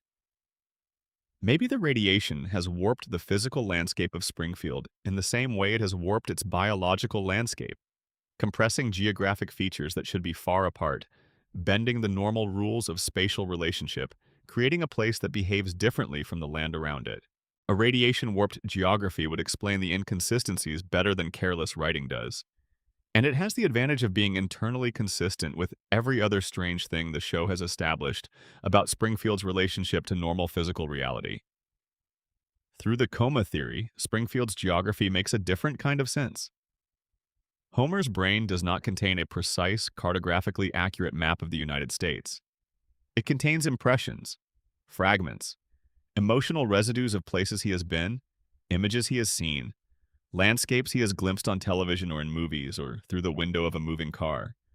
The dream version of Springfield is not a geographically coherent place because it was not assembled from geographical knowledge.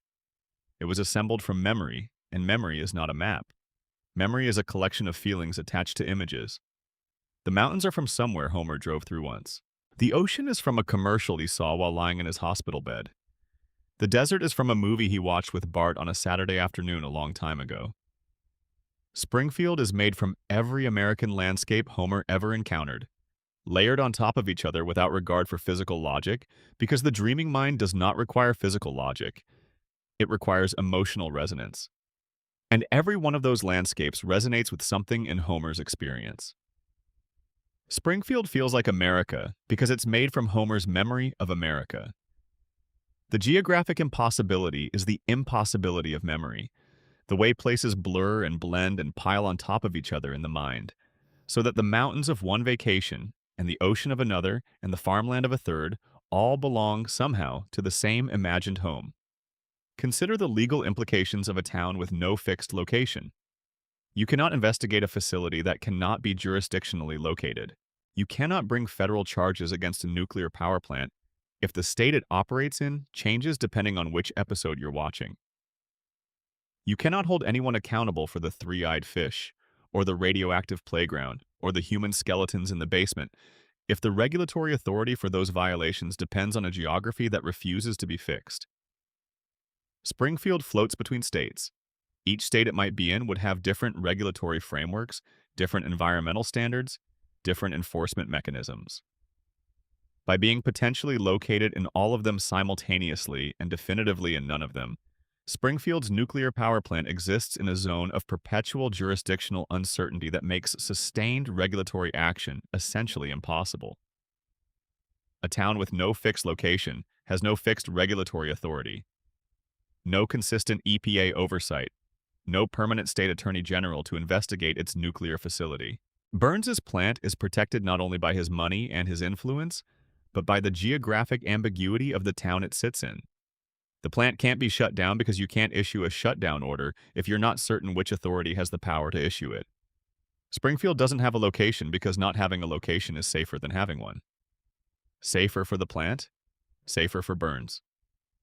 Safer for every institution in Springfield that depends on the continued operation of an unregulated nuclear facility. Landing, fixing a location, establishing a definitive geography means accountability. And accountability means someone shows up with a badge and a map and starts asking questions about the cracked cooling towers and the river fish and the glowing man in the woods. Springfield floats because it was designed to float. There is a final note on this question. In the season 12 episode Behind the Laughter, a mockumentary about the Simpson family, Springfield's location is revealed. In the original broadcast, the family is identified as being from northern Kentucky. Case closed. Except that in syndicated reruns of the same episode, the location was changed toward the end. Not Springfield's location within the episode's fiction. The actual specific geographic identification was altered between the original broadcast and the syndication version. The answer was given, and then the answer was changed. The show told you where Springfield was, and then it changed the answer on the same episode. Depending on when you watched it, even when Springfield has a definitive location, the definitiveness doesn't hold. The answer mutates. The geography shifts. The location refuses to stay located. Springfield will never be found on any map that doesn't keep changing. That's not careless writing. That's the most consistent thing about it. Section 11. Ned Flanders, the saddest man in town. Ned Flanders is better than Homer Simpson in every measurable way. This is not a controversial statement. It is the show's clearest, most persistent, most intentional structural irony. Ned is kind. Homer is cruel. Ned is generous. Homer is selfish. Ned is devoutly religious.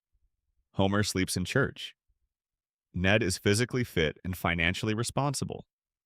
Homer's body is maintained on donuts and beer, and his finances are in a perpetual state that could be charitably described as fluid. Ned has been a good neighbor to Homer for 36 years. He has lent Homer tools, money, his car, his time, his patience, his goodwill, and on multiple occasions his willingness to forgive things that most people would not forgive. He has been, by every conventional metric of what a good person is, the good person in their relationship. And the universe of the show has punished him for it, relentlessly, across 36 seasons, in ways that compound with time. The death of Maud Flanders. It happened in season 11, in an episode that handles the event with a bluntness that catches you off guard. Maud Flanders is killed by a t-shirt cannon, not through any design or malice. Through a chain of events initiated by Homer's reflexive selfishness. Homer ducked to avoid the t-shirts being launched into the crowd, and they hit Maud instead. The physics of Homer's self-preservation killed his neighbor's wife. Ned's wife died because Homer didn't want to be hit by t-shirts. And Ned forgave him. Not grudgingly, not with visible effort or hidden resentment. Ned forgave Homer with the same grace he applies to everything, the same patient acceptance, the same gentle acknowledgement that things happen and people are imperfect, and holding on to anger serves no one, and God has a plan, even when you cannot see its shape. He forgave him, and the show moved on. But the loss is permanent. The show doesn't reset Maud back into existence. She remains gone. Ned remains a widower. And Ned's subsequent arc, his dating life, his attempt to rebuild, his occasional relationships with other women that never quite work, is all conducted in the shadow of that loss. The loss that was caused, in the most direct possible mechanical sense, by his neighbor's selfishness. His neighbor who will never fully understand what he did. His neighbor who lives next door, who Ned continues to treat with warmth. Because the alternative, the other thing he might feel, is not something Ned allows himself to feel. Season 8, Hurricane Nettie.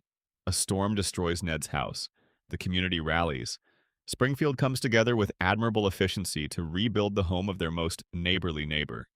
The result is a catastrophe. The house is structurally unsound. The repairs are inadequate. The goodwill was genuine, but the execution was incompetent. And when Ned returns home to find what has been done to it, and the house immediately collapses, something in him breaks. Ned snaps. He screams at the town. He says things he has been holding for years, things that have been building up underneath the patient surface, things that the conditioning has kept suppressed until this moment when the house falls down and the pressure breaks through. He insults people with a specificity that only comes from genuine observation, from having watched people closely for a very long time and noticed their particular failures. He is, in this moment, furious. Genuinely, comprehensively, not going to be nice about it, furious. Then he is institutionalized. A physician eventually reveals the key piece of information. Ned's relentless niceness is not natural. It is not a character trait. It is the product of childhood behavioral modification. Ned was, as a young child, uncontrollable. He was violent, disruptive, unable to regulate himself in ways that his parents, devoted beatniks who did not believe in discipline, were unprepared to manage. They took him to a psychiatrist. The psychiatrist spent an extended period conditioning the aggression out of him, suppressing the disruptive behaviors through repeated therapeutic intervention, until the child who emerged from the process was the opposite of the one who went in. Ned's kindness is a psychological cage. His patience is a programmed response. His faith, his warmth, his generosity, all of it is the product of a therapeutic process that took the person he actually was and suppressed it beneath the person he was designed to become. This changes everything about how you read Ned. His patience with Homer is not saintly. It is pathological. He cannot feel the anger that any ordinary person would feel in response to 36 years of Homer's behavior, because his brain was wired to suppress that anger at all costs. The frustration is there, the resentment is there. The fully human response to having your wife killed by your neighbor's cowardice is somewhere inside Ned. It's just been caged, trained into silence. Held behind a door that took a hurricane and a collapsed house to open for 30 seconds, before the conditioning reasserted itself and Ned was back in a hospital, being helped to manage his feelings. His faith isn't spiritual conviction in the purest sense either.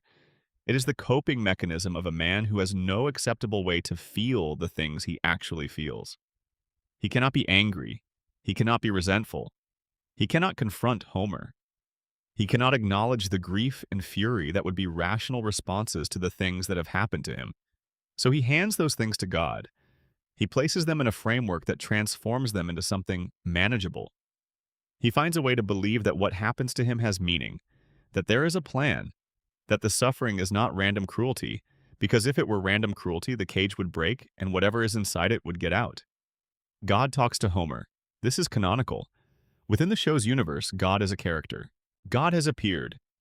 Homer has had face-to-face conversations with him. Not dreams, not metaphors, actual conversations. Homer, the drunk man who falls asleep in church, the man whose IQ places him in a range associated with moderate intellectual disability, the man who has caused 342 nuclear safety violations, has been personally visited by the god of the show's universe and engaged in dialogue. Ned has not. Ned, who has dedicated his life to his faith. Ned, who reads scripture and attends services and prays with sincerity and has organized his entire existence around his relationship with a deity who, within the show's own continuity, definitely exists and communicates with humans. Ned has never once received a reply to any of it. God talks to Homer. God ignores Ned. The man who treats his faith as performance art, who falls asleep during sermons and skips church when there's football and prays only when he wants something specific, gets the divine conversation. The man who has made faith the foundation of his entire life gets the silence. The show is making a statement with this. It is making it quietly, without underlining it, without building it to any kind of climactic revelation. But it's making it. In Springfield, the system does not reward virtue. The system rewards certain kinds of people, and Ned is not one of them. Ned does everything right, by every standard of rightness that Springfield theoretically endorses, and the return on that investment is a dead wife, a collapsed house, a neighbor who will never appreciate him, and a God who speaks to everyone except the one person who has been listening most attentively. Here is the darkest reading of Ned Flanders. Ned is the most damaged character in the show. Not Homer, who is too cognitively impaired to fully process his own suffering. Not Lisa, who is young enough to still believe that things can be different. Not Burns, who is too powerful to ever genuinely face the consequences of what he has done. Ned, the man who feels everything, who carries everything, who has been conditioned to carry it with a smile and a diddly-do because the alternative is the thing that lives inside him. Homer's suffering is external. It happens to him and then it's over, and then he moves on because his memory isn't constructed for long-term retention of pain. Ned's suffering accumulates, it builds. It sits behind the conditioning and it grows with every new loss, every new forgiveness, every new instance of grace that the situation didn't earn, but that Ned provided anyway because his brain won't let him do otherwise. And nobody in Springfield sees this. Not the people who benefit from Ned's generosity, not the neighbors who borrow his tools, not Homer, who has been the primary recipient of Ned's grace for 36 years without ever quite understanding what that grace costs. The show sees it. The writers see it. There are episodes, careful episodes, that look at Ned directly and acknowledge the weight he carries. But the show is ultimately a comedy, and the comedy requires that the weight never quite reach a critical point. That the cage hold, that Ned come back from the breakdown and return to the kindness and the faith and the diddly-do. Because if the cage broke fully, if whatever is inside Ned came out completely, if the suppressed self that was conditioned away in childhood finally surfaced in all its fury and grief, Springfield wouldn't know what to do with it. And neither would we. Ned and Homer. They have lived next door to each other for 36 years. This is the show's longest relationship that isn't romantic or familial. It is, in many ways, the show's central relationship. The good man and the bad man. The saint and the sinner. The person who does everything right and the person who does everything wrong. The gap between them has never closed. Ned has never become more like Homer. Homer has never become more like Ned. 36 years of daily proximity, daily interaction, daily neighborly life, and the distance between them is exactly what it was in 1989. They are who they are. They will remain who they are. The system ensures it, because Springfield isn't designed for the gap to close. Springfield is designed to keep each person exactly where they are. Homer at the plant, Ned at the church, Burns at the top of the hill, Maggie watching everything, Lisa asking questions that nobody answers, Bart bouncing through a childhood that never ends. And the show watches all of them with an eye that is simultaneously warm and unsparing, that loves these people and also sees them clearly, that finds them funny and also finds them heartbreaking, that has been telling their stories for 36 years without resolution. Because resolution isn't the point. The point is the watching. The point is the seeing. The point is sitting on the couch and going back to Evergreen Terrace and noticing, tonight, something you hadn't noticed before. Section 12. The loop closes. Every secret. One last look. It is late in Springfield. The way it is always late in Springfield somehow, even when the sun is up. There is a quality to the air in this town, a stillness beneath the noise.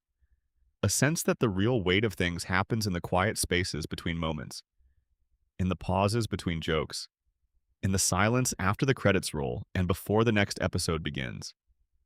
We have walked through all of it tonight, all the secrets that were hidden in plain sight. We found them not by digging beneath the surface, but by looking at the surface long enough that it stopped being familiar and started being strange. Because that's what the surface of Springfield has always been.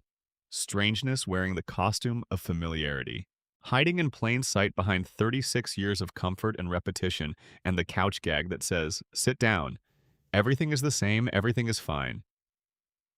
Let's do one last walk through Springfield tonight. Let's look at everything we found. The nuclear plant is still there. It will always be there. The cooling towers against the sky, the smoke rising in columns that catch the light wrong, the river running downstream in colors that suggest things have been added to it that shouldn't be there. The plant that has been leaking, quietly and consistently for as long as anyone can remember, into the water and the air and the soil of the town that surrounds it. And the people of Springfield are yellow. They have always been yellow. They have 4 fingers on each hand and eyes that protrude slightly, and hair that maintains shapes that real hair cannot maintain, and bodies that survive things that real bodies do not survive.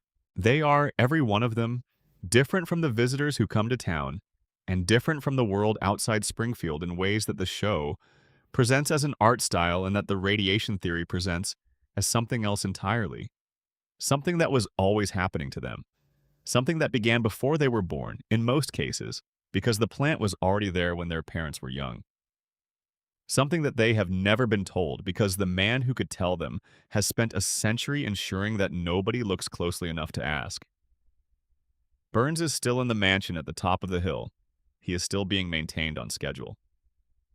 Smithers is still managing the calendar that keeps the disease equilibrium stable, that keeps the treatments arriving weekly, that keeps a man born in the 19th century functioning in the 21st. Burns is still running the empire, still collecting the monopoly power that Springfield's geography and Springfield's ignorance and Springfield's collective amnesia have always given him. He is the oldest man in America. He is too expensive to die. And Springfield will keep paying the bill for as long as the lights stay on. Homer is on the couch. He has been on the couch, in one sense or another, since April 1993.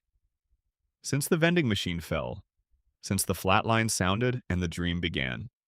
He is lying in a hospital bed somewhere in Springfield General, or he has been lying there, or the question of whether he is in a hospital bed or on a couch in his living room is one that the show has kept deliberately unanswerable because the answer is not the point. The point is what the dream contains. The family. The house. Bart still 10, Lisa still 8, Maggie still 1. Marge still there, still patient, still tending the fire that keeps the whole structure warm. The family intact and the children young, and nobody having to say goodbye. If Homer is dreaming, every episode is an act of love. Every reset, every impossible recovery, every moment where the credits roll and the world rights itself, that is Homer's brain refusing to let go of the thing he loves most. Refusing to let the story end. Holding on to Evergreen Terrace with the particular desperation of someone who knows, somewhere beneath the dream, that the real version of things is out there and moving forward without them. And if Homer isn't dreaming, if he woke up and the years since then are real, the love is still the same. The family is still the thing. Every episode, even the stranger ones, even the ones that go to space or meet God or involve the Loch Ness Monster, is a story about a man who wants to come home, who wants his family to be okay, who wants Bart to be his mischievous boy and Lisa to play her saxophone and Maggie to look at him with those enormous eyes and Marge to be there at the end of the day. The coma theory doesn't make The Simpsons sad. It makes it true. It reveals the emotional core that was always there beneath the comedy. a man who loves his family, a family that keeps coming home to each other, a house on Evergreen Terrace that is, in the most honest sense, the entire world. Maggie is watching. She has always been watching. She is watching right now, from her position in the corner of the room, from behind the pacifier and the enormous eyes, with the intelligence that nobody in Springfield has ever quite acknowledged, and the patience that suggests she has always understood that the right moment is the one that hasn't arrived yet. She watched Lisa fight for recognition for 36 years and receive resistance. She drew her conclusions from that data. She built her strategy around it. Silence is armor. Invisibility is power.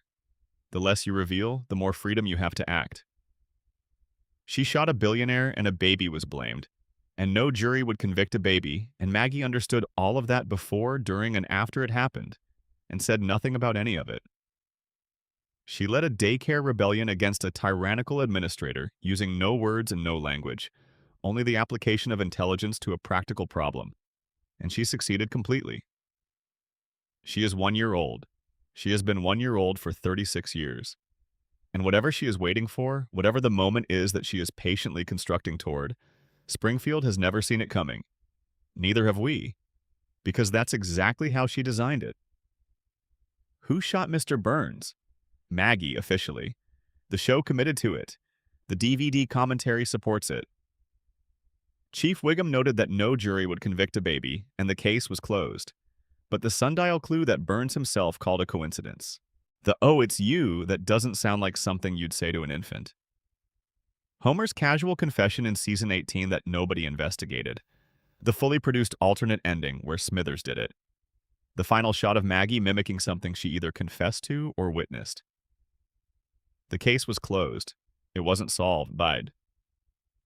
In Springfield, those have always been different things. The truth went on a train with the real Seymour Skinner. The official answer stayed in Springfield, comfortable and unexamined.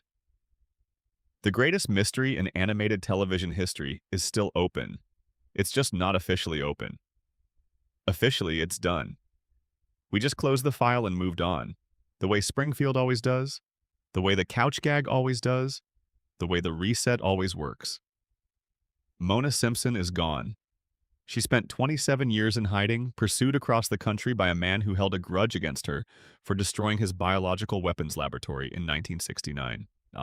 She kissed her sleeping son goodbye and disappeared into the night, and he woke up and believed she was dead and built his entire emotional architecture around that absence. She came back twice. Burns found her both times. She had to leave both times. And she died, finally, with Homer beside her, holding her hand. Not enough time. Never enough time. 27 stolen years pressing down on both of them in the silence of that room. Burns did that. Burns took her. Burns kept taking her back. And Homer, whose brain doesn't connect causes to effects across time, whose cognition was shaped by the radiation and the crayon and the accumulated damage of a lifetime in Springfield's contaminated air, never quite made the connection that his employer and his mother's persecutor were the same man.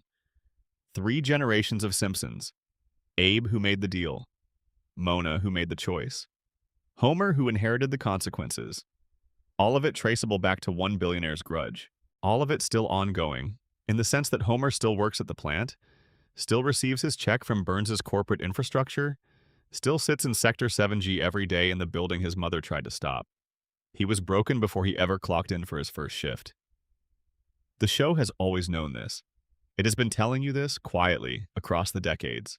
Springfield is everywhere and nowhere. It is in Oregon and Kentucky and Maine and Nevada and Ohio and every other state simultaneously, anchored to none of them, accountable to all regulatory jurisdictions, and therefore to none. The geographic impossibility is not a bug. It is a feature.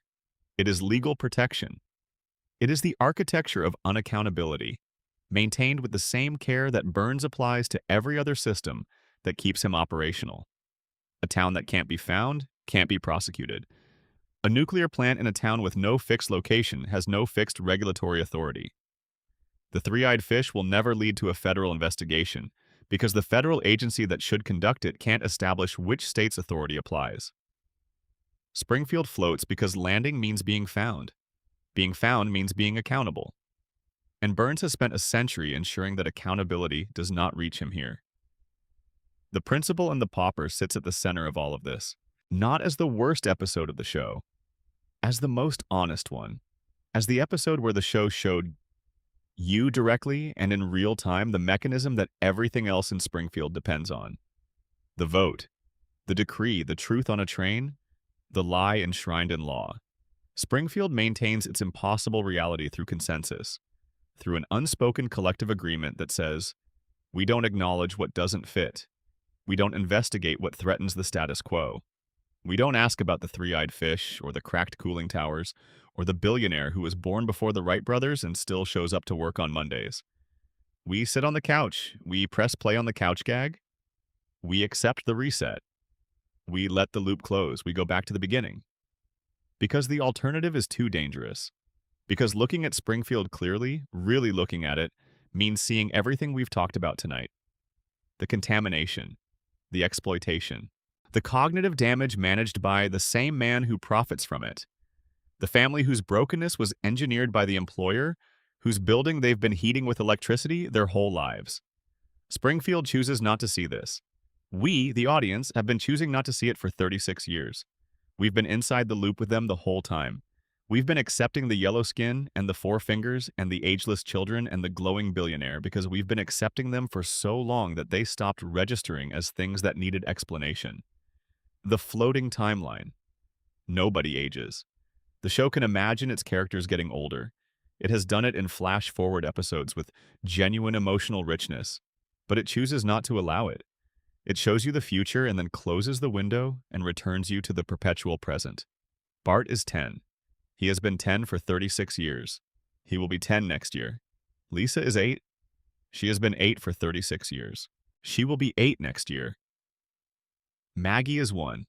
She has been 1 for 36 years, watching everything, learning everything, saying almost nothing, waiting for a moment that hasn't come yet.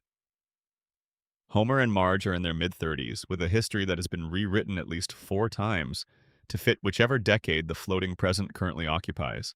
Their origin story unstable and shifting. Their memories as impermanent as everything else in this town. The radiation theory says they don't age because mutation altered their biology at the cellular level. The coma theory says they don't age because they exist in the frozen mind of an unconscious man. The Principal and the Pauper theory says they don't age because Springfield collectively agreed to stop time, the way it agrees to stop everything that threatens the comfortable fiction. And then there is the simplest answer of all, the one that sits beneath the theories and the evidence and the careful analysis, the one that is true in a way none of the other answers quite are. They don't age because we won't let them. We built this. We pressed pause in 1989 and we never pressed play. We sat on our couches, all of us, across 36 years, and 788 episodes and 4 presidential administrations, and several technological revolutions, and whatever particular version of the world we are currently living in. And we watched. We watched and we laughed, and we quoted the lines and we shared the clips, and we came back the next week and the next season and the next decade. And every time we came back, we tightened the loop a little. We made it a little harder for the Simpsons to escape. Because if they escape, if the timeline stops floating, if Bart turns 11 and Lisa turns 9, and Maggie says her second word and Homer retires and Marge is left in an empty house on Evergreen Terrace, then the show ends. And the show ending means admitting that the version of America it represents, the messy, resilient, dysfunctional, occasionally beautiful version of the middle-class American family, was always temporary, was always fragile, was always one birthday away from becoming something else, something we'd have to grieve, something we'd have to let go. We don't want to let go. We are, all of us, a little bit Homer in the coma, holding on to a world that we know has moved on without us, keeping the dream running because the dream is too important to stop, sitting on the couch at the end of a long day in whatever year this is, pressing play on a show that never changes, going home to Evergreen Terrace where the kids are always young, and the beer is always cold, and nobody has to say goodbye. That is the secret that was always hidden most completely in plain sight. Not the radiation, not the coma, not the conspiracy around Burns or the mystery of the shooting or the geography that refuses to be fixed. Those are real secrets, and they're interesting, and we've spent tonight with them, and they've repaid the attention. But the deepest secret, the one that contains all the others, is simpler than any of them. We keep watching because we love them, that's it. After all the theories and all the evidence and all the quiet hours spent looking at the architecture of Springfield's impossible reality, it comes back to this. We love the yellow family on the yellow couch in the yellow house. We love Homer's donuts and Lisa's saxophone and Bart's skateboard and Marge's patience and Maggie's enormous eyes. We love Ned's kindness, even knowing what it costs him. We love the town that can't be found on any map, that reset after every disaster, that chose its comfortable lies and expelled its truths on a train. We love them the way you love something you grew up with. The way you love a place you can go back to in your mind when the world gets complicated. The way you love anything that has been there your whole life, steady and unchanged, while everything else kept moving. Springfield is still there. It always is. The couch is waiting. The theme music is ready to play. And Bart Simpson is 10 years old, and he will be 10 years old next week, and the week after, and the week after that, because we need him to be. Because letting him grow up means letting something go that we're not ready to let go of yet. Maybe we never will be, and maybe that's fine. Maybe the loop isn't a prison. Maybe it's a gift.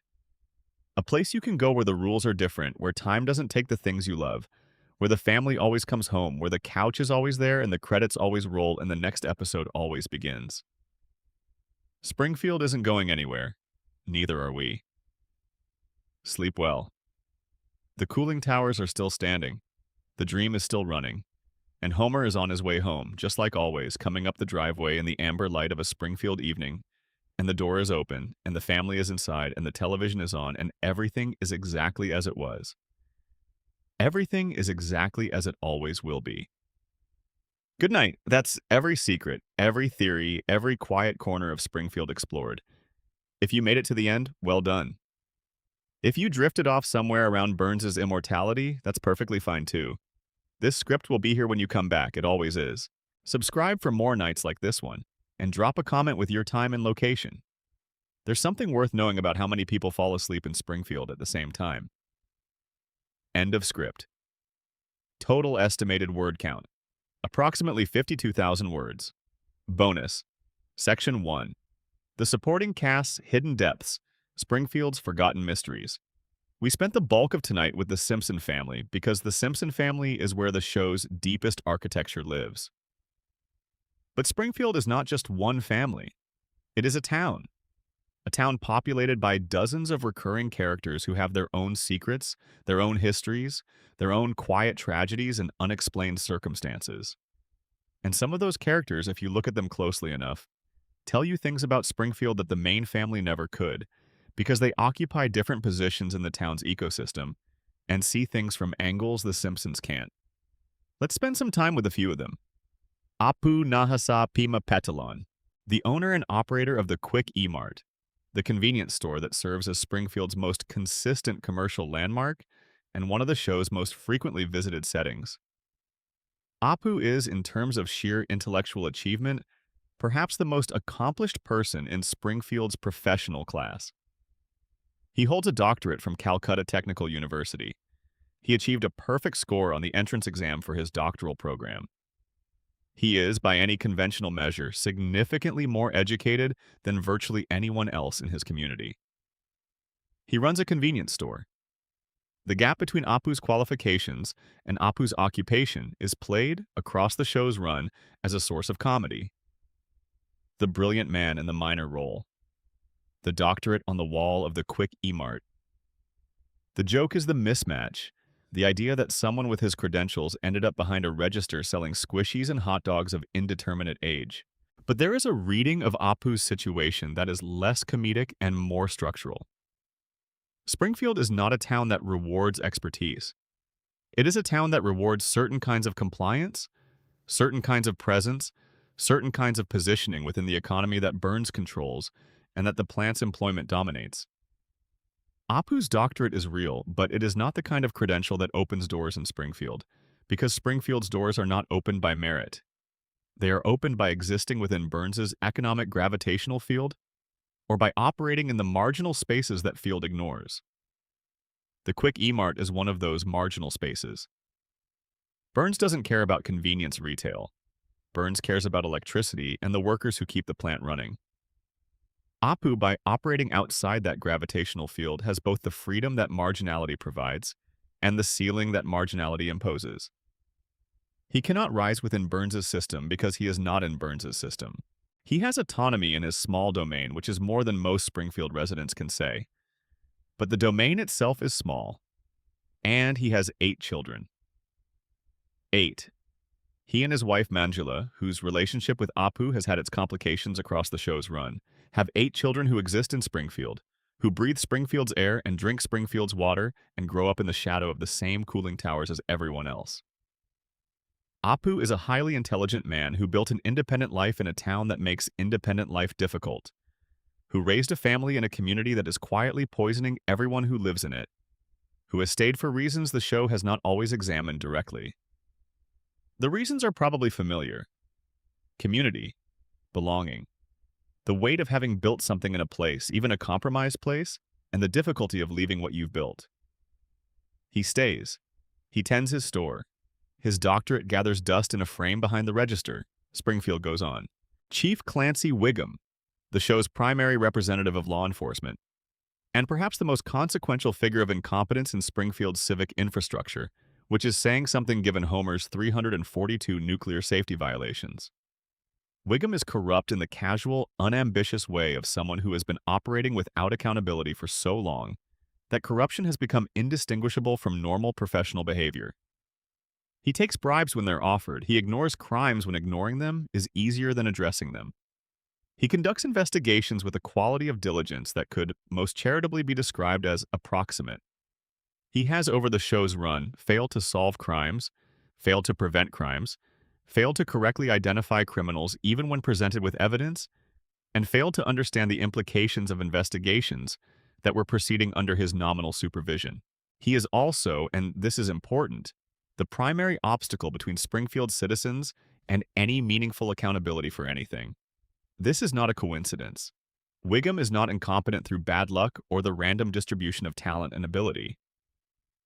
Wiggum is incompetent because a competent chief of police in Springfield would, within a very short period of time, begin asking questions that nobody in power wants asked.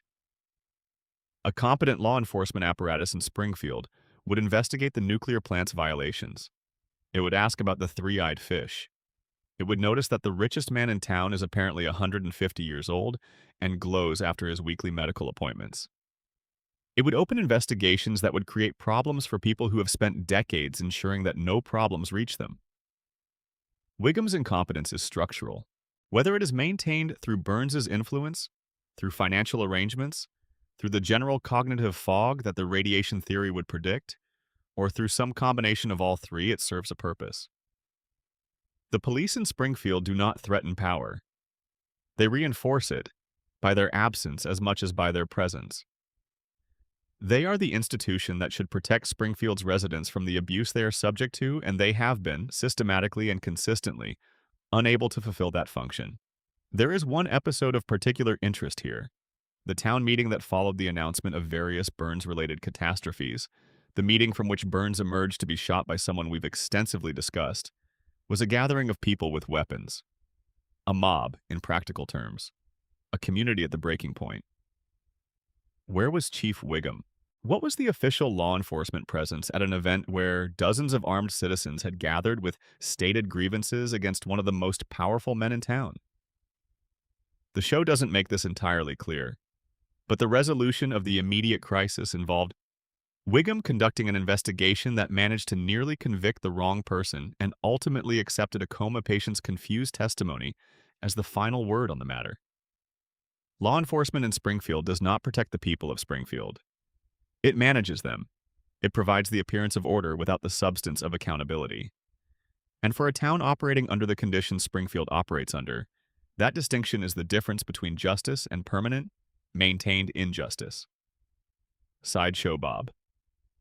Robert Underdunk Terwilliger Jr. is, within the show's universe, one of the few characters who has directly and explicitly attempted to kill a main character multiple times over many seasons.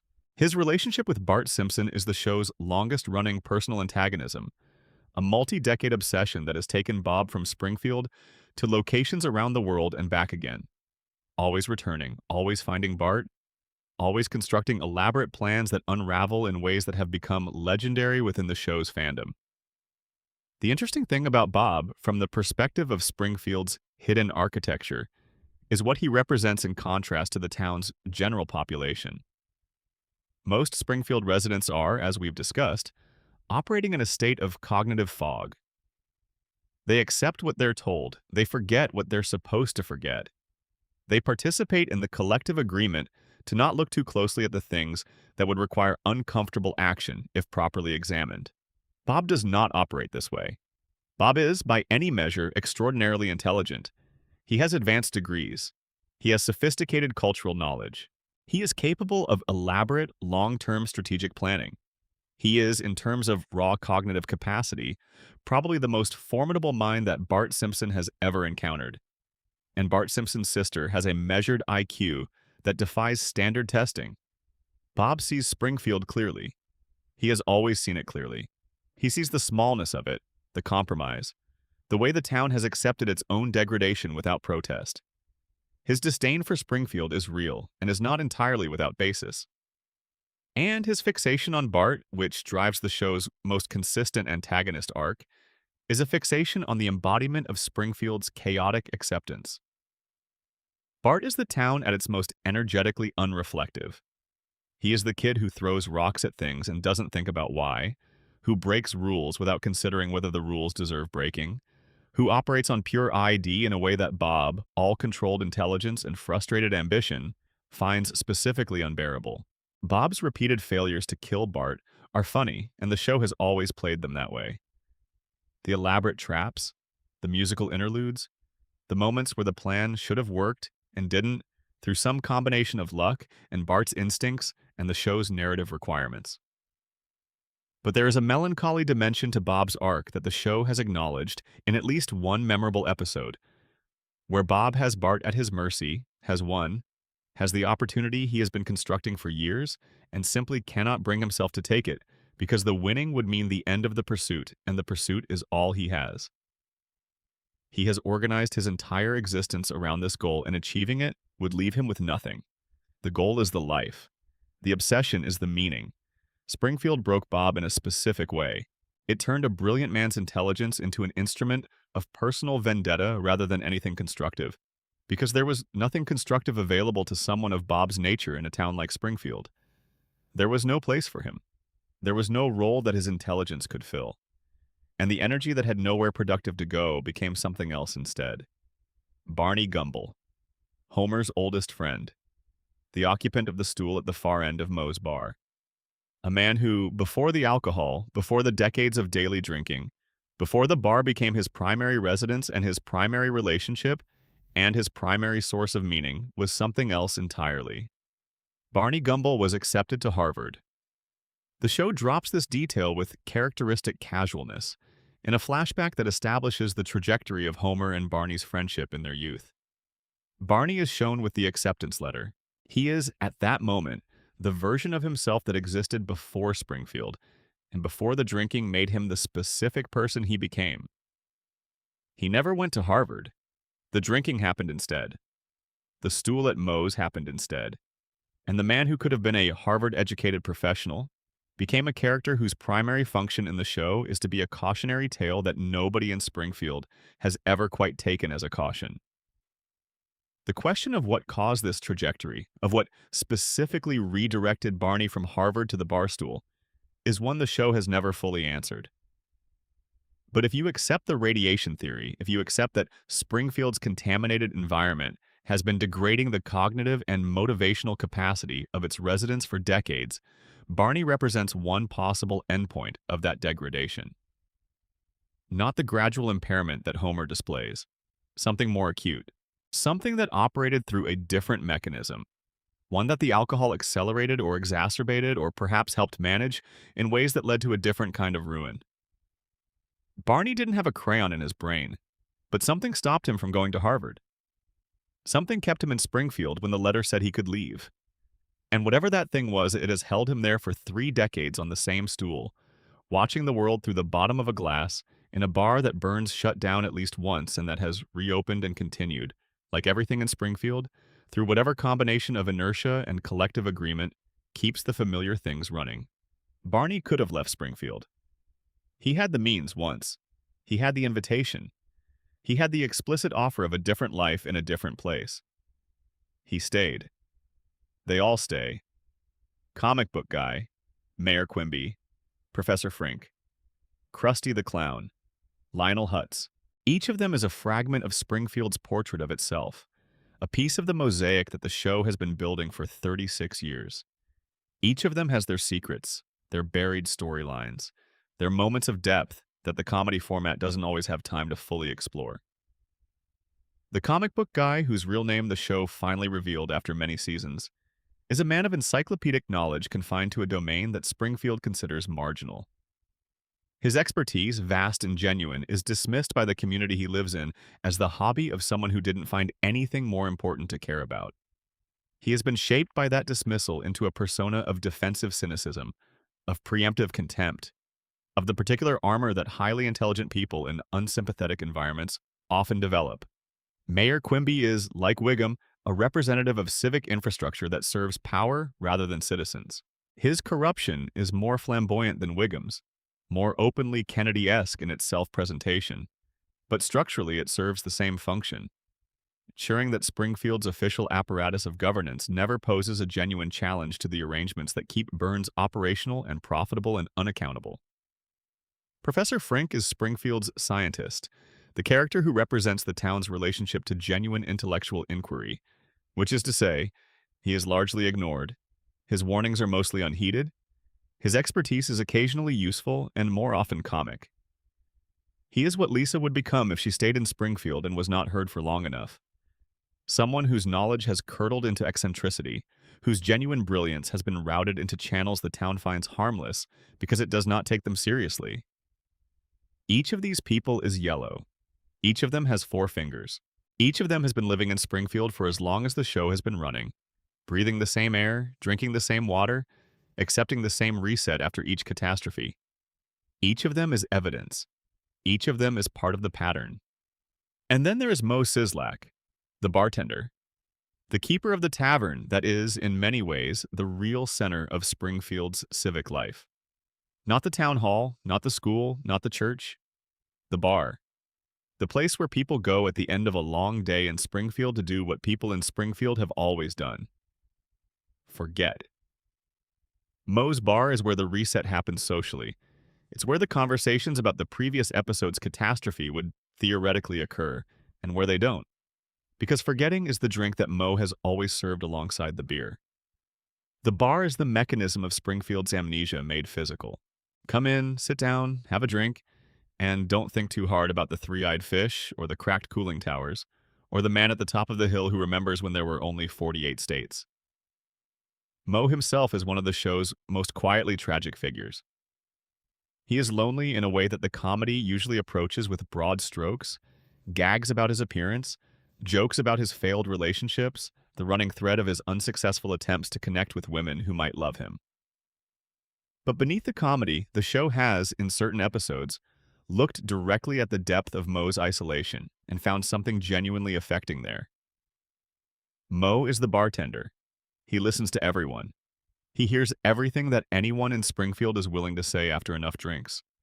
He is the recipient of Homer's confessions, Barney's laments, the general accumulation of Springfield's suppressed anxiety and grief and fear. He absorbs it all, behind the bar, and he gives it nowhere to go because the role of the bartender is to receive, not to redirect. He has been in that bar, holding that role for as long as the show has run. And the bar has its own relationship to Burns. Burns shut it down at least once. The economic disruption that Burns's various schemes created removed one of Springfield's primary gathering spaces, the place where people might, over time and drink, have started asking the questions about their town that the rest of Springfield's social infrastructure is designed to prevent. Burns didn't destroy the bar to protect himself specifically. but the effect of its destruction was consistent with his interests. And when the bar reopened, nobody asked why it had closed. Nobody asked what that said about who controlled Springfield's economy. The drinks were poured, the stools filled up again, and the forgetting continued. As it always does. Bonus Section 2. The music, the title sequence, and the sounds of Springfield. There is one more secret hiding in plain sight that we should address before we're done tonight. One that has been in front of you since the very first time you watched the show's opening sequence and heard its theme music begin. The Danny Elfman theme. It is one of the most recognizable pieces of television music ever composed. The opening notes are immediately identifiable to anyone who has watched the show at any point across its 36-year run. They signal something specific and consistent. You are about to enter Springfield. Whatever you were doing before, whatever you were thinking about, wherever you were, those notes pick you up and carry you somewhere else. Listen to what the music does if you can hear it in your memory right now. It is playful. It is whimsical. It has a sense of mischief to it, a kind of bouncing lightness that fits the comedy. But it also has, in the right listening, something slightly off-kilter. Something that isn't quite as light as it pretends to be. The melody bounces, but it also circles. It returns to itself. It loops. The theme song for The Simpsons is a loop. It ends where it begins. It circles back. It does not resolve in the way that most television theme music resolves, with a cadence that signals arrival, completion, the sense of having gotten somewhere. It circles. This is not an accident. Music theory is not mysticism. But the circular structure of the Simpsons theme, the way it returns to its beginning without quite landing anywhere permanent, is consistent with everything we've talked about tonight. The show that doesn't end because we won't let it end. The characters who don't age because we need them not to age. The loop that the town runs on, the reset that happens between every episode, the couch gag that brings you back to the beginning. The music tells you what the show is before the first frame appears. It tells you in the most direct possible musical language. This is a loop. This is a circle. You are entering something that will return you to where you started. Come in. Sit down. Let the loop run. It will bring you back. The title sequence itself is a masterwork of hidden detail that the show has updated and altered across its run in ways that repay close attention. The original opening sequence established the basic structure. Each family member leaves their usual location and makes their way home by different routes, arriving simultaneously to settle onto the couch before the credits finish. It is a sequence about convergence, about the family's ability to find each other, about the gravity of home that pulls them together regardless of where they started. Over the years, the sequence has been updated. Technology has changed in the background. The chalkboard gag at the beginning, Bart writing lines as punishment, has become one of the show's most reliable running jokes, with different sentences in every episode, each one either meta-commentary on the show itself or a topical reference to something currently in the culture. The couch gag at the end has evolved into its own art form, but the fundamental structure remains. The family leaves, disperses, travels through Springfield, and arrives home. Together, every time. The sequence is, in miniature, the show's thesis. Whatever happens in the episode, whatever catastrophe or adventure or revelation occurs, the sequence promises, they will come home. This is the guarantee. The structure of the opening credits is the contract with the viewer, the promise that whatever the story does, the family will be on the couch when the credits end. It is a comfortable lie and a genuine truth simultaneously. A comfortable lie because the show resets, because consequences don't persist, because the couch itself is a kind of fiction. A genuine truth because the love the family has for each other is real within the show's emotional logic, and that love is what keeps bringing them back. Not the reset mechanism, not the loop, the love, the desire to be home, the gravity of the family for each other that the title sequence depicts every week. Both are true at once. This is one of the things The Simpsons does better than almost any other show in television history. Hold contradictions without resolving them. The family is trapped in a loop, and the family genuinely loves each other.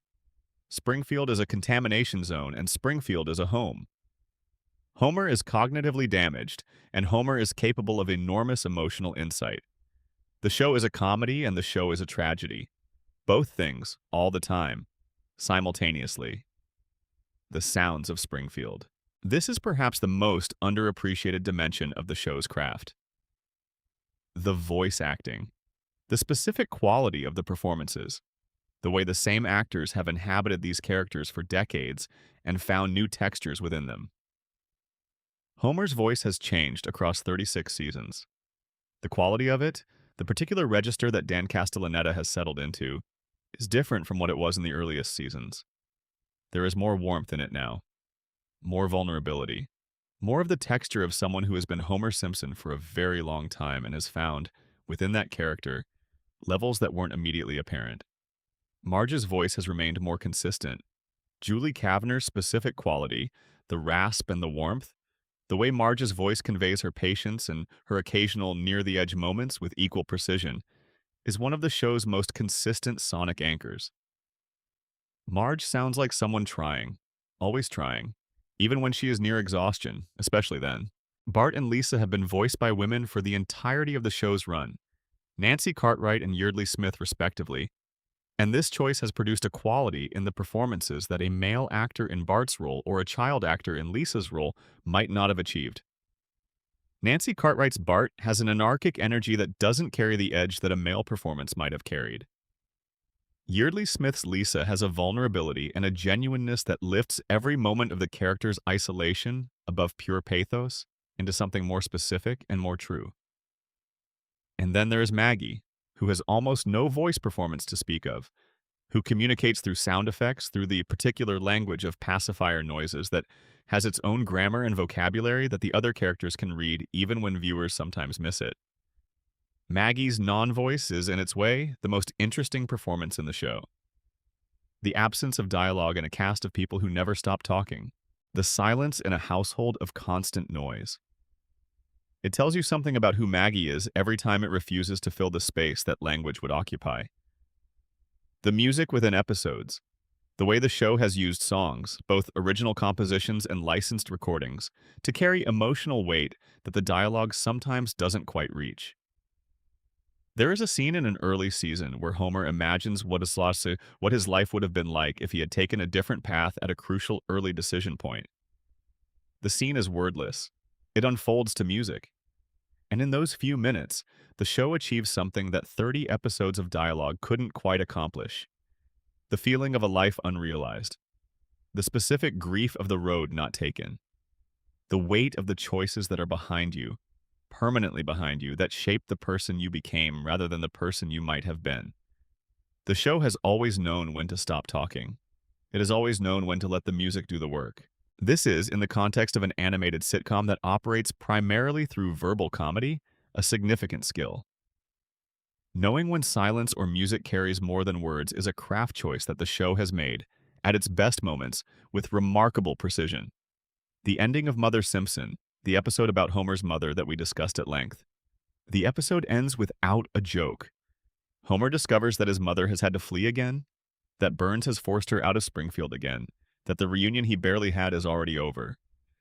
He sits on the hood of his car at the top of a hill. He watches the stars. He sits there for a long time. The scene doesn't cut to the next scene. It holds. It holds longer than comedy usually allows. It lets you sit with Homer on the hood of that car, looking at the sky, feeling the weight of what just happened. Then the credits roll over him still sitting there. Not over the couch gag, not over a joke. Over Homer, alone under the stars, thinking about his mother. That is one of the bravest endings a network comedy has ever produced. And the score that plays over it, the gentle, sorrowful notes that accompany Homer's stillness. Is the music doing exactly what the show knows music can do?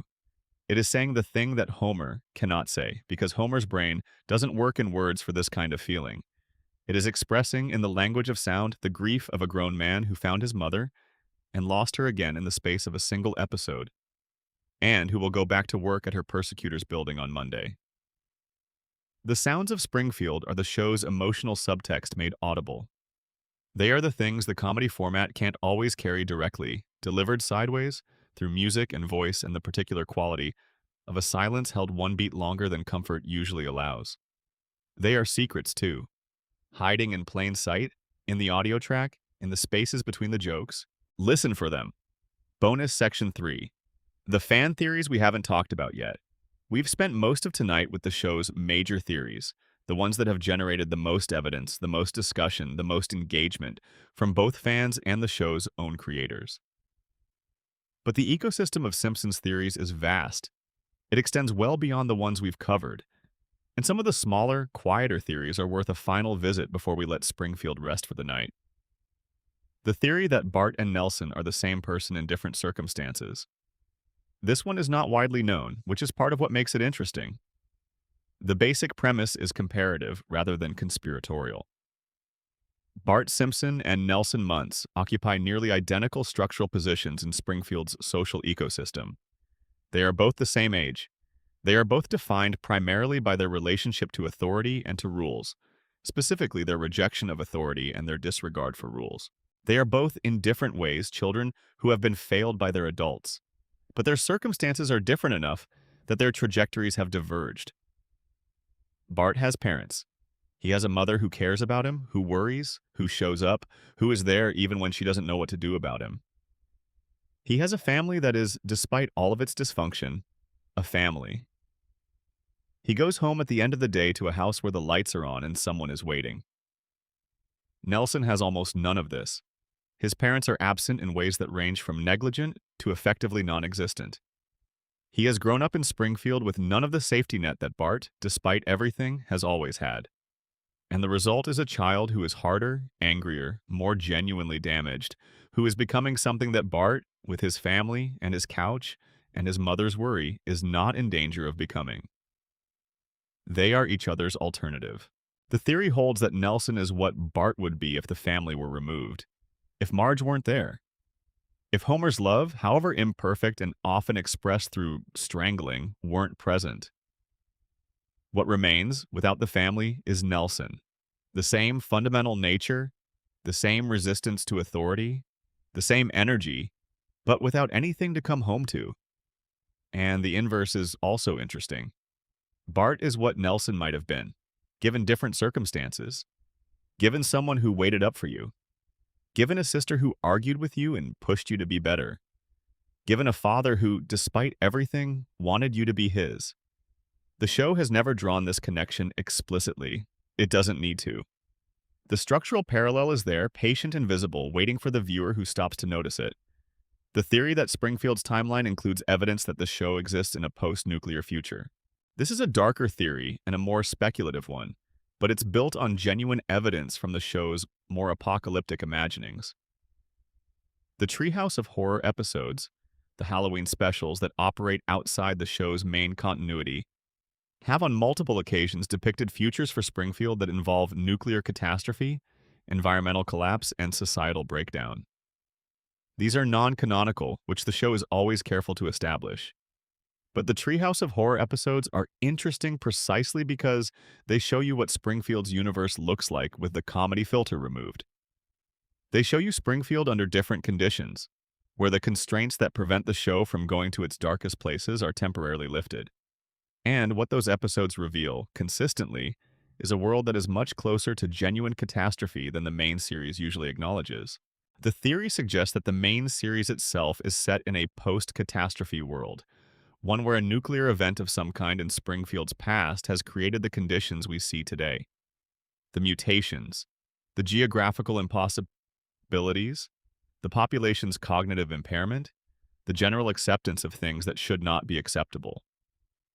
That the catastrophe has already happened, that Springfield is already living in the aftermath, and that the normalcy the show presents is not normalcy at all, but the new normal of a world that was damaged and has simply learned to function within its damage. The three-eyed fish is not a warning of what could happen. It is evidence of what already did. The theory about Lisa's future. The flash-forward episodes that depict Lisa as an adult have been consistent across their many iterations in one specific and significant way. They are all variations on the same underlying situation. Adult Lisa is always in some configuration alone. She is accomplished. She has achieved the thing she set out to achieve. She is intelligent and principled and doing work that matters.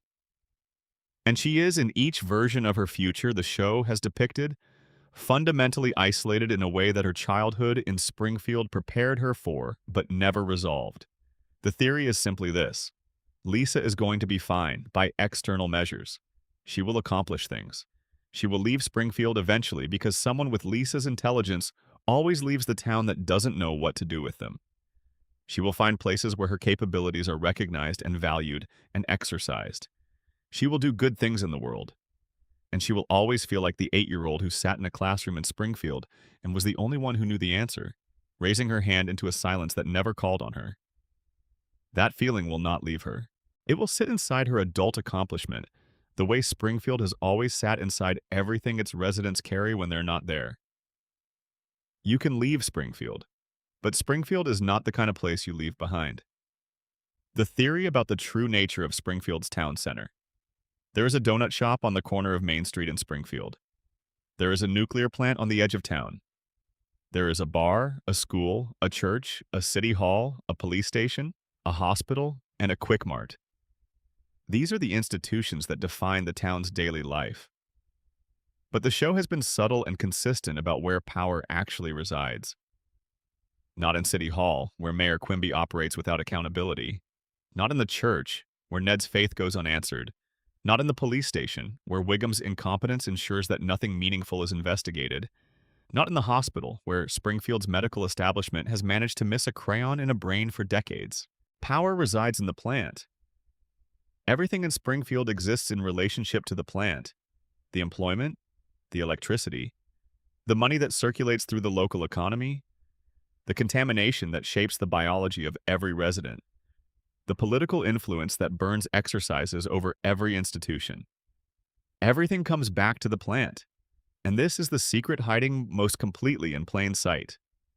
The nuclear plant is not background scenery.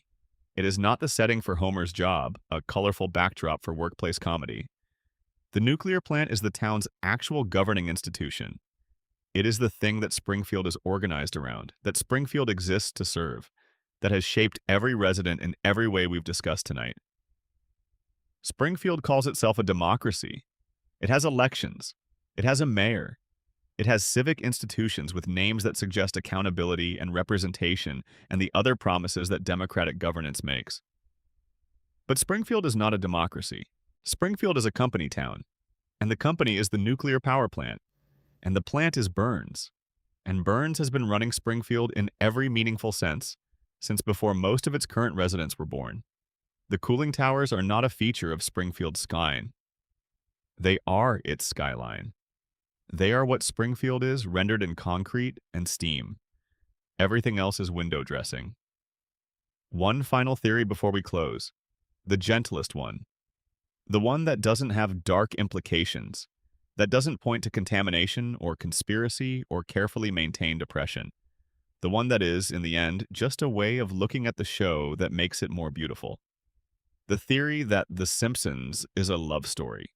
Not a romantic love story, though Homer and Marge's relationship has been one of the show's most consistently warm and genuine elements. A love story in the larger sense. A show that is fundamentally, at its core, about love. About the particular love that exists in families. About the way that love persists through dysfunction and frustration and years of accumulated grievance and the thousand small failures that life in a family produces.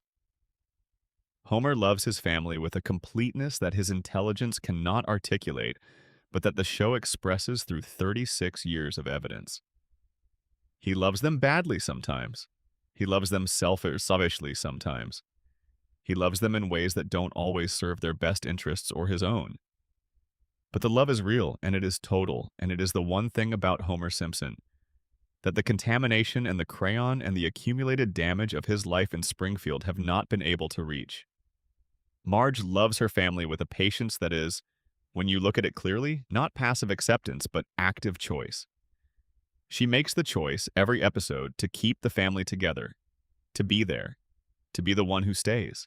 The show has sometimes not given this choice the weight it deserves, framing Marge's patience as characterization rather than as moral stance. But it is a stance. It is the most demanding thing anyone in Springfield does. Lisa loves Springfield despite everything it has done to her. She keeps asking the questions. She keeps raising her hand into the silence. She keeps playing the saxophone in a house where nobody asked her to play it, but everyone is better for the fact that she does. This is, in its way, a form of love. The refusal to stop caring about a place and a family that doesn't always deserve the caring. Bart loves in the only way he has available to him, which is through action rather than expression. Through the moments where he does the right thing when nobody expects him to. Through the times when the chaotic energy gets redirected into something that protects the people he actually cares about. Through the loyalty that his mischief disguises but never eliminates. And Maggie. Maggie, who cannot speak and cannot walk reliably and chooses silence as her primary mode of being, loves the most completely of all. Because all she does is watch. She watches her family. She watches them with the full attention of her extraordinary intelligence, registering everything, missing nothing, holding it all. That is a form of love. Maybe the purest form, complete, uninterrupted, devoted attention.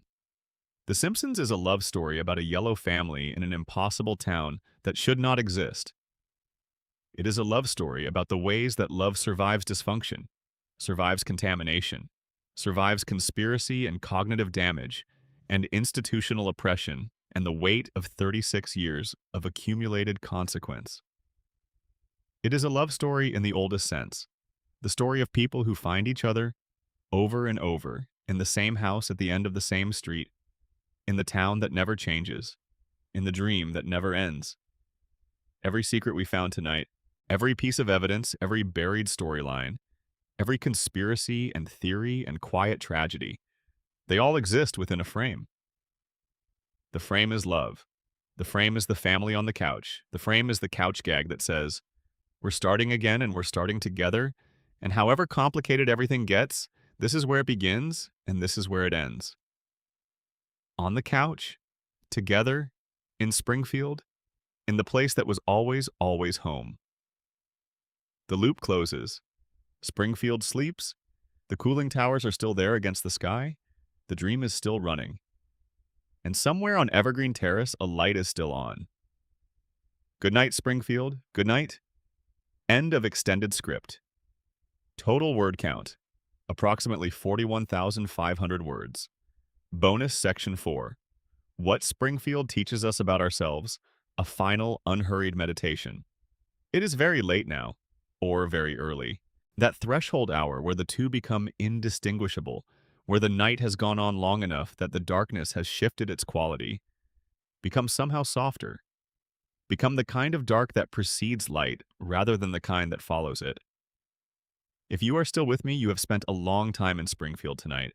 You have walked its streets and visited its institutions and looked at its people with more attention than most viewers bring to a show they have been watching for decades. And I want to spend this final section just sitting with what that means. Not analyzing it further, not uncovering more evidence or building more theories. Just sitting with the question of why Springfield has held us for this long and what that holding says about us. There is a philosopher named Gaston Bachelard who wrote about what he called the poetics of space. The idea that certain spaces carry within them an emotional and imaginative charge that goes beyond their physical dimensions. That a house is not just a structure, but a repository of memories and feelings and the accumulated meaning of the lives lived inside it. That the childhood home persists in the adult imagination, not as a physical fact, but as an interior landscape that the mind returns to when it needs to return to something foundational. Bachelard was writing about real houses, real spaces, but his ideas apply with interesting precision to fictional ones. And Springfield, for the millions of people who grew up watching The Simpsons, is one of the most vivid interior landscapes in the imaginative life of a certain generation. It is a childhood home that was never anyone's childhood home, and yet it has the quality of a childhood home for everyone who visited it regularly enough and early enough. The house at 742 Evergreen Terrace, the particular shape of its staircase, the kitchen where Marge cooks and Homer sneaks food and the family gathers in the mornings before the dispersal to school and work, the living room with the television and the couch, and the specific quality of the light coming through the windows in the late afternoon. These spaces are as familiar to many viewers as the spaces of their own early lives. More familiar in some cases because the show offered something that not every childhood home offers: consistency, warmth, the promise that you could return and find everything as you left it. This is, at the deepest level, what Springfield is for us: a guaranteed home, a place that will always look the same, always feel the same, always have the same people in the same positions with the same dynamics between them. The couch will always be there. Homer will always be there. The theme music will always play. And in a life that changes, that moves, that loses things and replaces them with other things and asks you to keep adapting and adjusting and accepting, that guarantee is not a small thing. That guarantee is enormous. It is the thing that 36 years of viewership is built on. Not the jokes, though the jokes are good. Not the satire, though the satire is sharp.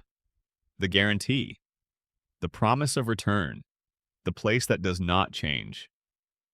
There is a particular quality of attention that children bring to the things they love. If you remember loving a story as a child, a book or a film or a television show that you return to repeatedly, you remember what that love felt like. It was total. It was without reservation. It was the kind of attention that adults find difficult to recover, the full absorption in something, the willingness to be completely inside a world without the self-consciousness that adulthood brings. The children who watched the first episode of The Simpsons in December 1989 brought that quality of attention to it. And they continued bringing it week after week for years until they grew up and the attention changed its quality but didn't stop.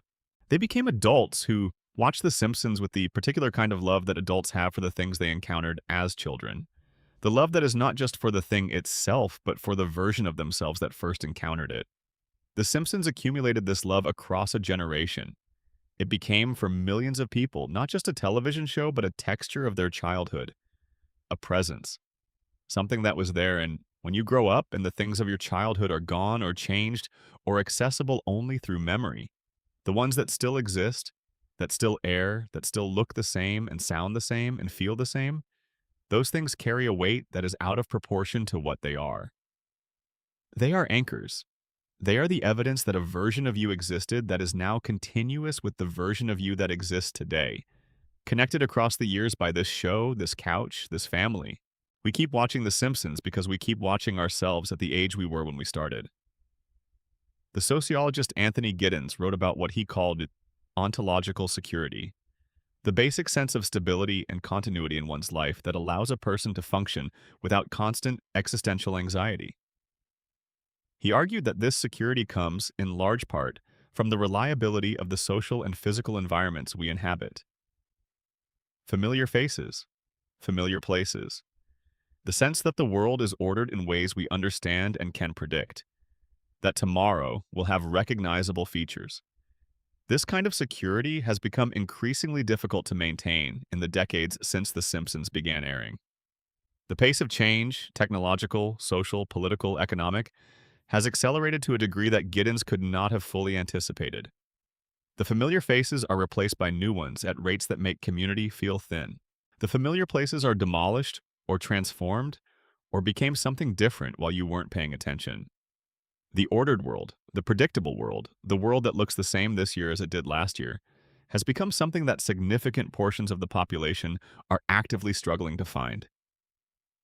And every Sunday night, on whatever platform you're watching on, The Simpsons airs. The same family, the same couch, the same town, the same opening credits, the same theme music.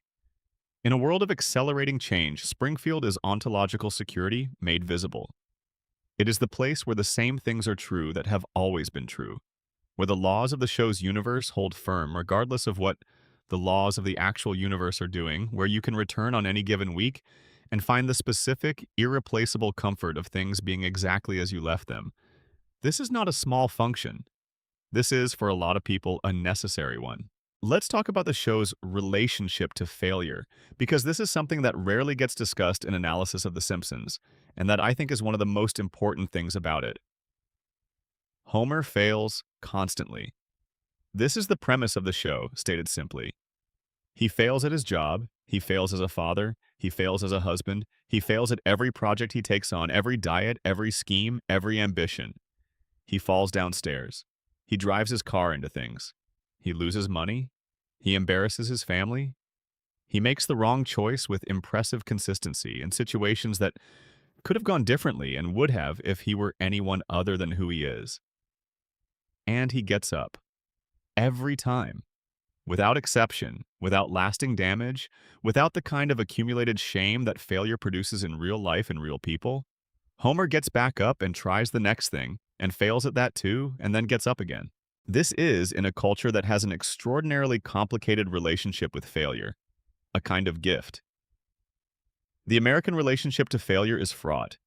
Failure is supposed to be instructive, supposed to be the crucible in which character is forged, supposed to be the tuition you pay for the lesson you needed. But it is also shameful in ways that the rhetoric about learning from failure does not fully address. It is something you carry, something that compounds, something that accumulates.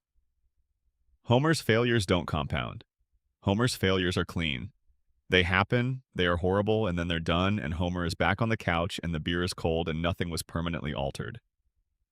The reset applies to failure as thoroughly as it applies to everything else in Springfield. And this is, to be fair, one of the more structurally problematic things about the show, from a realistic consequences perspective. Real failure doesn't work this way. Real failure echoes.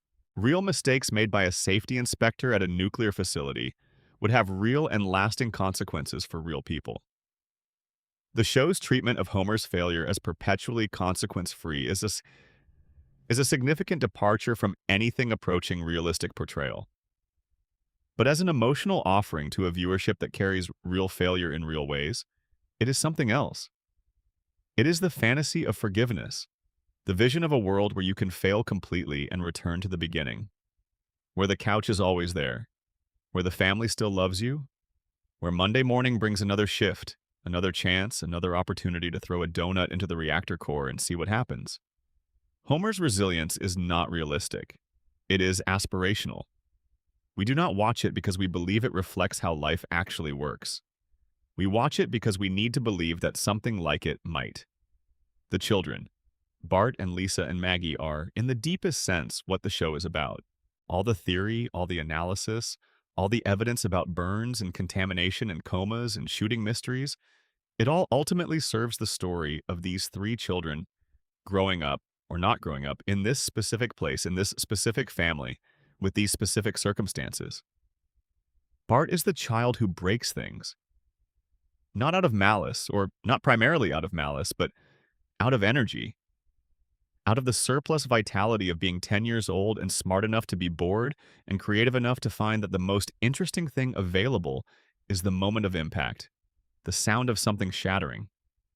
He is the child who hasn't been told what he's for yet and fills the gap with chaos as a placeholder. He is also, in the moments when the show allows it, genuinely kind, genuinely loyal, genuinely capable of the kind of self-sacrifice that only happens when you stop calculating and just act from something closer to your actual core. Bart's moments of genuine goodness are the show's most quietly moving because they come through the chaos and the pranks and the permanent 10-year-old rebellion, and they reveal something real about him that the persona doesn't usually show. Lisa is the child who cares too much, who cannot not care, who sees the world with a moral clarity that is, in Springfield, a handicap, because Springfield is not organized to reward moral clarity. It is organized to reward compliance. And Lisa's refusal to comply, her persistent, lonely, saxophone-backed refusal to accept the world as it is presented to her without question, is the bravest thing anyone in Springfield does every week. She is also a child, 8 years old, and beneath the intelligence and the principles and the isolation, she is a child who wants what every child wants: to be known, to be understood, to have someone look at her and see her specifically, see the particular texture of who she is rather than the general category of smart girl or difficult child or the one who always has something to say. The show has given her this, in episodes, in moments. Homer understanding something about his daughter that he hasn't understood before. Marge seeing her clearly for a moment and saying so. These moments are brief and they don't last because the reset applies to character development as thoroughly as it applies to everything else. But they happen, and when they happen, they carry the accumulated weight of all the times they didn't. And Maggie, who watches all of this, who takes it all in, who has been building something behind the silence with the patience of someone who understands that the right moment requires preparation and is not yet here. These three children are the heart of the show, not the satire, not the social commentary, not the predictions or the theories or the dark architecture of Burns's empire. The children, the specific, irreplaceable, yellow-skinned, four-fingered children who have been 10 and 8 and 1 for 36 years, and who, in their frozen state, represent not the tragedy of time stopped, but the gift of time preserved.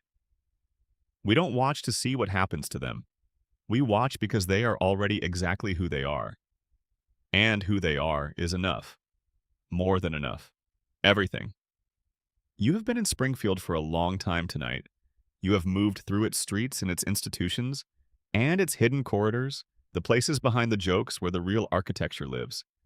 You have looked at the cooling towers and the three-eyed fish, and the glowing billionaire, and the baby with the enormous eyes who knows everything and says nothing.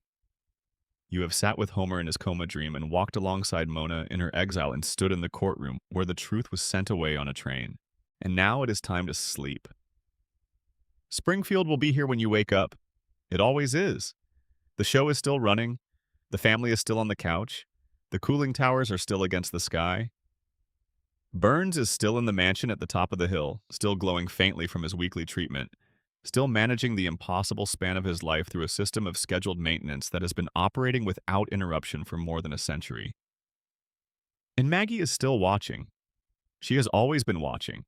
She will be watching when you fall asleep, and she will be watching when you wake up, and whatever she is building toward in that silence, whatever the endgame is that she has been patiently constructing across 36 years of observed family life, and observed Springfield life, and observed everything, it has not arrived yet. But it will. And when it does, Springfield will not see it coming. Neither will we, because that is exactly, precisely, perfectly how she designed it. Sleep well.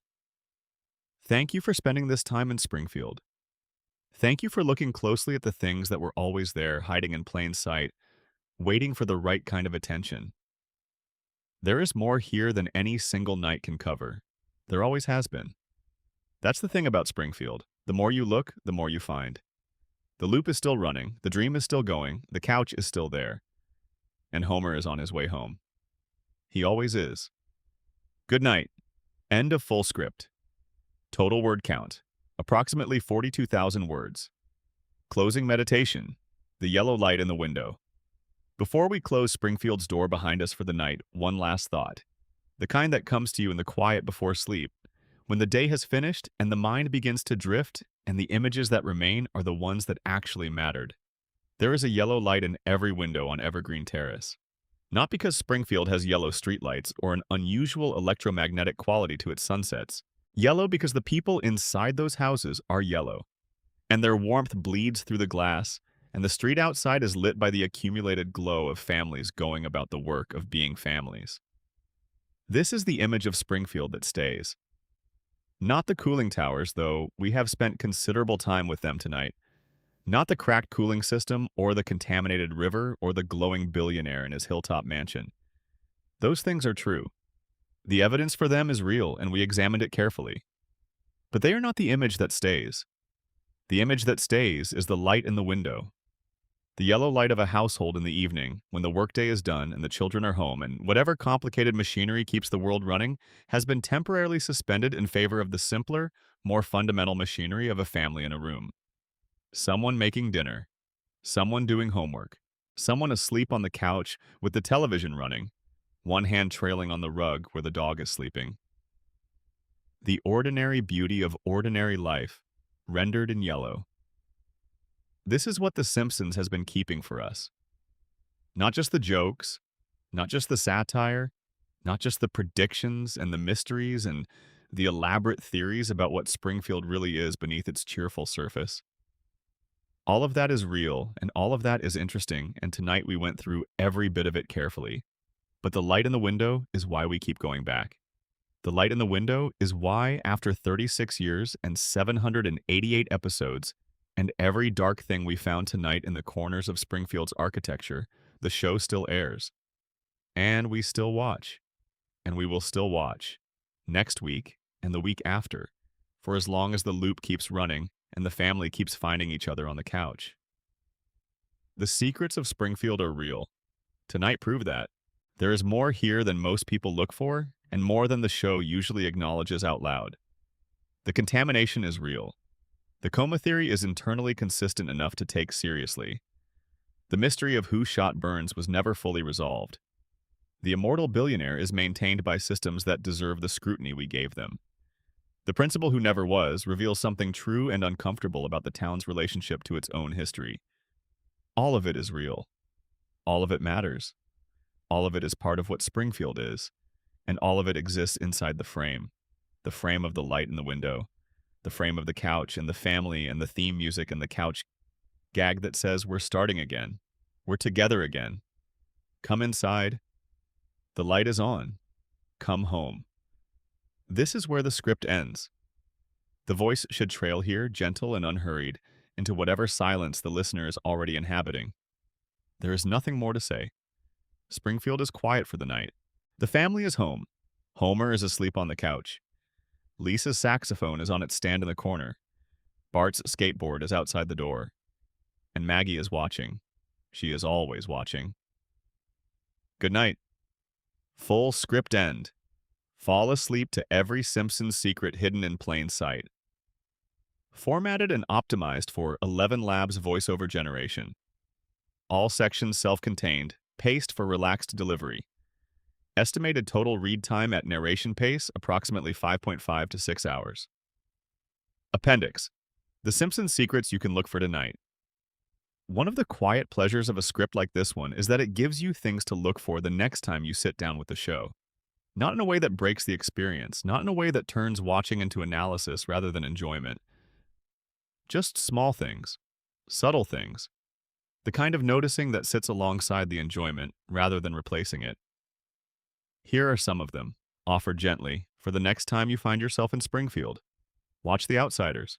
When a guest character arrives from outside Springfield, watch how they're drawn compared to the regular cast. Notice the proportions. Notice the eyes. Notice whether the character looks like they came from the same world as The Simpsons, or from a slightly different one. The difference is subtle enough that you can watch the show for years without registering it consciously. But once you're looking for it, it's there, episode after episode, season after season. The visual confirmation of the theory that something in Springfield has made its residents different from the people outside it. Watch Maggie's eyes. In scenes where Maggie is present but not the focus, watch where her eyes go. She is always looking at something specific. She is always tracking something or someone. She is not the passive background presence she is designed to appear. She is attending. She is registering. And if you watch carefully, you can sometimes catch the specific target of her attention and ask yourself what she's filing away from it. Watch Homer in the moments just after something emotional happens to him. Not the immediate comedic reaction, the yell or the fall or the strangling. The moment after that when the comedy has discharged and something quieter takes its place. In those moments, sometimes very brief, you can catch a glimpse of who Homer Simpson actually is beneath the character. The love, the longing, the capacity for feeling that the show usually routes through comedy but that surfaces occasionally before the next joke arrives. Watch Ned when Homer isn't watching him back. Ned's face when he thinks he's unobserved is different from his face in social situations. There are moments in the background of scenes, moments that the show doesn't flag or emphasize where you can catch Ned carrying something. Not performing, just carrying it, the weight of his life. The weight of the conditioning. The weight of a faith that goes unanswered, and a goodness that goes unrewarded, and a grief that has nowhere sanctioned to go. Watch The Plant. In episodes where the nuclear plant appears in the background of Springfield establishing shots, look at the river below it, look at the color of the water, look at the surrounding landscape and ask yourself whether it looks like the landscape around a facility that has been leaking into its environment for 3 decades. Sometimes the show answers that question visually, without dialogue, just in the background of a scene that isn't about the plant at all. These are the secrets hiding in plain sight. Not in the narrative, not in the mythology, but in the frame itself. In the background. In the moments between the jokes. In the details that were always there, patient and visible, waiting for the viewer who stopped long enough to really look. Springfield has been waiting for that viewer for 36 years. Tonight, you were that viewer. What you found there in all those quiet corners, in all those hidden details, in all the accumulated evidence of a show that has been building something vast and strange across a span of time that most television shows never approach. That is yours now. You can carry it into every future viewing. You can let it sit alongside the comedy, alongside the warmth, alongside the simple pleasure of going home to the yellow family on the yellow couch. The secrets don't diminish the show. They deepen it. They add a layer of meaning to things you've seen 1,000 times, a new frequency that was always there, playing beneath the frequency you were already hearing. That is what the best long-form storytelling does, even when it isn't always intentional, even when it emerges from the accumulation of 36 years rather than from a single coherent design. It builds something that rewards attention. It builds something that has more in it than you can find in a single viewing, or a single season, or a single decade of watching. The Simpsons has more in it. We found some of it tonight. There is still more. There will always be more. 788 episodes is an enormous amount of Springfield. A lifetime's worth, almost. And each episode is its own small world, its own small repository of detail and implication, and the kind of meaning that emerges only when you're patient enough to look. You have been patient tonight. Very patient. Springfield is grateful. Or it would be if Springfield were the kind of town that expressed gratitude rather than amnesia. But you know what Springfield is now. You've always known, on some level. Tonight you just looked more carefully at what you already knew. Sleep. Dream. Let Springfield find you in the dream the way it always has. The theme music playing somewhere at the edge of consciousness. The couch, the family, the light in the window. You know the way home? You've always known. Good night.